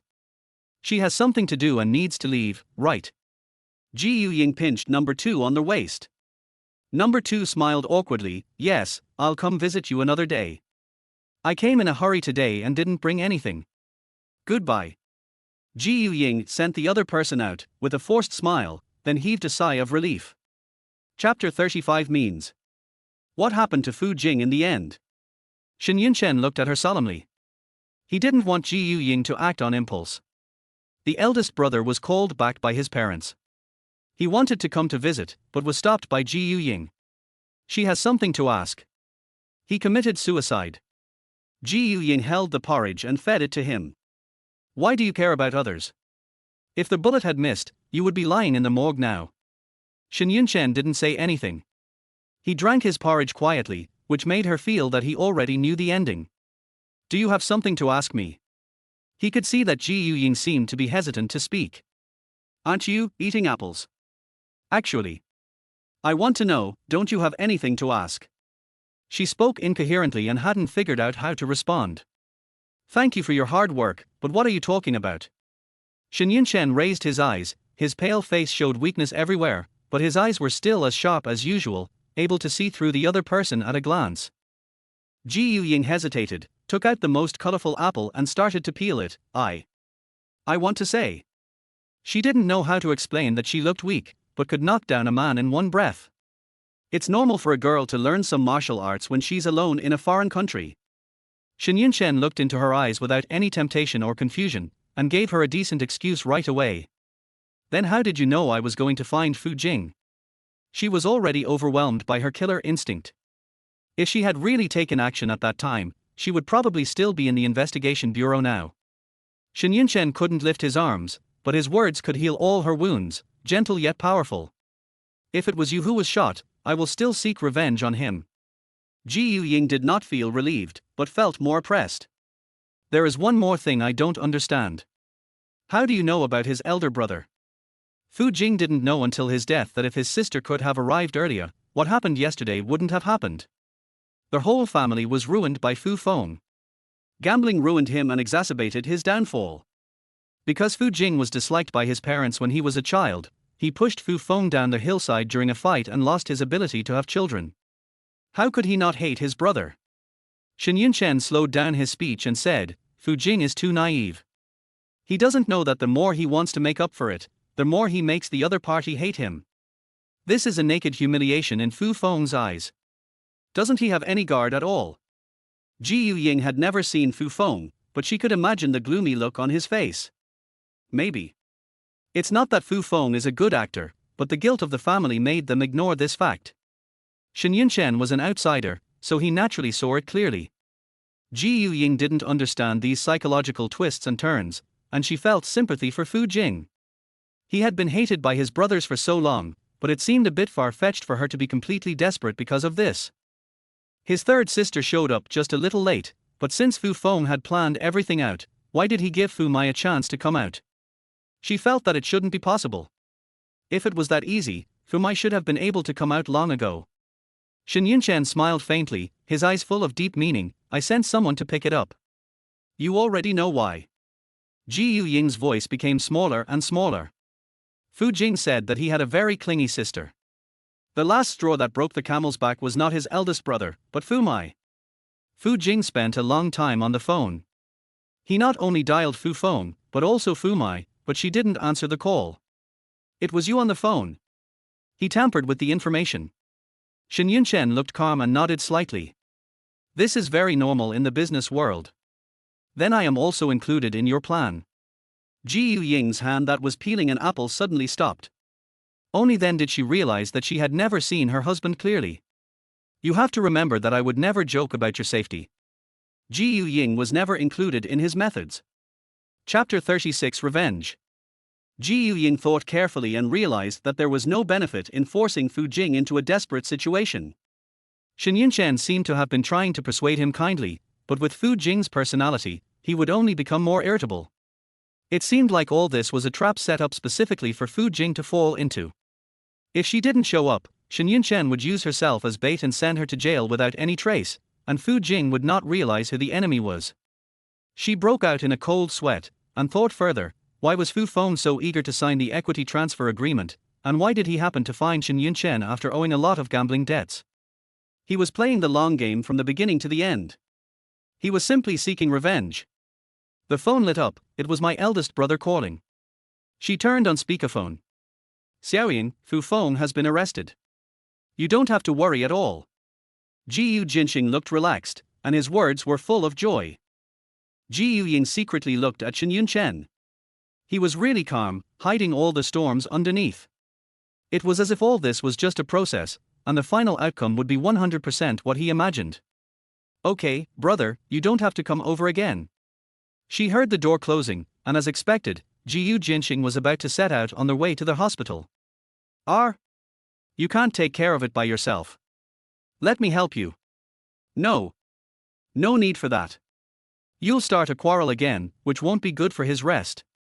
What she was more worried about was that the conflict between Jiyu Jinxing and Shen Yunchen would intensify and she had no chance of winning. A year later, Shen Yunchen's coldness towards her was still vivid in her mind, and she didn't want the Jiyu family to end up like this. You really side with him. Well, I'll come again tomorrow morning. Jiyu Jinxing still spoke in a jealous tone, lamenting that his sister would only side with outsiders now that she had grown up. Jiyu Ying hung up the phone hastily. Okay. She felt that Shen Yunchen was always looking at her, and she became even more nervous, and the smile on her face became fake. Don't bother with my brother, he just feels sorry for me. I know. Give me the apple. So that was what happened. Jiyu Ying breathed a sigh of relief. It wasn't just Jiyu Jinxing who came in the morning. Her parents also came to visit her. Gu's mother even specially cooked a local chicken soup for the entire night. But 2 days have passed and the Shen family has not called at all. Xiaoying, serve this out. Gu's mother brought a complete set of tableware and instructed Jiyu Ying to bring the soup over. Uncle and aunt, thank you for coming to see me this time. It was all my fault that I failed to protect Ying and let her be kidnapped by criminals. Shen Yunchen's polite words always made people feel that they were sincere. Jiyu Ying's face flushed. She had cooperated in the kidnapping, but she had not guessed what would happen later. We are family and should not have different opinions. We know that you took the bullet for Xiaoying. Father Jiyu wanted to say a few more words about this matter, but Shen Yunchen admitted his mistake first, which made him feel that he was unreasonable. Xiaoying has been spoiled since she was a child. If this bullet hit her, she would probably be crying in pain with red eyes right now. Gu's mother spoiled her daughter like a princess since she was a child, knowing that she could not bear any hardship. But she was not Gu's mother's daughter. Jiyu Ying paused while feeding her the soup and almost sent the soup into her nose. Xiaoying, Jiyu Jinxing found that she was absent-minded. Unexpectedly, this call made Jiyu Ying's hand tremble, and the soup spilled directly on Shen Yunchen's face, staining the entire collar. Yes, I'm sorry. She hurriedly took the tissue to wipe it. He liked cleanliness very much. She was still frightened by what happened yesterday and was afraid of angering him. It's okay. Shen Yunchen smiled very gently. Gu's father and mother also realized that something was wrong with Jiyu Ying, so they asked Jiyu Jinxing to stay and help her change clothes, and called Jiyu Ying out. Xiaoying, how is your relationship? Gu's mother was very considerate and her daughter's expression could not escape her eyes. Well, he's very nice to me. She forced a smile, which was extremely unnatural, but it was the truth. Mother Gu's worried expression did not change. She rolled up her daughter's sleeves and was relieved to see that there were no scars. This was a private ward, a full 200 square meters, with complete medical facilities, which could be used for a physical examination. The nurses' rounds were strictly regulated and no one would come to disturb them. I heard that the people in the Shen family have a violent temper. You insisted on marrying into the family, and I was afraid that you would be abused. If he dares to hit you, you must tell him. Gu's mother often had afternoon tea with the ladies in the same circle. These things could not be groundless. Jiyu Ying didn't know anyone from the Shen family. If it were 2 days ago, she would not have taken these words to heart. But she had seen Shen Yunchen's methods, and she was afraid. It was a good choice to survive the explosion and leave. She couldn't pretend to be Jiyu Ying for the rest of her life, and she would be discovered sooner or later. Dad, Mom, I will definitely tell you if I have anything to say. She had no way to repay the Jiyu family's parents' kindness, all she could do was to make them worry less. Chapter 37, There is someone under the bed. Your parents seem to have a really good relationship. Today is New Year's Eve. Shen Yunchen can barely hold a spoon by himself, but it is still a bit difficult for him to hold the chopsticks. Gu's parents would come to visit every 2 days. One reason was to check on Shen Yunchen's injuries, and the other was that sick people were more likely to lose their temper than usual, so they came to keep an eye on him. Yes. Ying had just seen her parents off and was standing by the window looking at the scenery outside. You're afraid of me. He could feel that Ying had been on guard against him intentionally or unintentionally these past few days, and the other party's evasive eyes could not deceive anyone. Ying was nervous, really. You think too much. I hope so. Shen Yunchen followed her direction and looked outside as well. I don't want to spend the new year here. Let's go home. Ying turned around and asked, your injury hasn't healed yet, what are you going back for? Don't you want to go back too? He heard the conversation between Ying and the nurse. She envied him for being able to go home and celebrate the new year with his family. The ward was deserted and there was no festive atmosphere at all. Yes, but I'm worried about your injury. Ying spent the last New Year alone. Although it has been like this for more than 20 years, ever since she learned that the way to celebrate the New Year is to have a New Year's Eve dinner with family and stay up all night, she couldn't help but look forward to it. There's a doctor at home, don't worry. Shen Yunchen pointed to the phone on the table, give it to me. Oh. She handed it over. She didn't even know when there had been a doctor in her family. She should probably call one temporarily. Xiao Zhang, come to the hospital downstairs in half an hour. Isn't it too early? It's only 2 o'clock in the afternoon. We don't need to be so anxious. Ying knew that he was efficient, but she didn't expect the other party to be so urgent. Go back early so that we can prepare. He saw the hope in Ying's eyes and felt a little happy. The streets are bustling with lanterns hung on the roadside trees, and every passerby's face is filled with joy for the coming of the new year. Ying stuck her head out of the car. She had never observed like this before. Every time she was on her way to kill someone, she had no time to pay attention to these things. It was the first time for her to look at the couplets carefully. Red should be the color of blood, but at this moment it was full of warmth. She couldn't help but read it out loud, the sky increases, the moon increases. Why is it traditional Chinese? Years, years and years. Ying could hear the other person's breath next to her ear. She was startled and turned her head, only to hear a muffled groan from the other person. Her shoulder seemed to hit the other person's wound. I didn't mean to do that. Are you okay? Ying hurriedly tried to take off the other person's coat. If the wound opened, Shen Yunchen would have to spend the day in bed. Don't move. Sweat broke out on his forehead, and blood from the wound seeped onto his white shirt, spreading around little by little. Ying quickly let go. He was most concerned about his attire, so he definitely didn't want to take off his clothes at this time. I won't move, Xiao Zhang, let's go back to the hospital. Boss, are we going back to the hospital? Xiao Zhang was undecided and slowed down the car. No need, just go home. When Shen Yunchen spoke, his wound was affected. He spoke quickly and his breathing became heavier. But there's no doctor at home. Can you bandage it yourself? Ying's way of treating wounds was simple and rough. If she were to do it herself, the other party would not be able to bear it. I told you there's a doctor. Even though Shen Yunchen was in so much pain, he was still able to speak to her in a kind voice. Ying suddenly felt guilty for dodging her for the past few days. He was trying to comfort himself. Ying was already prepared to gently treat his wounds, and he just hoped that he would not faint from the pain. Unexpectedly, there was actually a strange man waiting in the room. He was wearing a white coat and looked to be about 30 years old. He smelled of the unique hospital smell of disinfectant. Ying was always there, helping with gauze, scissors, and other things. Why did you come back instead of staying in the hospital? The doctor seemed to have a good relationship with Shen Yunchen, and his words were relaxed and agreeable. Happy New Year. Shen Yunchen did not make any big movements. Due to his injury, he could only let the other party tease him. You didn't even invite me to your wedding. I didn't expect that you actually found her after all these years. I didn't expect that you were so infatuated with her. Changjia felt that the face looked familiar when he first met her. It took him 20 minutes to finally remember who this person was. You just came back, how can I invite you back? Shen Yunchen was slightly stunned, then smiled and changed the subject. Ying was about to put down the scissors, but when she heard their conversation, she was distracted and cut her finger.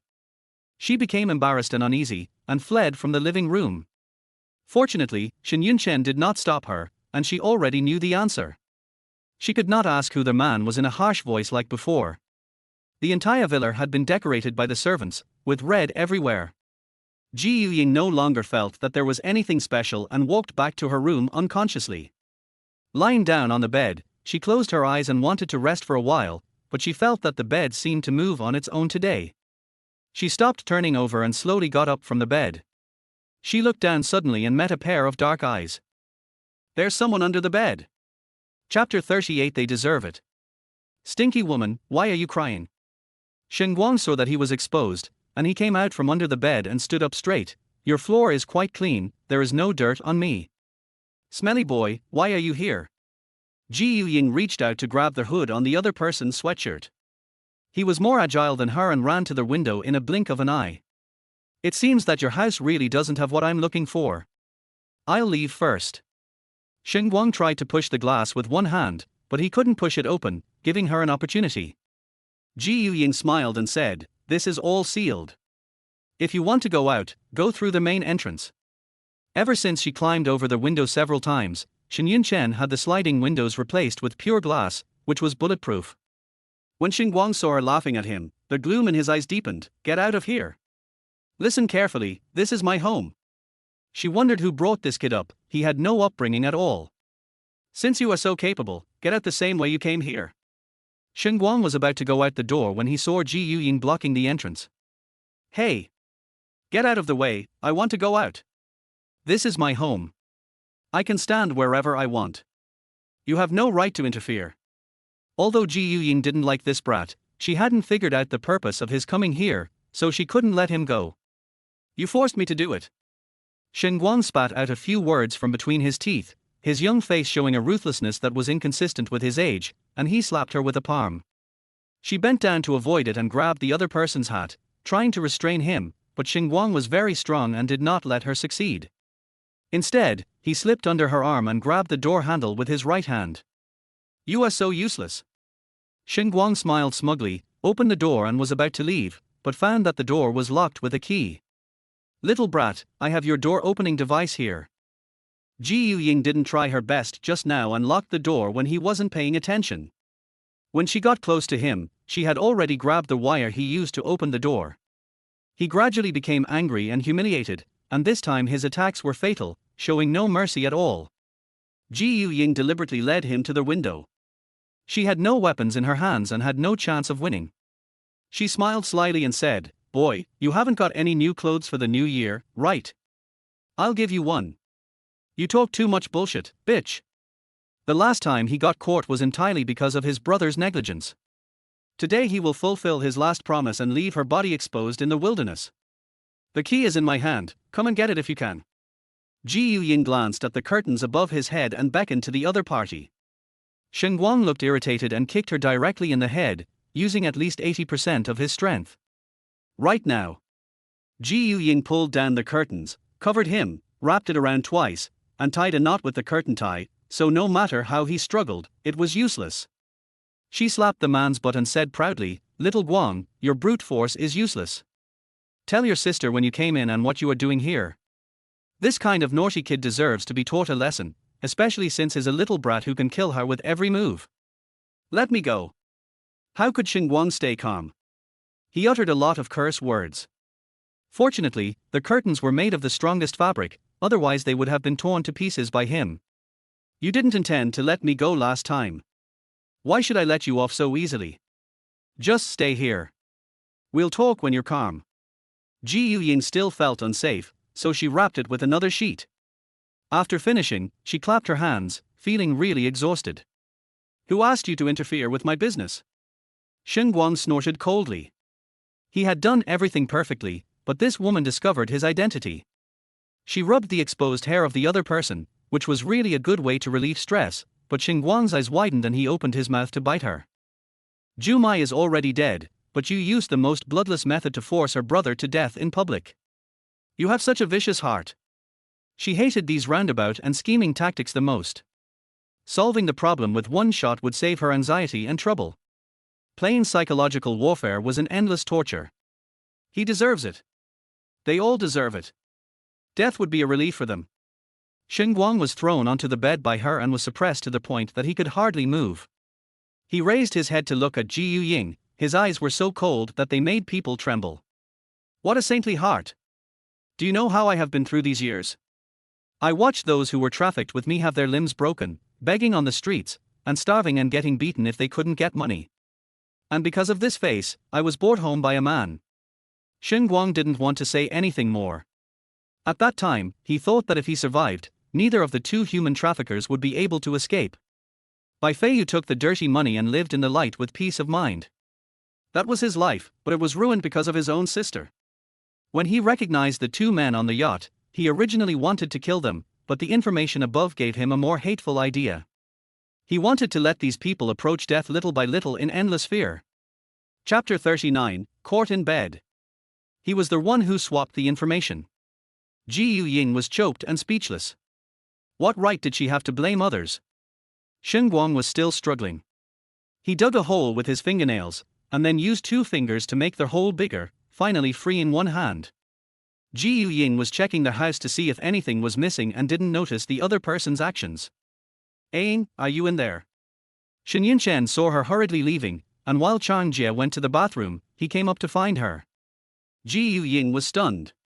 She couldn't open the door and guessed that he might have heard the fighting just now. Even if she came in now and had 8 mouths to explain what was going on, she still wouldn't be able to. My head hurts a bit. I want to rest for a while.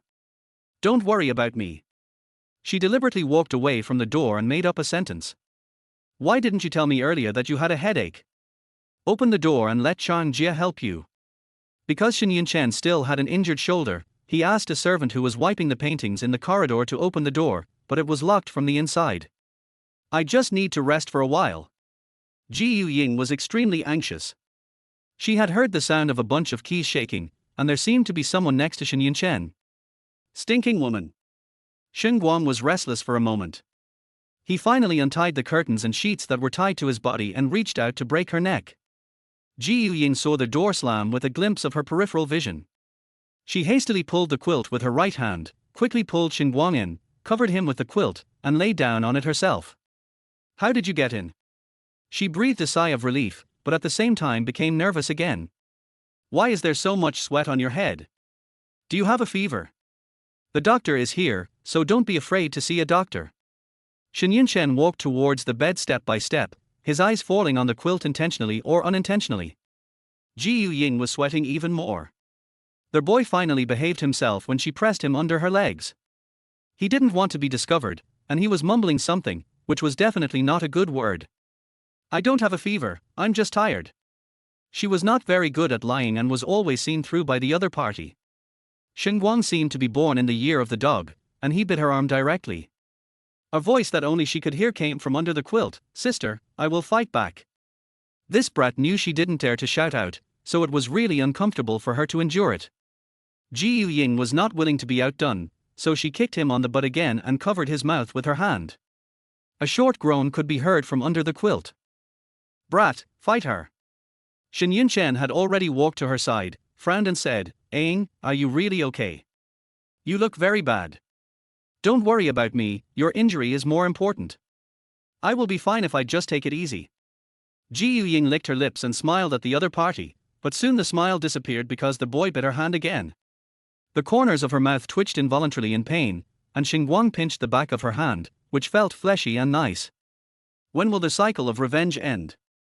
But the owner of this hand really deserves a beating. Seeing that she refused again and again, Shen Yunchen did not force her. He said, have a good rest, and finally planned to leave. Ying let out a long breath, but was choked by a voice from outside, you are all here, and he coughed several times. It was such an unfortunate coincidence that the doctor just came. The white coat caught her eyes and she instinctively disliked this man. Shen Yunchen was about to leave when he suddenly stopped and said, Ying is not feeling well, and you are also there. Changjie replied with a smile, okay. But my reward today is to stay here for the new year. It's too lonely to be alone with nowhere to go.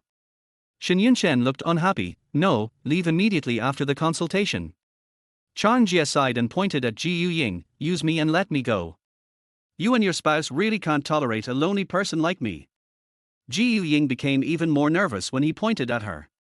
Beads of sweat started to appear on her face and the teeth marks on her hands still hurt slightly. I'm fine, there's really no need.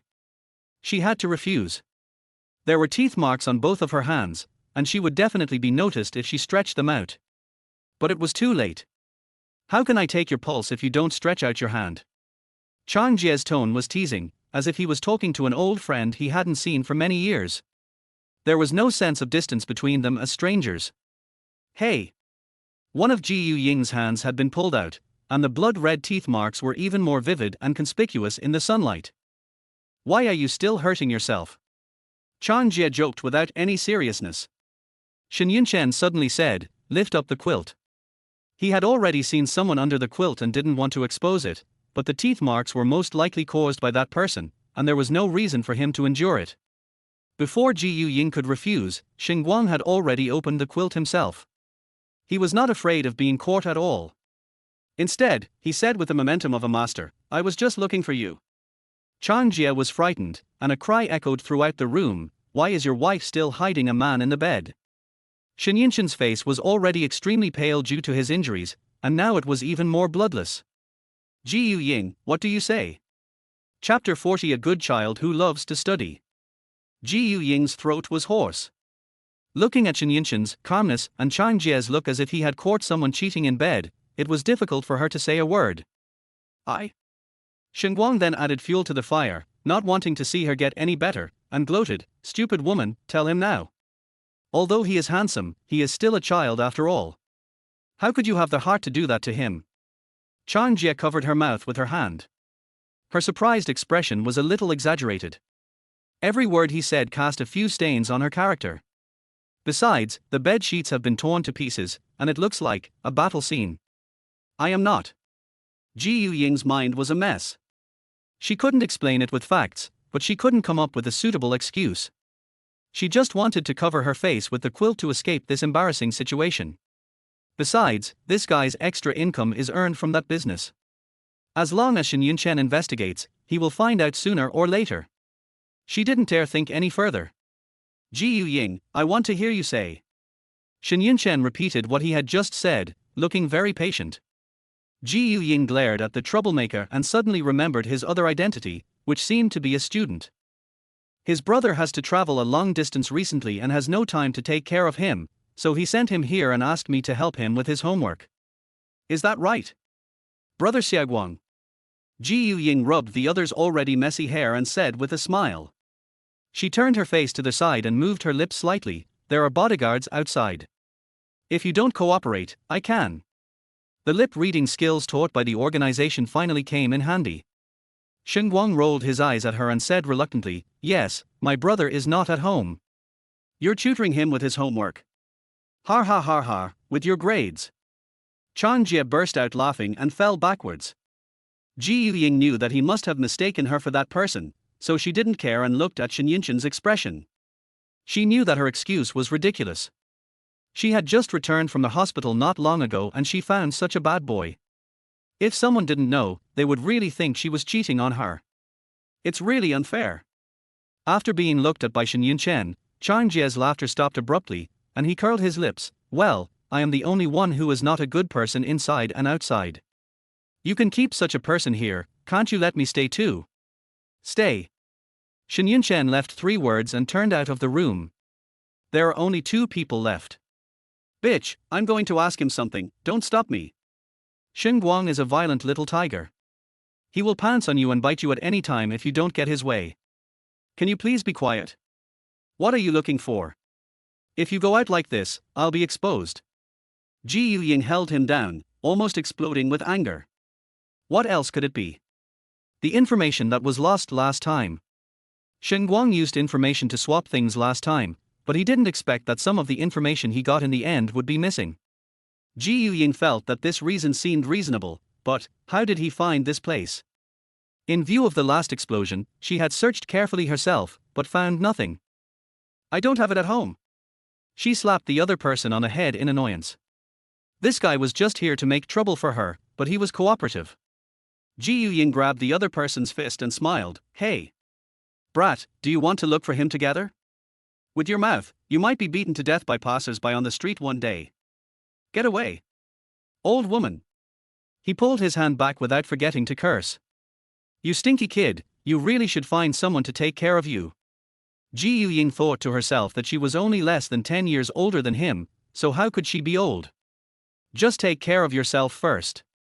Shuiguang put his hands on his waist, looking like a young man with all his energy, but without any of the aura of a killer or stability. He seemed to have taken those words to heart, and 5 minutes later he turned back and asked her, "What did you mean last time?" His tone was still as sarcastic as before. "If you provide me with any clues, I can go find the things, take a look at them and give them back to you."